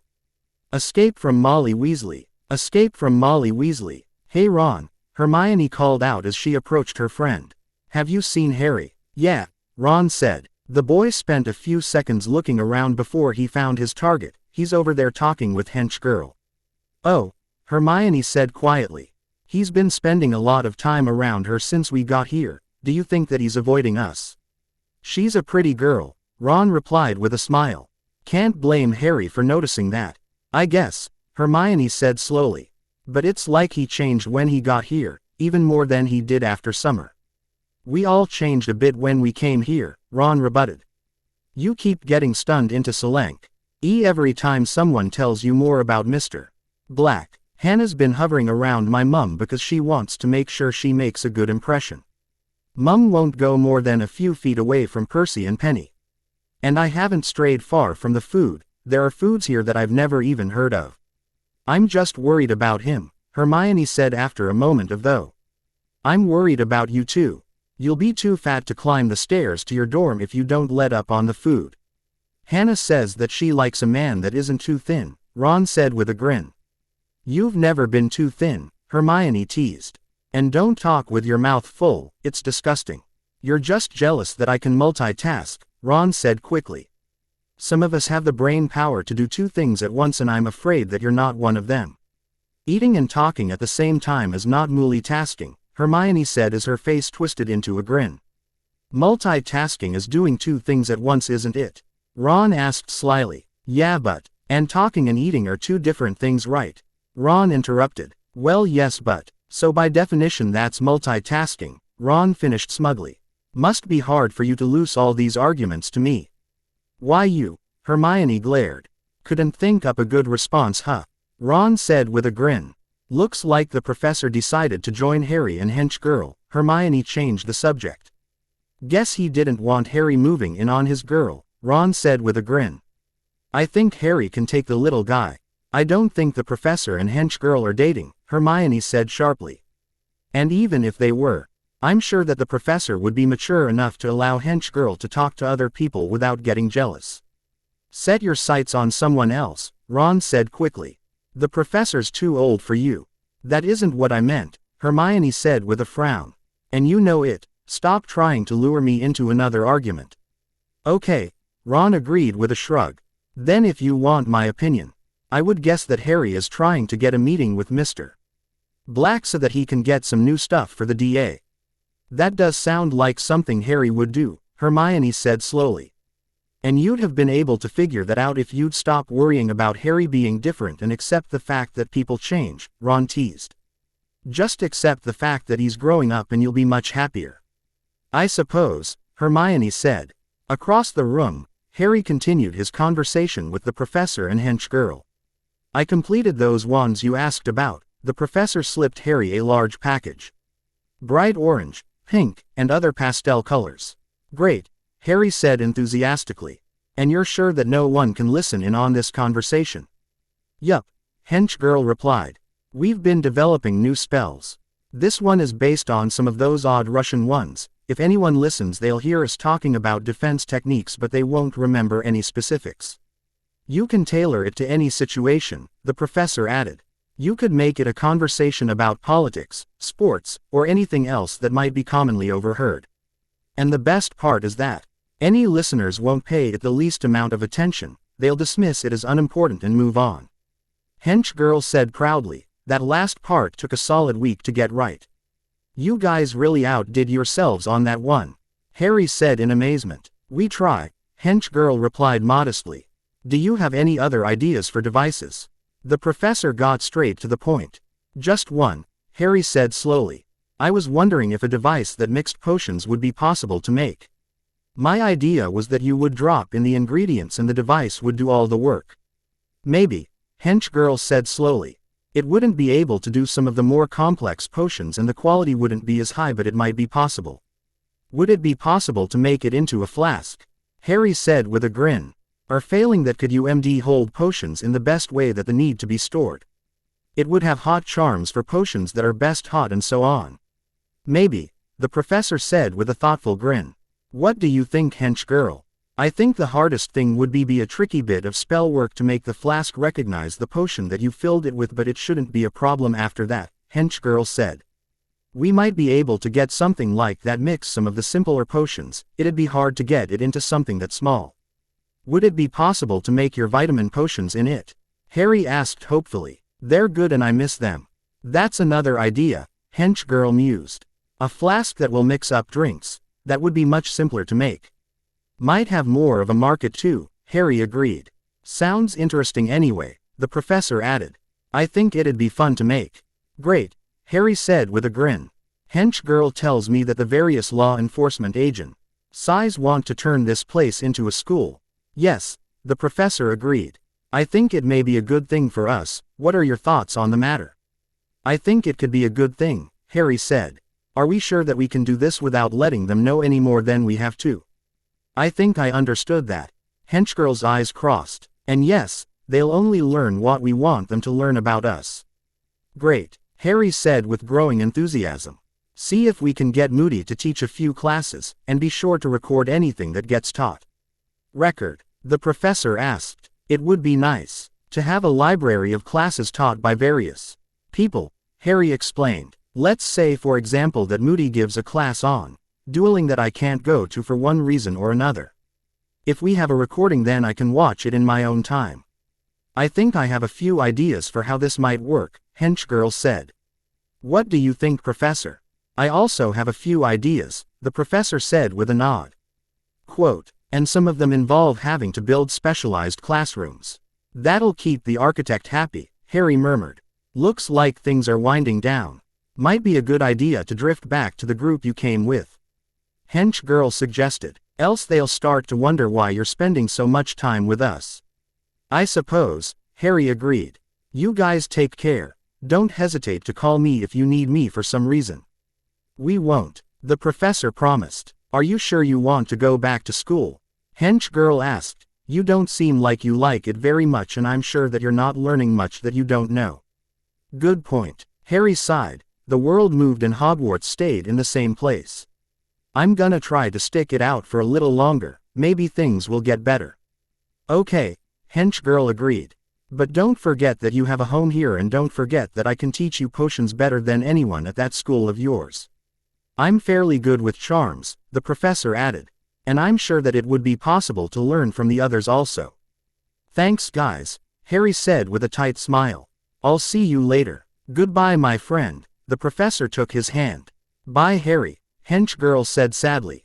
We'll miss you. I'll miss you guys too, Harry said with a tight smile. Well, I guess I'd better get back to being Harry Potter. Harry took a deep breath and then forced his features into impassivity. Giving one last smile to his friends, he turned and walked back into the crowd. Looks like Harry's finished his conversation, Ron said with a grin. Think we should go talk to him? Hermione asked nervously. I'm staying with the food, Ron said quickly. But you can feel free to leave if you want. Thanks Ron, Hermione replied. It was hard, but the girl managed to force herself not to mention her friend's eating habits. Ignoring Ron's snicker, Hermione walked across the room to meet with her other best friend. Hey Harry. Hello Hermione, Harry replied. How are you enjoying the party?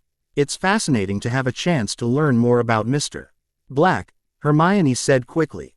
I agree, Harry said with a smirk. The more I learn about the exploits of the mysterious Mr. Black, the more shocked I am that any of them could have ever happened. Are you feeling better? Hermione asked suddenly. Much, Harry agreed. I saw you talking to the professor and Hench Girl. Hermione said slowly. Oh, yes, Hermione confirmed. Are they as interesting as one might think? Yes they are, Harry agreed. They're very unique people. Do you think they could help us with the defense group? Hermione tried another tact. Yes I do, Harry said. They gave me a few things that might be very useful. Like what? Hermione asked with a grin. Now they were getting somewhere. You'll see, Harry replied. I think you'll like it. Come on Harry, Hermione begged. Tell me now, are you feeling okay? Harry asked. You're acting a bit odd. Odd you say? Hermione asked nervously. Yes odd, Harry agreed. I guess it's all the excitement, Hermione said quickly. It's not every day you visit Mr. Black's home. No it isn't, Harry said calmly. So what did you get from Hench Girl and the professor? Hermione asked quickly. Like I said, Harry said with an amused grin. I'll tell you later. When? Hermione demanded. Why don't we have a meeting when we get back? Harry suggested. I'll tell you then. Any plans for the meeting? Hermione turned serious. Some dueling practice, Harry replied. I might teach a couple new spells. Like what? Hermione asked. Like the Acme charm, Harry said with a grin. The Acme charm? Hermione asked with a raised eyebrow. Can't be 100% serious, Harry explained. And it is a useful charm. What is the Acme charm? Hermione asked after a moment of thought. I'm not surprised you don't know it, Harry said. It's a fairly new charm. And what does it do? Hermione asked patently. It drops an anvil on the target of the charm, Harry replied. I'm told that they're working on an improved version of the charm that lets you choose to have an anvil, a piano, or a large weight with 10 tons written on the side. Why does that sound familiar? Hermione asked slowly. Bugs Bunny, Harry said. The creators of the charm got the idea from the old cartoons. It's a good idea, Hermione said after a moment of thought. I bet there are a lot of other things in the Muggle world that could inspire new spells.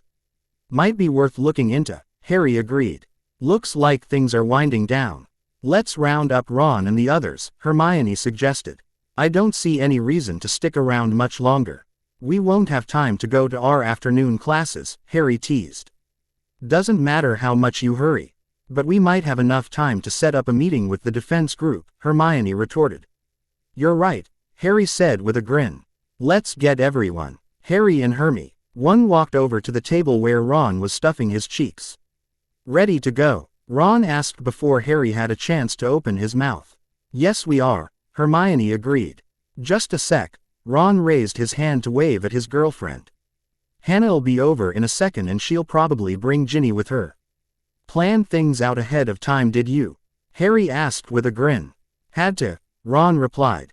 I'd have. Never been able to get close enough to talk with her during the party. I'm surprised Mum let you go. Hermione. I told her I had to look after Harry, Hermione said with a grin. Poor boy would have never gotten enough to eat without someone watching him.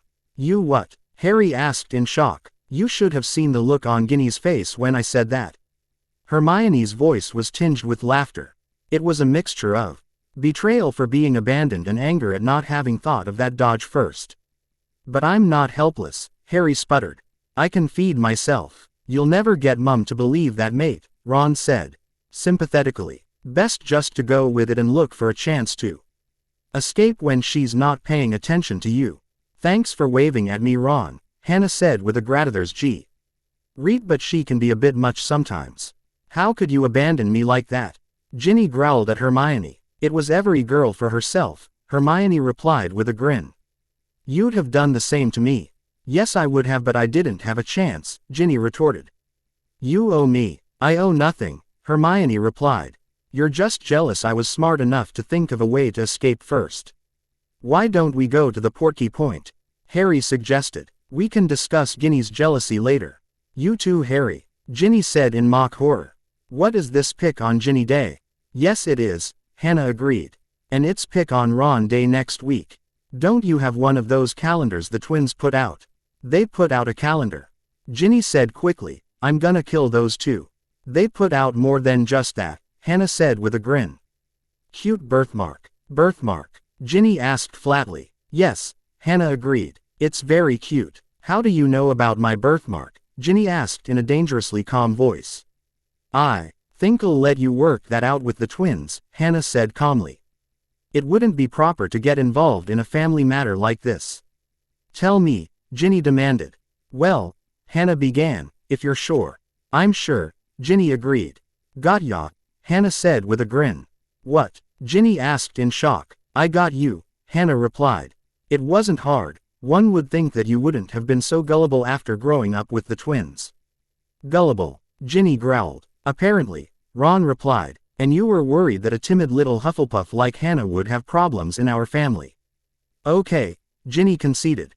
I'm willing to admit that I'm not worried about her not being able to fit in. Great, Hannah enthused. Now I'm worried that she'll fit in too well, Ginny finished. I've got the Portkey, Hermione said quickly. Everyone grab hold. Omake by VL 100 Butch.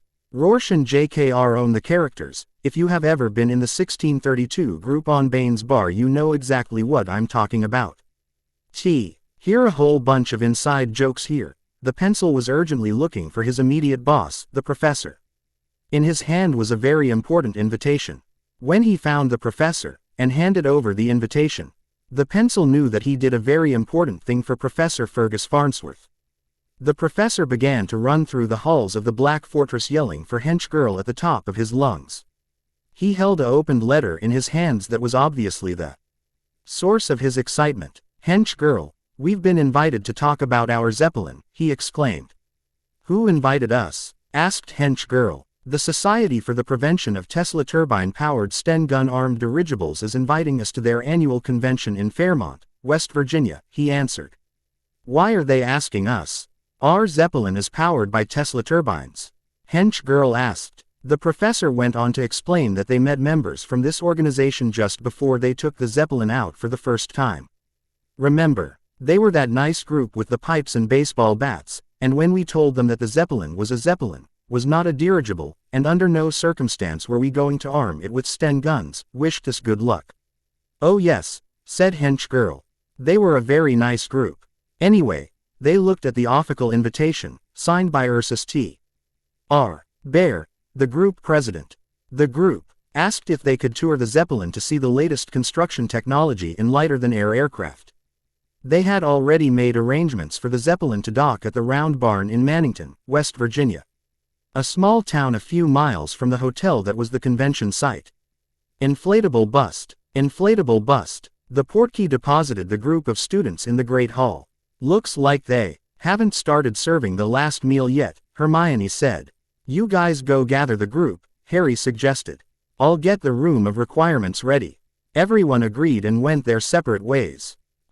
RRY walked up to the room of requirements and focused on making a large dueling platform and a stand of bleachers. "Dobby," Harry called out. "Yes, Harry Potter, sir." Dobby popped in. "Would it be possible to get some food served here later?" Harry asked. "I was hoping to get in some studying with my friends and I thought we might miss our dinner." "Dobby will take care of it, Harry Potter, sir," the little elf agreed. "Thank you, Dobby," Harry said fondly. "Thank you, Harry Potter, sir," Dobby snapped back. Harry began chuckling and the little elf disappeared. Harry opened the box to inspect the safety dueling wands. They came in an assortment of exceedingly pastel colors such as hot pink, blaze orange, and many more. They really outdid themselves with these things, Harry muttered to himself. "What's this?" Nestled on top of the wands was a small black book. Harry flipped open the front cover and discovered a note written on the first page. "Dear Mr. Black, Hench Girl and I have been talking to the doctor and we have come up with several curses to end lives in ways that would appear to be natural causes. These ways include but are not limited to heart attacks, strokes, and several slower methods. I trust that you can find a use for these in your crusade against evil and injustice. We have also included in this book several charms from our friends at Acme to liven things up, and the Re is the spell that we have been researching on the last page to perform the task that you asked for a spell to do, and I thought I should include it because, well, why not? This book is charmed only to be readable to you and us. Signed, the Professor and Hench Girl, Love Hench Girl." While he waited for everyone to arrive, Harry opened his new book and began to read. In ones and twos, Harry's students began to arrive. Most of them choose to take a seat at the bleachers, a few of them choose to cluster around Harry. When it looked like everyone had arrived, Harry closed his book and stood up. "What are we doing today, Harry?" One of the younger students called out. "I've got some new toys to play with and some new spells to teach," Harry replied. "Yay!" the students cheered. "Neville," Harry said with a grin. "I can trust you, right?" "Yeah, Harry," Neville agreed quickly. "Great," Harry said with a grin. "Take this wand and hit me with a reducto to the chest." "What?" Neville asked. "I can trust you," Harry said with a grin. "Why don't you trust me?" "I trust you, Harry," Neville agreed nervously. "Reducto." Ginny screamed as Harry slumped to the ground. "What did you do, Neville?" "He told me to do it," Neville said. The poor boy was close to tears. "Why did he tell me to do that?" "Step back," Hermione ordered. Several quick steps brought her to Harry's side. "There's no blood. I thought he was gonna block it," Neville babbled. "I thought he was going to show us a new spell." "I'll do that later." Harry's voice caused everyone to jump. "I take it you all enjoyed my demonstration." How dare you worry us like that? Hermione growled. I told you to trust me, Harry said with a grin. These new wands I got are for dueling practice. As you saw, they won't do any damage but they will replicate the effects. If Neville had hit me in the arm then I wouldn't have been able to use it and it would have hurt quite a bit. They can cause pain, Hermione asked. Not much, Harry said quickly. And might I remind you that pain is a good teacher. I suppose, Hermione agreed. This might be a good time to teach that charm you told me about. Good idea, Harry agreed. Anyone ever heard of Bugs Bunny? Several Muggle-born and half-blood students agreed that yes they had heard of the infamous rabbit. Acme, Harry flicked his wand. The students watched in delight as an anvil crashed into the ground. Neat huh? Harry spent the next few minutes giving a short lecture on how to use the Acme charm, and another larger lecture explaining that while cool, the Acme charm was so dangerous and should not be used against other people except in the most dire circumstance. What about coyotes? One of the younger students asked. May charm on coyotes. I suppose, Harry agreed slowly. But I don't think there are any coyotes in Europe. The student slumped in disappointment. Okay everyone, Harry raised his voice. Let's spend the next few minutes practicing the charm. Then it's time for you all to go get something to eat. Everyone spent the next bit of time practicing and after a few minutes, the younger students began to trickle out of the room leaving behind only Harry and his inner circle. Okay everyone, Harry said as soon as the last of the normal students left the room. Let's get something to eat. Dobby. Yes Harry Potter sir, Dobby popped in. Could you get us something to eat? Yes Harry Potter sir, Dobby agreed. Dobby will take your orders now. Everyone gave the strange house elf their requests and Dobby popped out of the room to get their food. Okay, Harry said with a smile. I have a few new spells to teach. The first one is a type of shield charm, sort of. What do you mean sort of? Hermione asked. It conjures several small CTS and causes them to orbit around your body, Harry replied. They are working on a version that will home in on any incoming curses but at the moment luck is the only thing that makes it work. Then what good is it? Ron asked. Like I said, Harry replied. They're working on a better version. If you know how to cast this version then it'll be easier to cast the improved version when it comes out. Makes sense, Neville agreed. This next spell, Harry looked at his inner circle, was one I almost decided not to teach you and there are several others like it that I won't be teaching. Why aren't you going to teach the others? Hermione asked. If you're going to teach one like it then it would make sense to teach the others along the same vein. It all depends on why I'm teaching it, Harry said with a grin. This spell is one of the faster ones, it's quick enough that it'll work in battle, some of the others take a bit longer. What's the spell Harry? Ron asked nervously. It's called the Triple Heart Attack Curse, Harry replied. As the name suggests, it inflicts a massive and fatal heart attack on the target that kills within seconds. Why are you teaching us this Harry? Hermione asked in horror. And why do you know other spells like this? I'm teaching this because it's not an unforgivable, Harry explained. And I want you guys to have a quicker option than a reducto. It also doesn't take much energy to cast, much less than the reducto anyway. You still haven't told me why you know spells like this, Hermione demanded. Tell me. I could say that you're better off not knowing, Harry replied. Or I could say something about knowing your enemy. The truth is that they could be useful and I can't afford not to know any spell that could be useful. I can accept that, Hermione said meekly. But I don't have to like it. Anyone else have something to add? Harry asked the room. Then before I continue let me just say this, only a few people outside this room know this spell. I would be willing to say that I'm the only person in Britain that can cast this spell. Do not abuse it and do not teach it to anyone else. I think it would be best to keep the knowledge of an easy and untraceable way to kill to ourselves, don't you? The group all muttered their agreement. Are you sure we need to learn this? Neville asked with a frown. Are you sure we don't? Harry retorted. Just because you know a spell doesn't mean you're going to use it.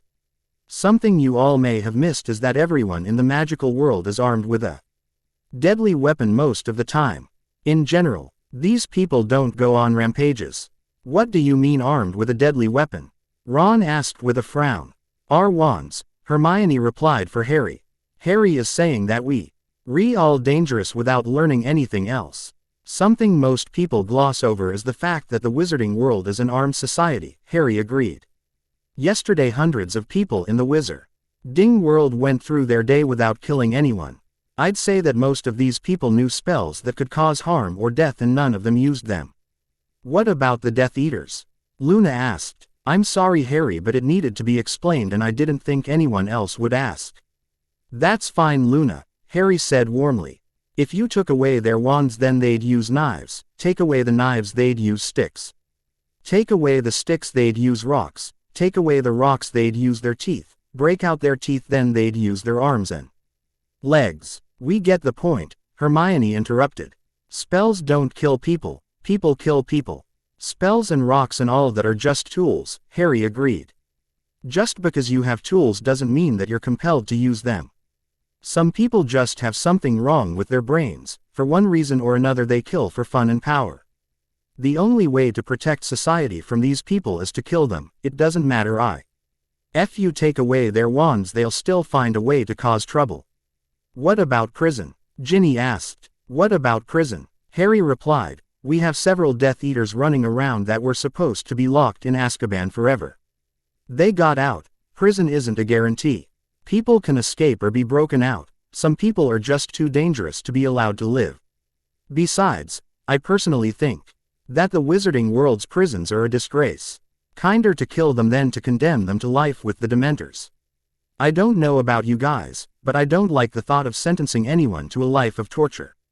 Torture? Hermione asked nervously. What else would you call what the Dementors do to people? Harry said with a shrug. Dobby has brought your food, the little house elf called out. In his arms was an enormous tray. Just put it down Dobby, Harry ordered. Would you like to join us? Harry Potter invites Dobby to eat with him. The little elf looked amazed. I'm sorry. Harry Potter sir, but Dobby has work to do. Perhaps another time then, Harry suggested. Thank you Dobby, we'll take it from here. The group spent the next 2 hours practicing Harry's new curse and discussing possible scenarios where the curse could be used. Ron pulled Hermione aside as the meeting broke up. Suppose you're not happy about that new curse. I'm not happy that Harry's the one teaching it, Hermione replied. I don't like watching him get colder. I'd hoped that he could have gotten through this war without. Things will get better when we have peace again, Ron reassured his friend. We just have to get through the war and things will go back to normal. I guess, Hermione said with a frown. It's just all been so sudden. Just give it time, Ron repeated himself. War has a way of changing people, so I'm sure that peace is the same way. Harry will go back to the way he was before the war and this'll all be just another unpleasant memory. I hope you're right Ron, Hermione said aloud. But I'm sure you're not, she finished in her mind. Nothing would ever be the same again. The night passed and the day went by rather quickly. Most of the students arrived early for their defense class. For the first time in years they had a competent professor. One that wasn't a glory hound or Death Eater, one that seemed interested in teaching them how to defend themselves.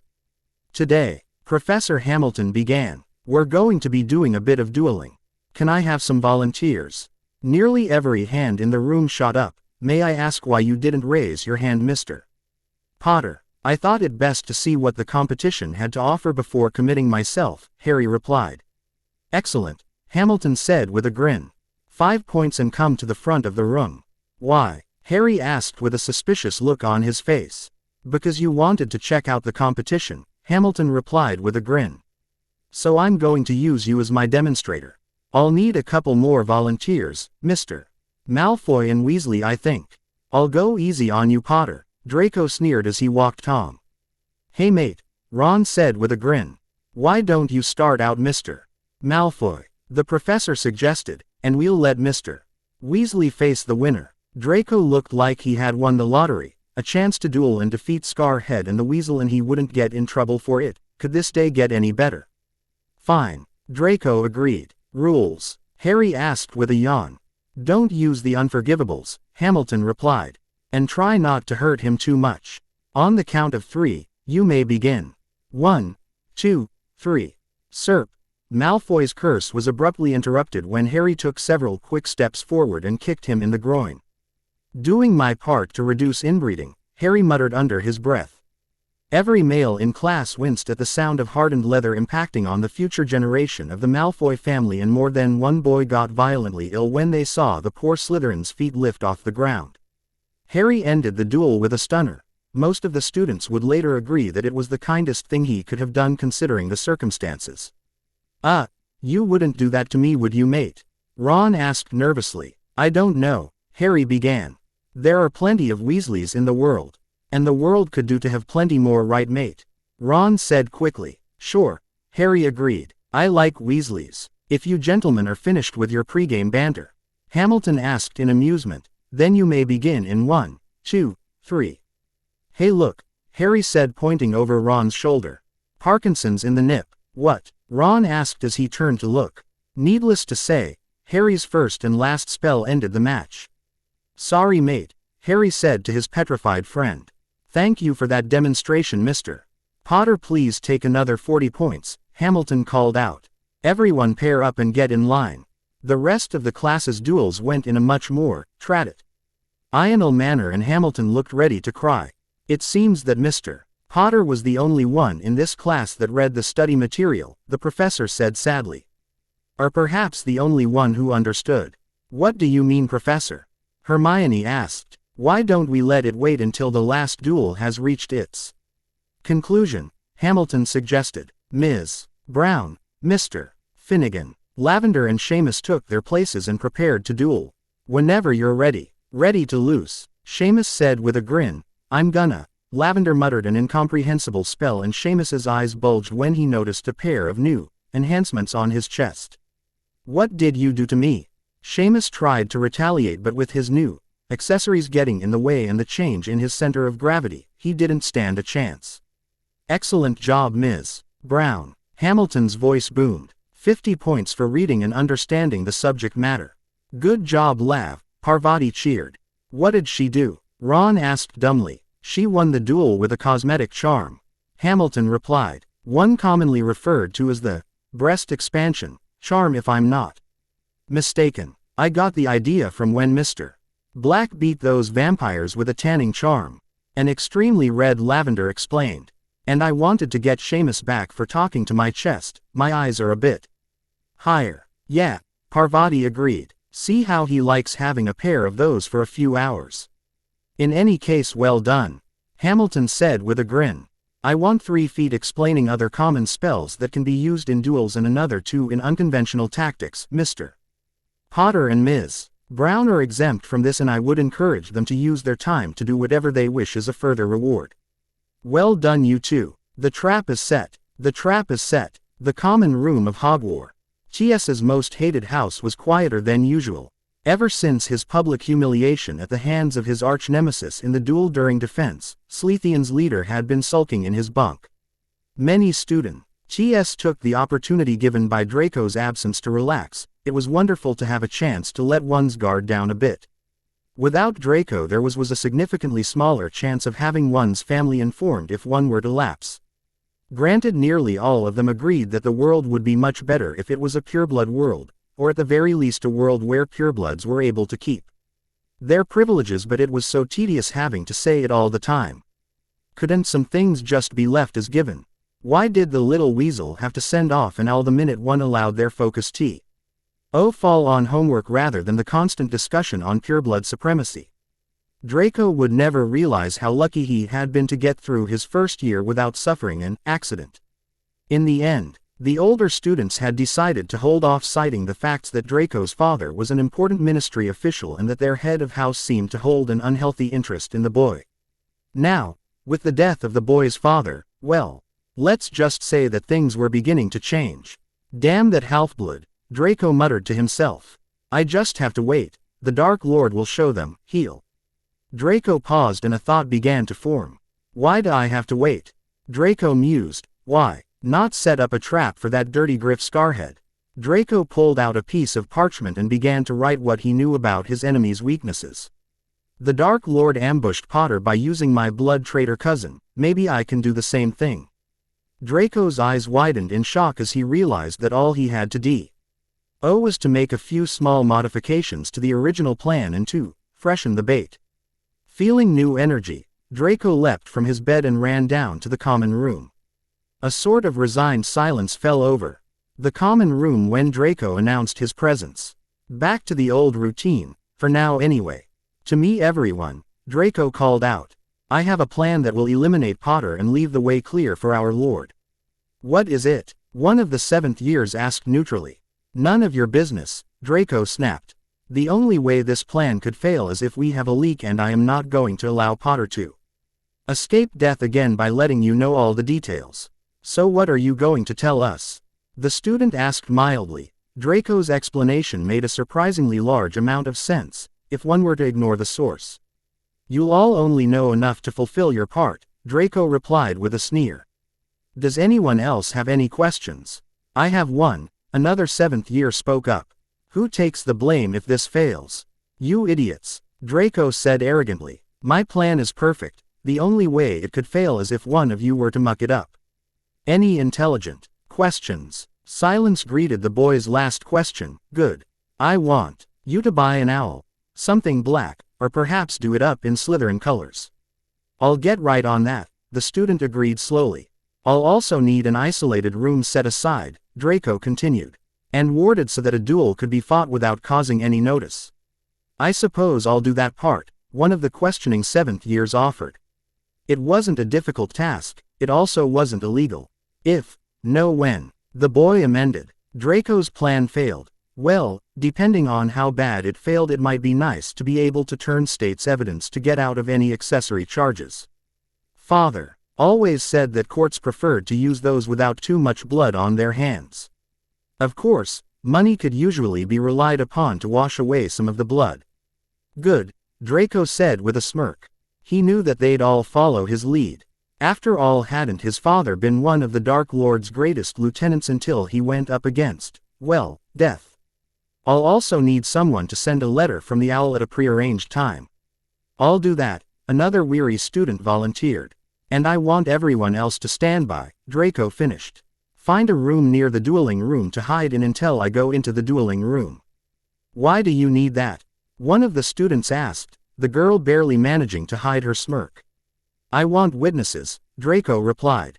And I might need you to keep me from being disturbed. Fine, the girl agreed. Now be Agnid, Draco commanded. So, one of the students whispered to another. Do you think that idiot's going to try to duel Potter again? Probably, the other student agreed. Dumb git's been whining about how Potter didn't fight fair and how Potter attacked before he was ready. My guess is that moron'll lure Potter down. We'll watch Potter stomp him into the ground. Then Draco will scream for help from the witnesses, and complain if we pretend not to hear it. Sounds about right, dumb little bastard. With his father gone, all he's got to protect him is Snape. We can get around that. The student agreed. I don't fancy getting into a fight with Potter, he's changed. Fight's dirty, and you should look in his eyes sometime, the student continued. I've seen that look on some of my father's friends, you know the ones. Yeah. Guess we won't be hearing Draco. Room had too many wards. Sounds right, I'll tell the others. Is there some reason you called this meeting, Amelia? One of the other department heads asked. Since Fudge's resignation and subsequent suicide, the department heads had been running the government. I have a dead man in one of my cells, Madam Bones replied. And he's agreed to tell me everything he knows about Voldemort on the condition that he is not sentenced to death. So why does this concern us? The man asked slowly. Seems like the business of your department. Before I answer that, let me ask you a question. Amelia replied with a smile. Have any of you noticed that ministry casualties have been high in the last few weeks? I lost 5 of my people, the man agreed. All thanks to that idiot Fudge's policy of ignoring the problem and hoping it will go away. 7 from my department, another agreed. 4 of them in an accident involving 15 pounds of pudding. Several of them were Death Eaters, Amelia replied quickly to get the meeting back on track. According to the information given by my sources, at least some of them were working for Mr. Black, and I have no idea of what the actual casualty lists might be. Are our departments still compromised? Arthur spoke up for the first time in the meeting. I don't know, Amelia admitted with a frown. But I think it would be a good idea to investigate the matter. Do you really think Mr. Black would allow them to live. Arthur pondered. He hasn't left many survivors in the past. I don't know, Amelia interrupted. But I've already ordered Moody to look into it. Mr. Black helps those who help themselves. Then what's the problem? Arthur asked. You seem to have things well in hand. The problem is the trials from the last war, Amelia explained. We have at least one innocent man going to prison for crimes he didn't commit. We have another that we now know escaped from prison with the help of a ministry official, and it's common knowledge that several Death Eaters bought themselves out of a kiss. So what are you saying? One of he people prompted. I'm saying that it's long past time we take a look at the way we conduct trials in our world, Amelia replied. It's long past time to update laws and procedures so that these mockeries of justice can't happen again. I agree, Arthur said quickly. I'd also like to see the last trials wars looked over. I want every trial looked over, Amelia replied. We'll start with the ones that still have people in prison and work from there. So what do you need from us? One of the department heads asked with a frown. Your agreement, Bones replied. Let's be honest, Mr. Black gutted our chain of command. Several of us are only acting department heads because there isn't a minister to confirm our appointments and the rest of us were removed from the chain because that idiot Fudge was too afraid that one of us wanted his job. Mr. Black killed or disappeared everyone in the normal chain and ministry laws are so confused that it'll take us months to figure out who's supposed to be in charge. Whether we like it or not, this group is ineffective. Control of the ministry until we get a new minister. So what are you saying, Amelia? Arthur asked, his mouth suddenly dry. I'm saying that I need your agreement before I do anything, Amelia said. I refuse to act without a vote of majority, to do otherwise would lead to some very unfortunate things. I agree, Arthur said. I don't think any one of us wants to be the new Fudge. Show of hands, Amelia spoke up. All in favor of my plan. I guess the motion passes. Next order of business. We've got to get a new minister. Anyone have any ideas on how to find out who's supposed to be in charge? I've been looking through the mess that Fudge left us and I can't make heads or tails of it. We could try asking my son, Arthur suggested. He worked as Fudge's assistant. And he's also Mr. Black's agent, Amelia said with a grin. Okay everyone, Harry called out. I think it's time to get started. Harry's students turned to him with looks of anticipation. What are we doing today, Harry? Dueling practice, Harry replied. Remember the rules. It's only cheating if the other guy does it. The students repeated with a grin. That's right, Harry agreed. The only unfair advantage is the one you don't have. This is not a game, this is war. The other rule to remember is to do unto others before they have a chance to do unto you. The students signaled their agreement and broke off into groups. Harry watched as the students practiced the skills he'd been teaching and a smirk formed on his face. This wasn't a group that he'd willingly take into battle, but it was a group that would surprise any attacking Death Eaters, hopefully long enough for help to arrive. Harry, Hannah called out. Could I talk with you for a minute? Sure, Harry agreed. Come on over. Hannah licked her lips nervously and walked over to Harry. I don't know how to say this. Just say it, Harry suggested. And we'll go from there. I'm sorry, Hannah spoke slowly. I know I'm letting you down but I just don't think I could kill anyone. I'm so sorry, Harry. I'll leave the group if you want. Why would you do that? Harry asked with a puzzled look on his face. Because I can't fight, Hannah wailed. I'm useless to you and I let everyone down. That isn't a problem, Hannah, Harry assured his friend. Do you know why I take the time to run this group? So you'll have more people on your side when you confront Voldemort, Hannah replied nervously. No, said Harry, it's so you'll all have a better chance to defend yourselves if the worst happens. I have no intention of leading any of you into battle, and to be honest I wouldn't have a clue of how to lead you. Then what about your demonstration? Hannah had calmed. It was the quickest way I could think of to show everyone how serious the subject matter is, Harry explained. I don't want anyone playing around with the things I'm teaching you all. It's dangerous magic and it shouldn't be played with. Thank you, Harry, Hannah said in relief. But what should I do? I don't want to hurt anyone and I don't want to leave the group. Be creative, Harry suggested. Lav won a duel with a breast-expanding charm. You don't have to hurt people to win a duel. I could do that, Hannah agreed. What do you want me to do when you're teaching everyone the advanced spells? It wouldn't hurt to learn them, Harry said with a shrug. But if you don't want to, then I'd suggest you find something else to study. I'm afraid I might not be of too much help if want to learn something like potions or healing, but I'll do my best. Healing? Hannah asked with a smile. It could be useful Oh, have someone around that can do a little healing, Harry agreed. Come to think of it, it'd probably be for the best if all of us learned a bit of healing magic. And it'd be really good to know how to heal before I have children. Hannah said enthusiastically. You and Ron more serious than I'd thought, huh? Harry asked with a grin. Hannah croaked.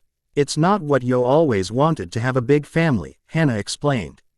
It's one of the things that attracted me to Ron. You know how big Weasley families tend to be. I know, Harry agreed.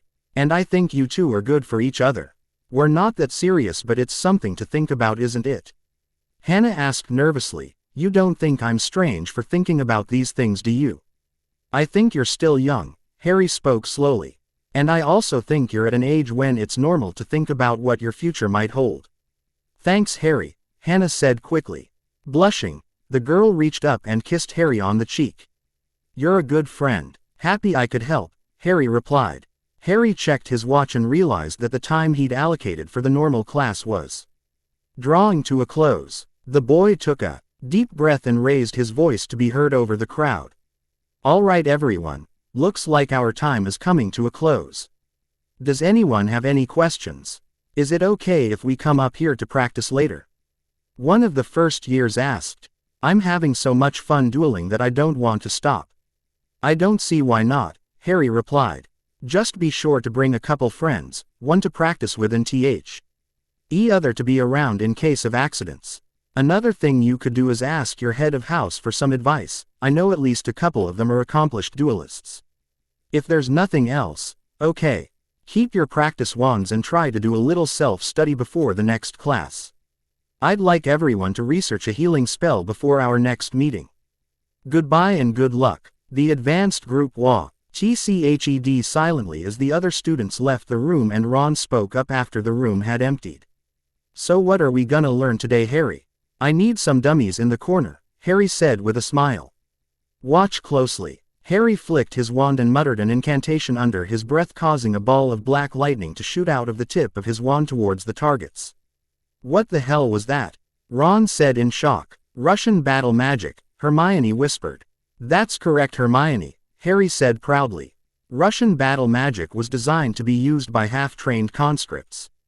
It's the saint way I've found to do a lot of damage to a lot of people.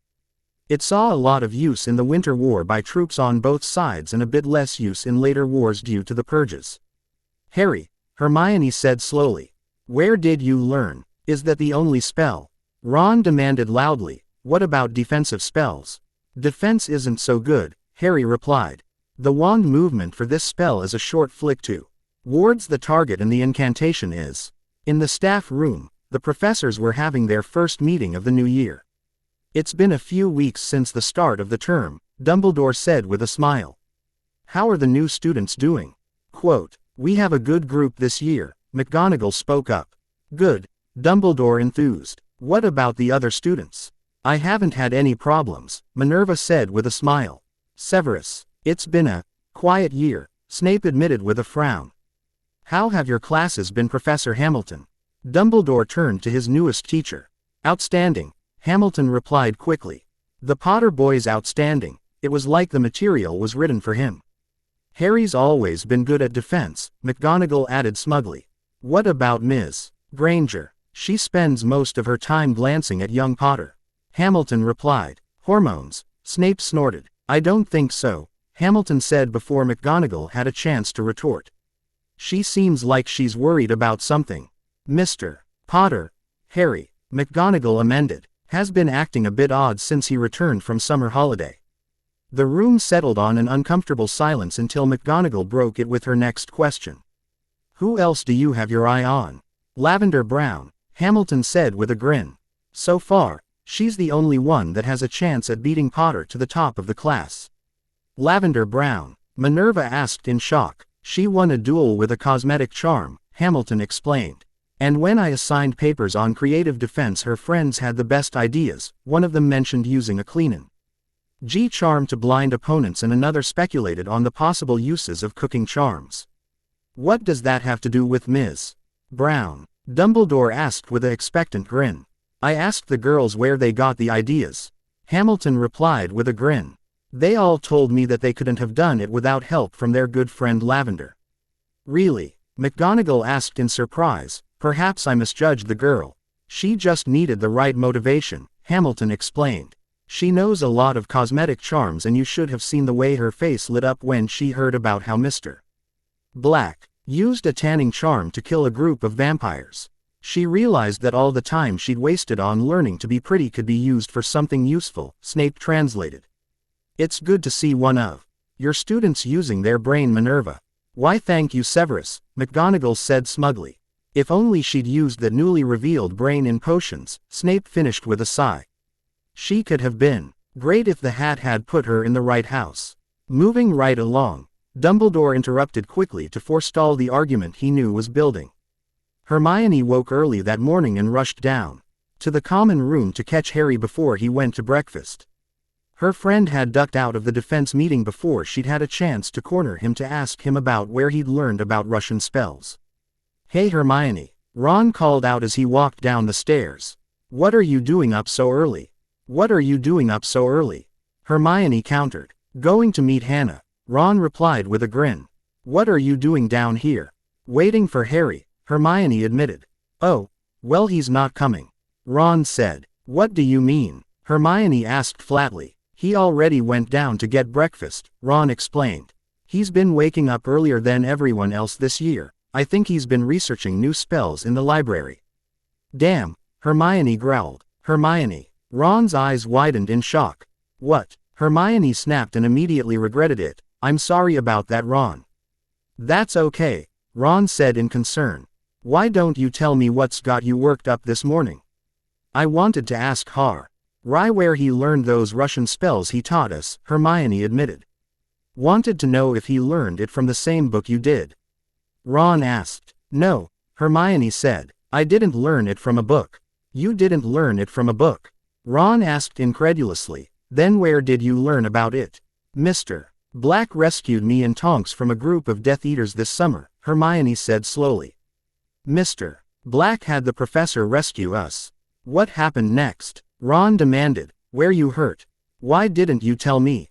I didn't get hurt and I didn't want to worry you, Hermione explained. So what happened next then? Ron asked, his heartbeat slowly returning to normal. We watched from a distance as Mr. Black killed the Death Eaters, Hermione replied. He used some sort of explosive device first. And then he hit them with a bunch of Russian spells. Oh, Ron said in understanding. He might have learned them at Percy's wedding. Maybe, Hermione agreed. But I want to hear what he has to say. Just don't push him too hard, Ron ordered. I won't, Hermione promised. Great, Ron said happily. Let's go meet up with Hannah and go get some breakfast. Is that all you ever think about? Hermione teased. You're going to get fat if you keep eating like that. You're just jealous of my girlish figure, Ron retorted as they walked out through the fat lady's portrait towards the Hufflepuff common room. What'll Hannah think when she hears that? Hermione asked in mock horror. It must be hard on a girl to have to compete with her boyfriend like that. She's a strong girl, Ron said with a shrug. She'll get over it. Hermione cut off at the approach of one of the new first years. Excuse me, a young first year in, help me. What do you need? Hermione asked with a friendly smile. I lost my toad, the first year said slowly. And I was wondering if you'd help me find it. Of course I will, Hermione agreed. Thank you, the first year said happily. I didn't want to go to the Slytherin prefects because I was afraid that they'd make fun of me again. Well, I won't make fun of you, Hermione assured the young student. Her eyes flicking to look at the green and silver crest on the boy's robes. I've gotta go meet Hannah, Ron spoke up. I'll talk to you later, Hermione. Later, Ron, Hermione agreed. This way, the first year said quietly. He's down in the dungeons. That's to be expected, Hermione assured the small child. Toads like dark damp places and it's not far from your common room. Hermione followed the first year down several flights of stairs and through a maze of corridors. I last saw him in this room, the first year explained as he pushed through a darkened doorway. Then we had better start looking here, Hermione agreed. Hermione's grin disappeared when she noticed that the room was not empty. Hello Mudblood, Draco sneered. Fancy meeting you here. You said you'd give him back. The first year's voice quivered as he spoke. Here, Draco tossed a toad across the room. Now go wait with the others, it won't be good for you if you try to go somewhere else. I'm sorry, the first year whispered as he brushed past Hermione. That's okay, Hermione whispered back. It's time to prove once and for all that your kind doesn't have a place in my world, Draco sneered. I challenge you to a duel. You want to duel me? Hermione asked in amusement. I want to prove that a pureblood can beat a mudblood any day, Draco corrected. You're the best mudblood in the school, so you're the best one to use in my demonstration. What makes you think that I'll participate in this farce? Hermione asked with a grin. Because Potter thinks the Dark Lord has you, Draco said gleefully. If you don't get back to the Great Hall soon, then it'll be too late to stop him. What? Hermione's voice turned serious. I have no intention of letting you get out of this room, Draco continued. Sure you don't want to duel? Fine, Hermione spat. Let's do it. Draco took a second to adjust his grip and began waving his wand in a complex pattern. A grin adorned his lips in anticipation as he thought about what was about to happen to the dirty little mudblood. Hermione's frown deepened. She recognized the spell Draco was about to cast. She raised her wand and prepared to cast a quick charm to interrupt Draco's preparations and hopeful. Why end the duel before it had a chance to begin? Omake by DJ Thorns. Harry. Hermione stopped when she looked across the table. He obviously wasn't paying attention. Instead his lips were forming a silent chant while he had his eyes apparently locked on a charm's text in front of him. From Hermione's position it was obvious he was watching the head table from the corner of his eye. Harry, this time his raised hand interrupted her. But he still continued his chant and only stopped when a commotion started at the head table. Hermione, along with the rest of the school, was treated to the spectacular sight of Professor Flitwick growing Harry as well. Then, one after the other the same started to happen to the other teachers sitting there and enjoying their breakfast. 43 seconds, Harry said, which he then immediately wrote down before he turned to the girl across the table. You were saying, Hermione, what did you do? The shock was evident in her voice while her eyes stayed locked at the teachers. Those had finished their transformation and now appeared in various state of undress, depending on how well their robes had been able to withstand their sudden massive increases in size and bulk and how quick they were on remembering they actually had a tool at hand to solve this particular predicament. Sadly, Albus Dumbledore seemed not yet have caught on. I'll tell you later. In all the commotion the fact that the Slytherin students were turning into 7-year-olds was completely lost. Later in the Gryffindor common room.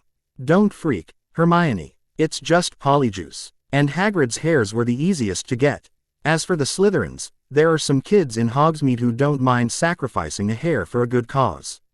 But how? A dose delivered with their drinks. But they would have noticed the taste. Now that's the beauty of it, they wouldn't. I talked to Henchgirl amongst other things about potions and how simple Muggle processes like distillation and charcoal filtering can dramatically improve the qualities of a potion. So you tried it out. Nah. Remember our effort trying to brew a batch back in second year? I wouldn't trust myself not to foul it up in a hurry. And the specifics of the process are still trade secret of black ink. I simply asked Henchgirl if I could have a sample. Oh, yeah, this Fortify Ed version is almost tasteless if you give a spot of vodka to it, and it should last a bit longer too. About 24 to 48 hours. And with vodka and lime it even runs on a timed trigger. Easier to catch all of them at once. We have a pranking tradition to uphold and lately we seem to have lapsed a bit. Omake Manatharan. Hermione chewed on her fingernails nervously. It wasn't something she was accustomed to doing. But somehow it just seemed right. Ron, are you sure that maybe we shouldn't talk to him? I mean, he does seem happy, but isn't this a little extravagant? Ron shrugged and helped himself to another BBQ. Nah, Harry will open up to us in his own good time. Hermione chewed on her fingernails again before speaking up. But he was openly flirting with a bunch of Vila yesterday. And they all kept giggling. Like they knew something we don't.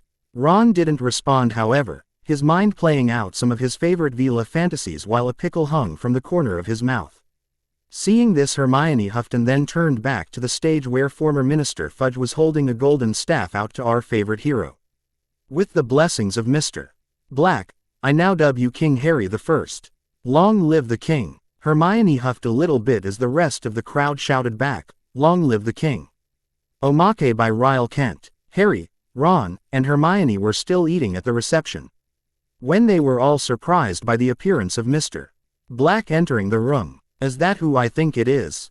Ron asked. It can't be, Harry replied, looking for the obscured face under the hood. The three of them watched Mr. Black offer his congratulations to Percy and Penny, and talk for a short time with other guests before he made his way to the three of them. Enjoying your visit, Harry, Ron, Hermione? He asked them kindly. Ron and Hermione just stared open-mouthed at Mr. Black. Their stares turned towards Harry when he asked, who are you really? Ah, ever the cautious one. I approve. Come talk with me a moment. Quote. Harry followed the figure around a few corners to one of the secure spots nearby. Whoever it was knew the layout well to know the little alcove was secured with privacy spells. When Mr. Black lowered his hood, Harry was astonished to see his own face looking back at him. Wah, he said. The other Harry just smiled and looked at his watch. Here, he said, handing him the cloak. Then removing a little hourglass on a chain from his neck. I'm cutting the timing a little close. You need to go, soon. Harry started to understand how Mr. Black managed to show up, and he put the cloak on and activated the advanced obscuring charm. But, how did you get the cloak and time turner? Harry just looked at the new Mr.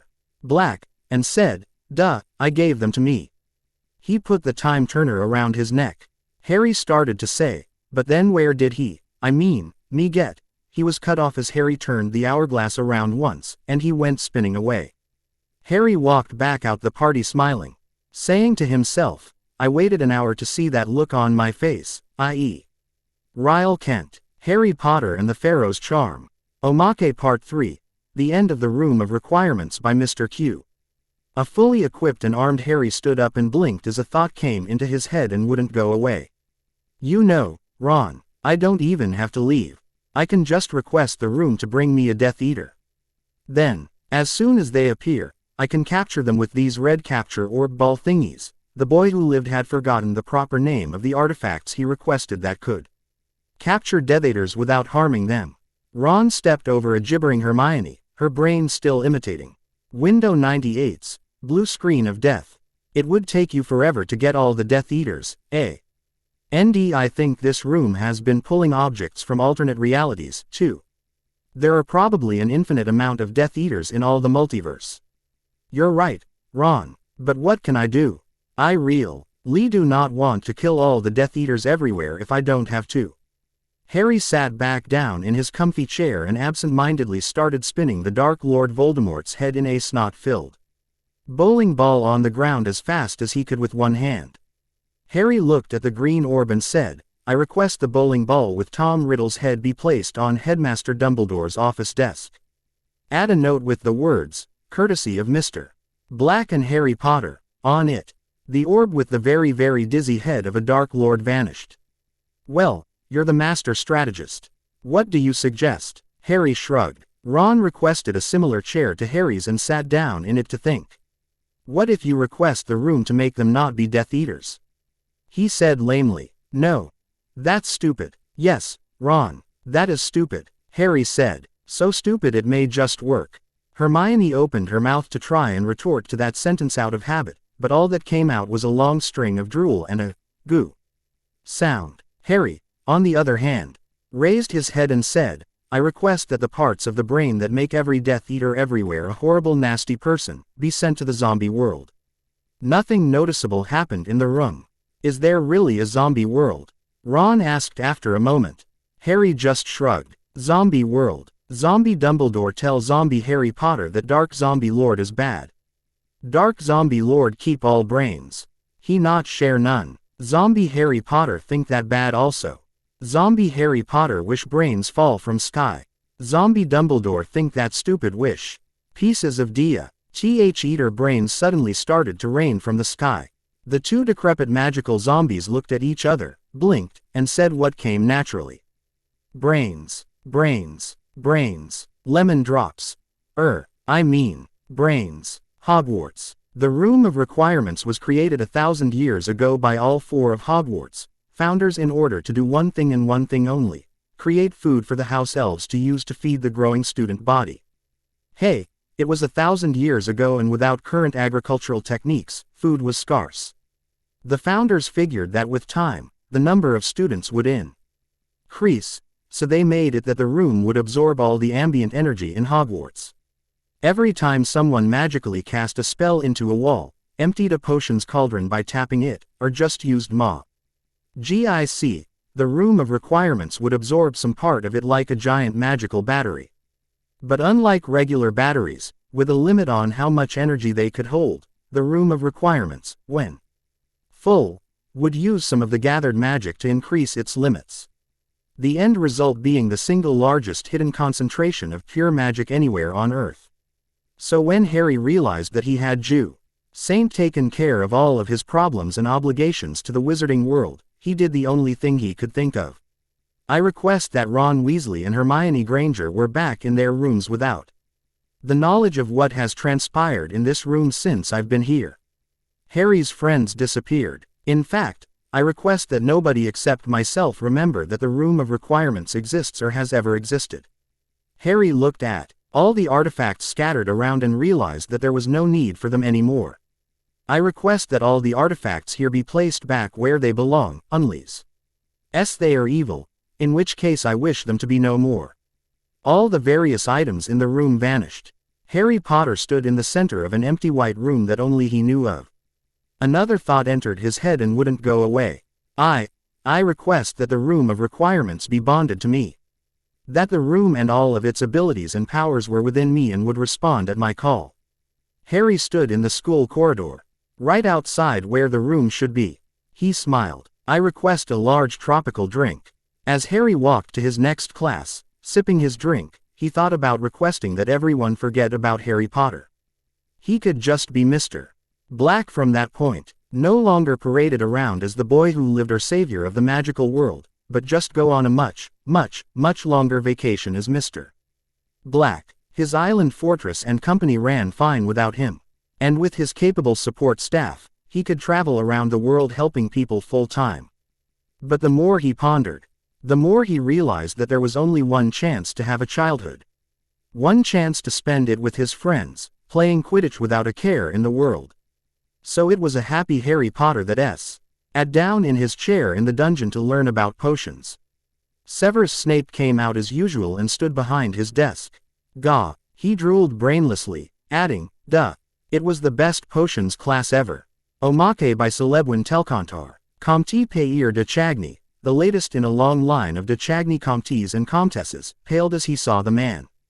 A very well done concealment charm was on the man's face. He was dressed in black and had a large black hat. Payir had no doubt that the man, obviously the infamous Mr. Black, had a lasso in his coat somewhere. It only fit the description.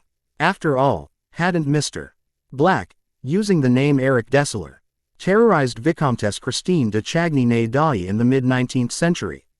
Payir decided quickly to move to China and never see another live production of any kind. He knew only too well how good the Phantom of the Opera was at killing people. One toss of that Punjab lasso, and a person would be hanging by the end of it with a broken neck. Philippe, he called to the driver of his old-fashioned automobile. Oui, Monsieur le Comte. Take me directly home to de Chagny Manor, and order a ticket to Shanghai. Payir fell back against the seat, hoping against hope that he would live until he got to Shanghai. He was after all related to the Raoul de Chagny, the Vicomte who married the illustrious Christine Daae. The end. Ron was halfway to the Hufflepuff common room when he ran into his best friend. Hey Harry, Ron greeted his friend. Morning, Ron, Harry replied. Going off to meet Hannah? Yeah, Ron agreed. I've been walking her to breakfast every day. Good for. Is that a green owl coming towards us? Harry asked in shock. Must be something from Fred and George, Ron said with a laugh. They're always testing odd charms. The owl perched on a convenient suit of armor and extended its leg. Let's see what they want, Harry said with a grin. Be careful opening that, mate, Ron advised. Harry's face hardened as he read the letter. Bastards. What's wrong, Harry? Ron asked nervously. It's a note from Voldemort, Harry replied absently. He says that he's taken Hermione. What? Ron paled. When was the last time you saw her? Harry asked calmly. About 10 minutes ago, Ron replied. She went off to help a Slytherin firstie find his toad. Could have slipped her a portkey, Harry mused. What are we gonna do, Harry? Ron asked. Get her back, Harry replied. Harry deactivated the glamour on his bracelet and reactivated his sept field. Ron's eyes widened as Harry's hair began to gray and he got a brief image of a much harder-looking man before Harry's features twistful blur. Who are you? The redhead asked nervously. Me, I'm just a guy. The stranger donned a long black coat. In bad need of a vacation. Where's Harry? Ron asked. Afraid of the answer. He disappeared sometime this summer, the strange man replied. Maybe someday I'll go find him again, but not now. Now I'm going to go end a few people. Wait, Ron called as the strange man began to leave the room. Take me with you, they're my friends and I want to help. The odd man paused and looked back. No you don't, if you come with me then you will die. Either your body or your soul, and I'm not going to be responsible for that. I've ended too many lives to want to add another to the list. At least tell me your name, Ron called out. The odd man turned away and walked through the portrait-guarded door. Mr. Black, Shatterbone, Hermione said quickly. A purple ball shot out the tip of Hermione's wand and destroyed Draco's wand hand. Accio wand. Hermione ignored Draco's wand as it flew by her head and approached her downed opponent. How could you win? Draco whined. I'm a pureblood, it shouldn't have been possible for you to win. I practice dueling with Harry every day, Hermione replied calmly. The tip of her wand was trained on Draco's face, and I've spent hours researching new spells. What have you done? My blood should have carried the day, Draco said as he cradled his ruined hand. You shouldn't have had a chance. Interesting theory, Hermione said. Hermione's face hardened as she remembered the reason she fought the duel. Where's Harry? Dead, Draco said smugly. Or he soon will be anyway. Just wait. When the Dark Lord assumes his rightful place as ruler of the world you'll have a chance to join him in death. Ignis, the tip of Hermione's wand started to glow red. Do you know what this charm is? Hermione continued, ignoring Draco's lack of response. It was developpe. In 1642 to light pipes and fell out of use 3 years later when self-lighting pipes were made available. I found it in an obscure book about. Well, I suppose that doesn't matter. Where is Harry? Shut up Mudblood, Draco glared. I'm gonna enjoy teaching you your place after the Dark Lord kills Potter. Really? Hermione jammed the tip of her wand into Draco's arm causing him to let out a pained scream. One interesting thing about the Ignis charm is that it does not cause any damage to the wand that casts it. This is an improvement on some of the older charms of that type that would sometimes cause damage to the tip of the wand due to the intense heat produced. Are you ready to tell me where Harry is? Go to hell Mudblood, Draco shouted. Draco screamed as Hermione marked his other arm. The next time I don't get an answer, Hermione's face was expressionless. I'm going to put this in your right eye. You can't do this, Draco shuddered. You'll go to Azkaban. If you were to read the dueling code, I think you'd find that I can do anything to you I want aside from the 3 unforgivable spells, and I have far too much imagination to have to rely on a simple cursio. RMI1 moved the tip of her wand over Draco's eye. Last chance to give me an answer. Wait, Draco started sobbing. Malfoy Manor. I told him that you'd be at Malfoy Manor. That wasn't so hard now was it, Draco? Now let me explain something to you, Ferret. Hermione's eyes flashed dangerously. If Harry dies, you die. You and your entire family will be no more. Do you understand me?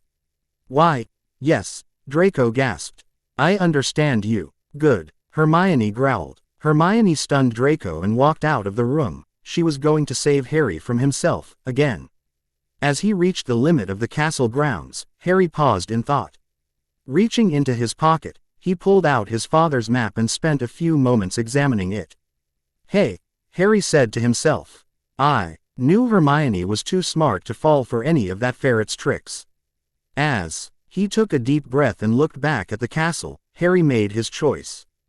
Guess it's too late to go back, Harry mused. I've gone too far and done too many things, it's time things came to a conclusion. Hermione rushed out of the room and into a group of junior Death Eaters. Going somewhere, Mudblood? One of them asked with a smirk. You don't want to do this, Hermione said flatly. Oh, but we do, another disagreed. Is there a problem here? A squeaky voice from the shadows asked. Who? Hermione glanced over. Dobby. Dobby is here, the house elf confirmed. Everything is under control. Dobby, Hermione began. You have to get behind Dobby, Ms. Hermy, Dobby commanded. Dobby has to take out the trash now. Take out the trash? Hermione asked incredulously. Yes, the elf giggled. Mr. Black says that it's important to make witty remarks before battle, unless it makes it not a surprise. I see. Hermione remembered the seriousness of the situation they were in. Go get help while It's Dobby's job to deal with them, the house elf replied firmly. But you can't. Hermione watched in shock as the small elf pulled out a badge. Dobby works for Mr. Black now. The elf smiled and activated the transformation. And Mr. Black doesn't like Death Eaters. What followed could be described as a battle by someone whose only experience with battles had been pushing around their younger schoolmates. Therefore it was lucky that the opposing side was mostly made up of the members of Draco's gang. Several of whom were shocked to learn, and that a dozen poorly trained junior Death Eater wannabes were no match for an enraged house elf. That takes care of that. Dobby nodded in satisfaction as he looked at the pile of his defeated foes. Be happy that Dobby was here and not Mr. Black. Dobby was Gentile, Mr. Black would not have been Gentile, Hermione asked with a smirk. Dobby let them live, the house elf looked up with wide eyes. Mr. Black would not have been so generous. I thought house elves weren't allowed to harm humans. Except in defense of their master, the little house elf replied quickly. Dobby works for Mr. Black. Dobby is now in the service of the world. I see. Hermione twisted her mind around that odd bit of logic. I almost forgot, we have to stop Harry. He's walking into a trap. Dobby will get help, the house elf replied quickly. Dobby will get an army. Wait, Hermione called out as the house elf disappeared. Damn. Hermione ran up several flights of stairs before finally running into someone in the Great Hall. Ron. Hermione slid to a stop. Harry's walking into a trap, we've got to go help him. It wasn't Harry, Ron replied in a dead voice. He said Harry was missing. What are you talking about? Hermione demanded. Who said that? Mr. Black. Ron turned to reveal eyes filled with tears. He said that he didn't know where Harry is, and then he left. What? Hermione paled. We have to get the headmaster. Quote, I wanted to go with him, Ron continued dully. I wanted to go fight, to find Harry. Or avenge him, but he said no. Ron, Hermione blinked back her own tears. I've called the DA. We're going to get Harry. Are you coming with us? I'll go to hell if that's what it takes. Ron took a deep breath. If not even Mr. Black can find Harry, then that means the Death Eaters have him. Let's go get him back. A resounding cheer rose from the collected ranks of the defense study group that had arrived just in time to hear Ron's last statement. I need 4 volunteers, 4 that I can trust. Ron looked around the hall. Not you, Neville. I have something else in mind for you. Can you trust your sister? Ginny stepped forward with a grin. What about me, Ronald? Luna gave a dreamy smile. I'll do it, Hannah nodded. If you can't trust a Hufflepuff, then who can you trust? And I guess I make 4. Dean stepped forward. Can't let you girls have all the fun. I need you all to do this. Ron fixed each with a glare.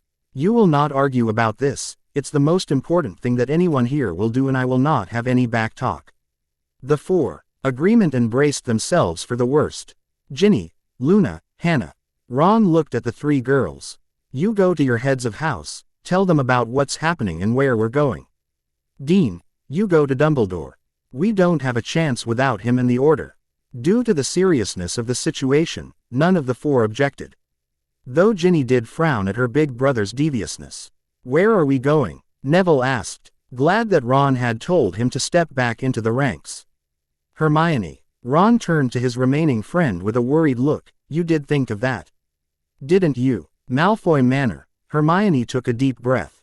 Draco couldn't wait to tell me where to go. What did ya do? Ron smirked. I can't imagine Malfoy doing anything to help us. All I had to do was ask him the right way, Hermione replied evenly. And after a bit of quibbling, he told me everything I wanted to know.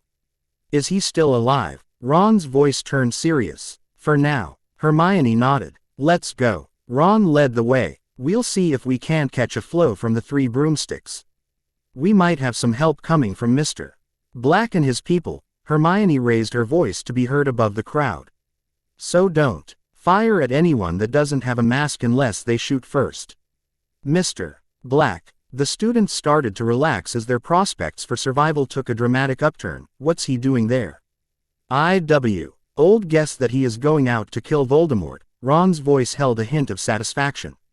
He made contact with me before he left. We don't have time for anything else, Hermione said. Let's go. The students marched out of Hogwarts and through the castle grounds. What's going on? A passerby called out to the group of students as they marched through the United Kingdom's only magical town. We're going to go fight Voldemort with Mr. Black, one of the students replied. What? The passerby asked incredulously. Join us or get out of the way, Ron commanded. We're going to go make the country safe for decent people. You can join us or step out of our way. I can't let you kids go off to die on your own. The man said fatalistically, let's go. The small group picked up a few more members before they burst through the doors of the 3 broomsticks and walked to the fireplace. Ron took a handful of flow powder and tossed it into the flames. Malfoy Manor. Harry arrived at the Malfoy residence and walked through its few defenses like they didn't exist. Stepping over the bodies of the few Death Eaters that had gotten in his way, Harry made himself to the area that he felt a dark presence. Potter. The Dark Lord stood up as Harry entered. So nice of you to come. Hello Tom. Harry's eyes shone with an unholy fury. You're here for the mudblood. Voldemort smirked. I imagine that she's still back in Hogwarts wondering where you are, unless Draco decided to show a bit of initiative. I know, Harry smiled. Little gets no match for Hermione and for your info. Our Mashin the name's not Potter, it's Black. What? The Dark Lord's eyes widened in fear. Avenue. Gaseous Florini. Harry called out, conjuring a cloud of Florini gas around the Dark Lord's body. Goodbye Tom. Voldemort gave a blood-curdling scream as his body was consumed. Harry watched impassively as the Dark Lord's body fell to the ground. And that takes care of that, Harry said in satisfaction. Avenue. Voldemort's hand twitched as he attempted to cast the familiar curse. Not dead yet? Harry asked in surprise. Well, we can take care of that problem. Harry's foot crushed the remains of Voldemort's wand hand and a quick spell summoned it to his hand. Damn you, the Dark Lord gurgled. Guess all those rituals to extend your life and make that body more durable weren't such a good idea after all. Harry asked with a grin. I'd bet the pain must be horrific. Now, Voldemort commanded. Harry felt a sharp sting in his calf as the Dark Lord's pet sunk her fangs in his leg. You think that's going to slow me down? Harry asked with a laugh. I think it's time to end this conversation of ours. Harry drew his sword and changed it to its scythe form with a thought. Goodbye. Tom. Voldemort didn't even have a chance to scream as the large scythe descended to remove his head. Harry felt a sharp jolt of energy as his blade destroyed the Dark Lord. Why won't you die? Nagini hissed. I can't, Harry replied as he turned to destroy the last piece of the Dark Lord. Goodbye. A couple quick spells removed the bodies and Harry exited the castle to find himself in front of a large group of people. Hello Mr. Black, Dobby called out. Is Moldywarts dead? Yes, Harry called back. A loud cheer shattered the night and the men began clapping each other on the back. Away from it all stood Harry, just staring at the old house.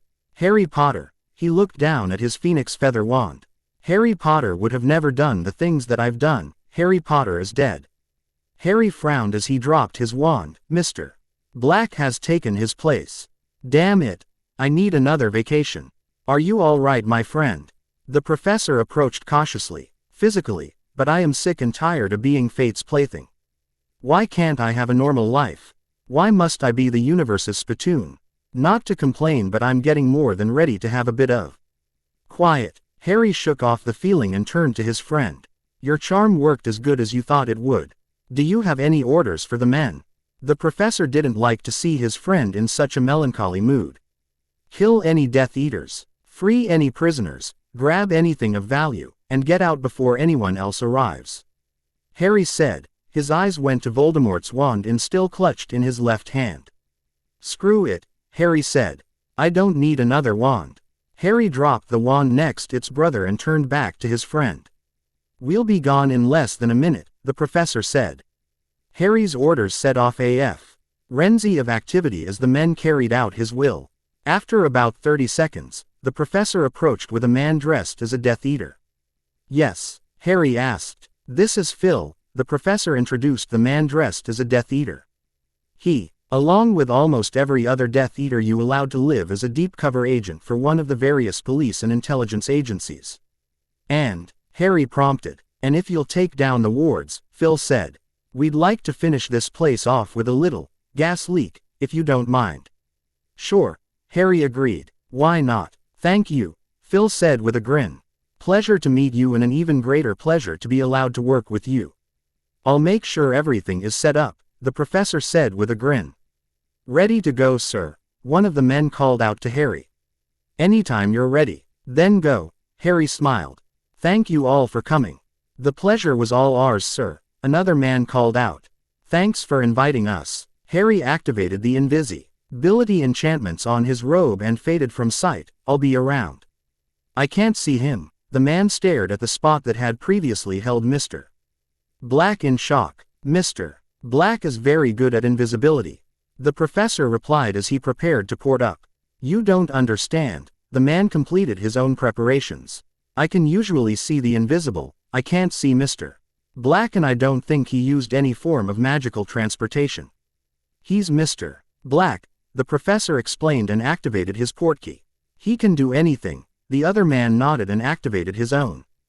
Harry walked away from the house to a safe distance and waited for the old house to disappear. Damn it, Ron repeated. Malfoy Manor, I know that's the bloody address. What's wrong? Hermione asked with a frown. Bloody flow won't connect, Ron replied tightly. Try Budgie Smudgy, a red third year suggested.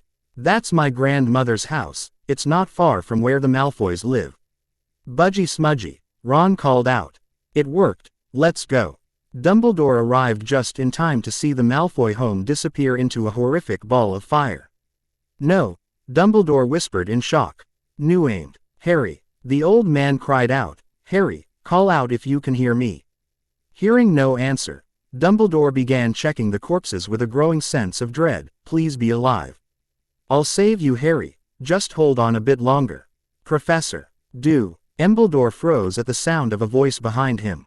Yes, asked as he turned to look at the mixed group of students and townsfolk. Where's Harry? The young student asked with a frown. I don't know, Dumbledore said sympathetically. But we're going to find him.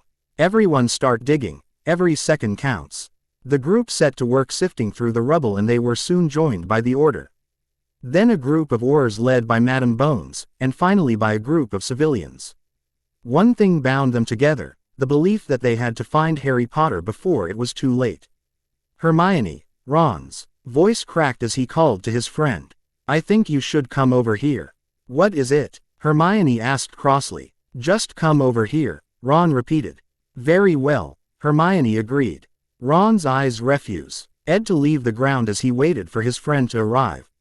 Now what is it? Hermione asked. Is this what I think it is? Ron pointed to something on the ground. His wand, Hermione confirmed in a whisper.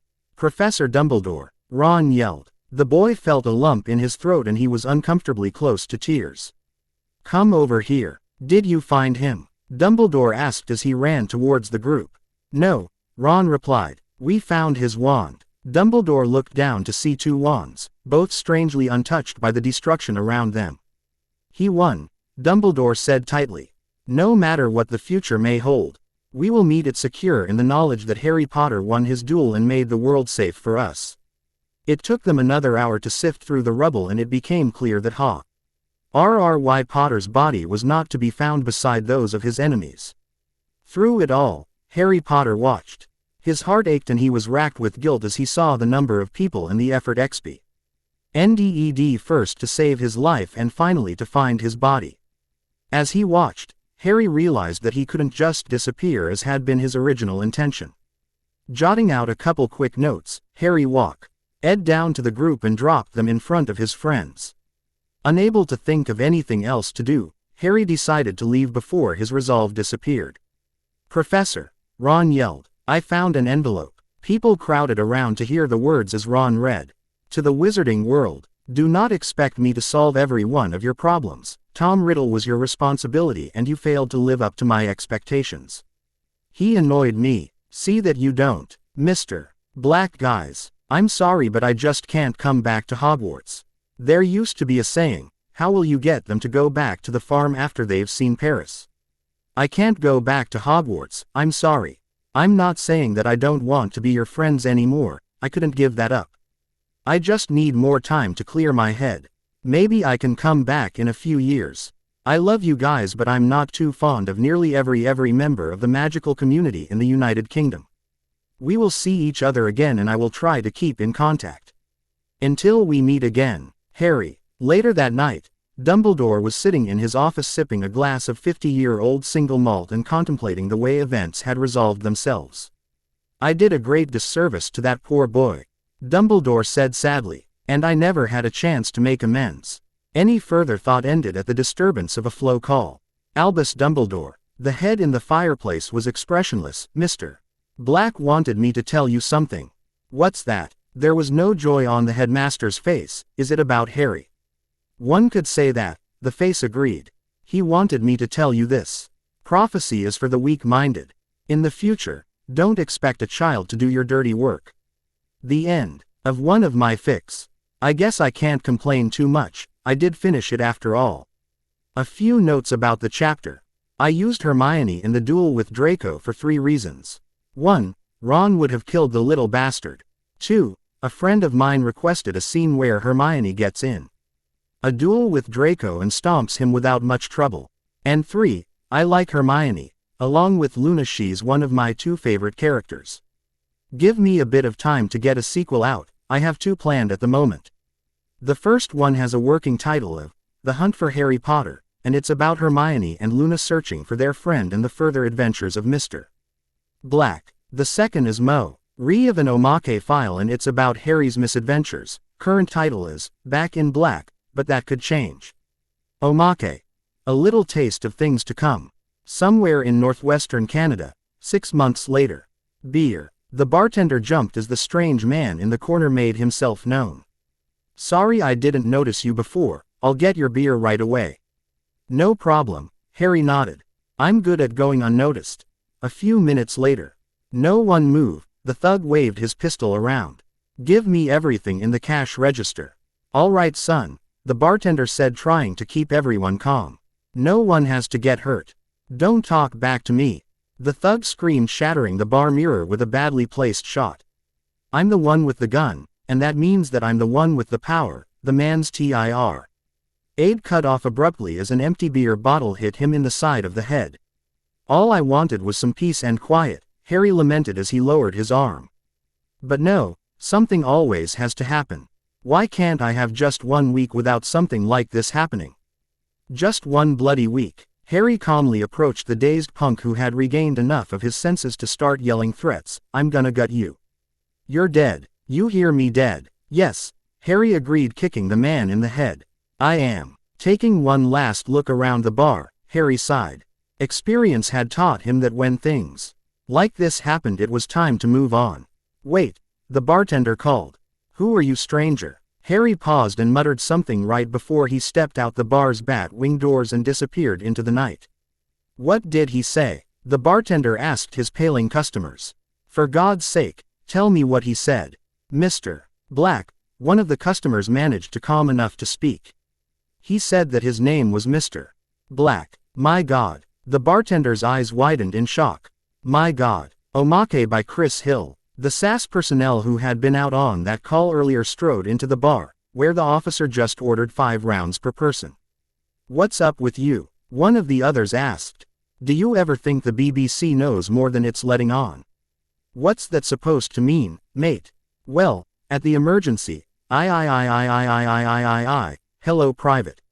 I need to pass, said a woman whose face was unrecognizable and was accompanied by 2 people. The private held up his hand. I'm afraid not, ma'am. Only those with clearance are allowed in.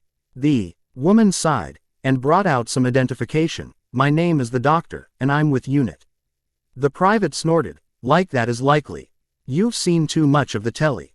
Please ask for your captain.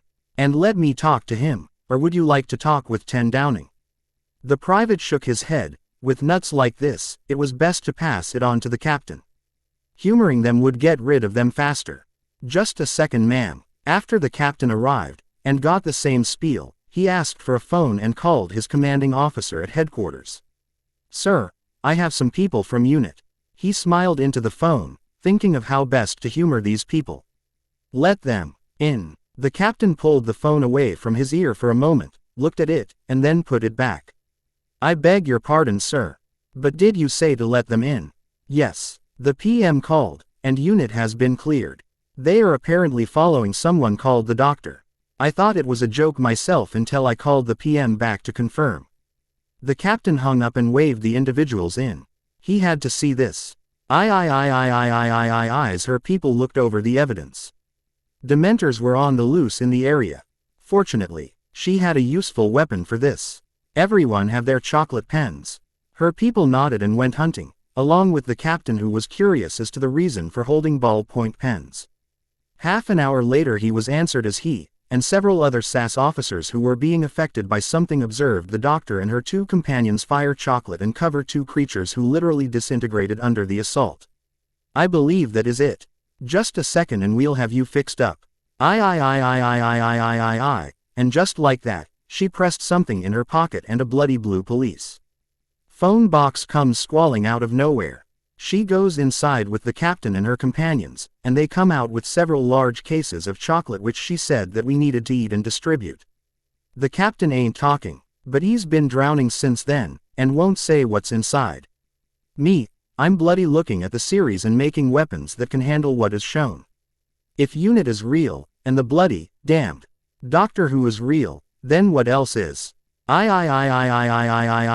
Unit stands for Unnatural Notions Investigative Team. Another good omake by Chris Hill. Fred and George sighed to each other. While it was good to be in on the joke, it was not as good as playing the joke. Brother mine, George began as he was flipping through the instructions on the new equipment that Harry had sent them. We need to do something. Fred continued. He may be a morator's son, but he isn't a professional prankster. George, old fiend, does this badge remind you of something? Fred grinned while reading his manual. George raised an eyebrow and read a passage. That movie we saw a few weeks ago. Do you think the professor will help us with it? Probably. A few days later. There was a knock on Amelia Bones' door. And she looked up. There were no appointments scheduled for this time. 2 heads then stuck themselves in.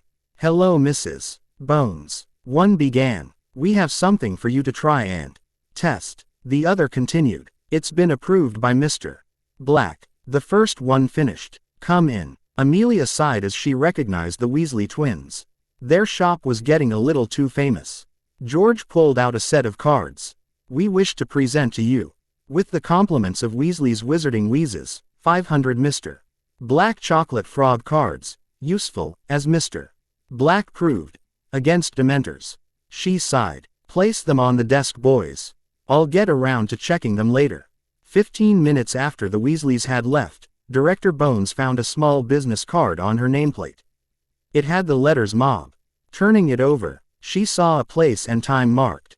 How the hell the card had arrived was a mystery she was going to solve. Bones arrived at the Muggle restaurant and was directed at a table in back, where she saw two men in black suits.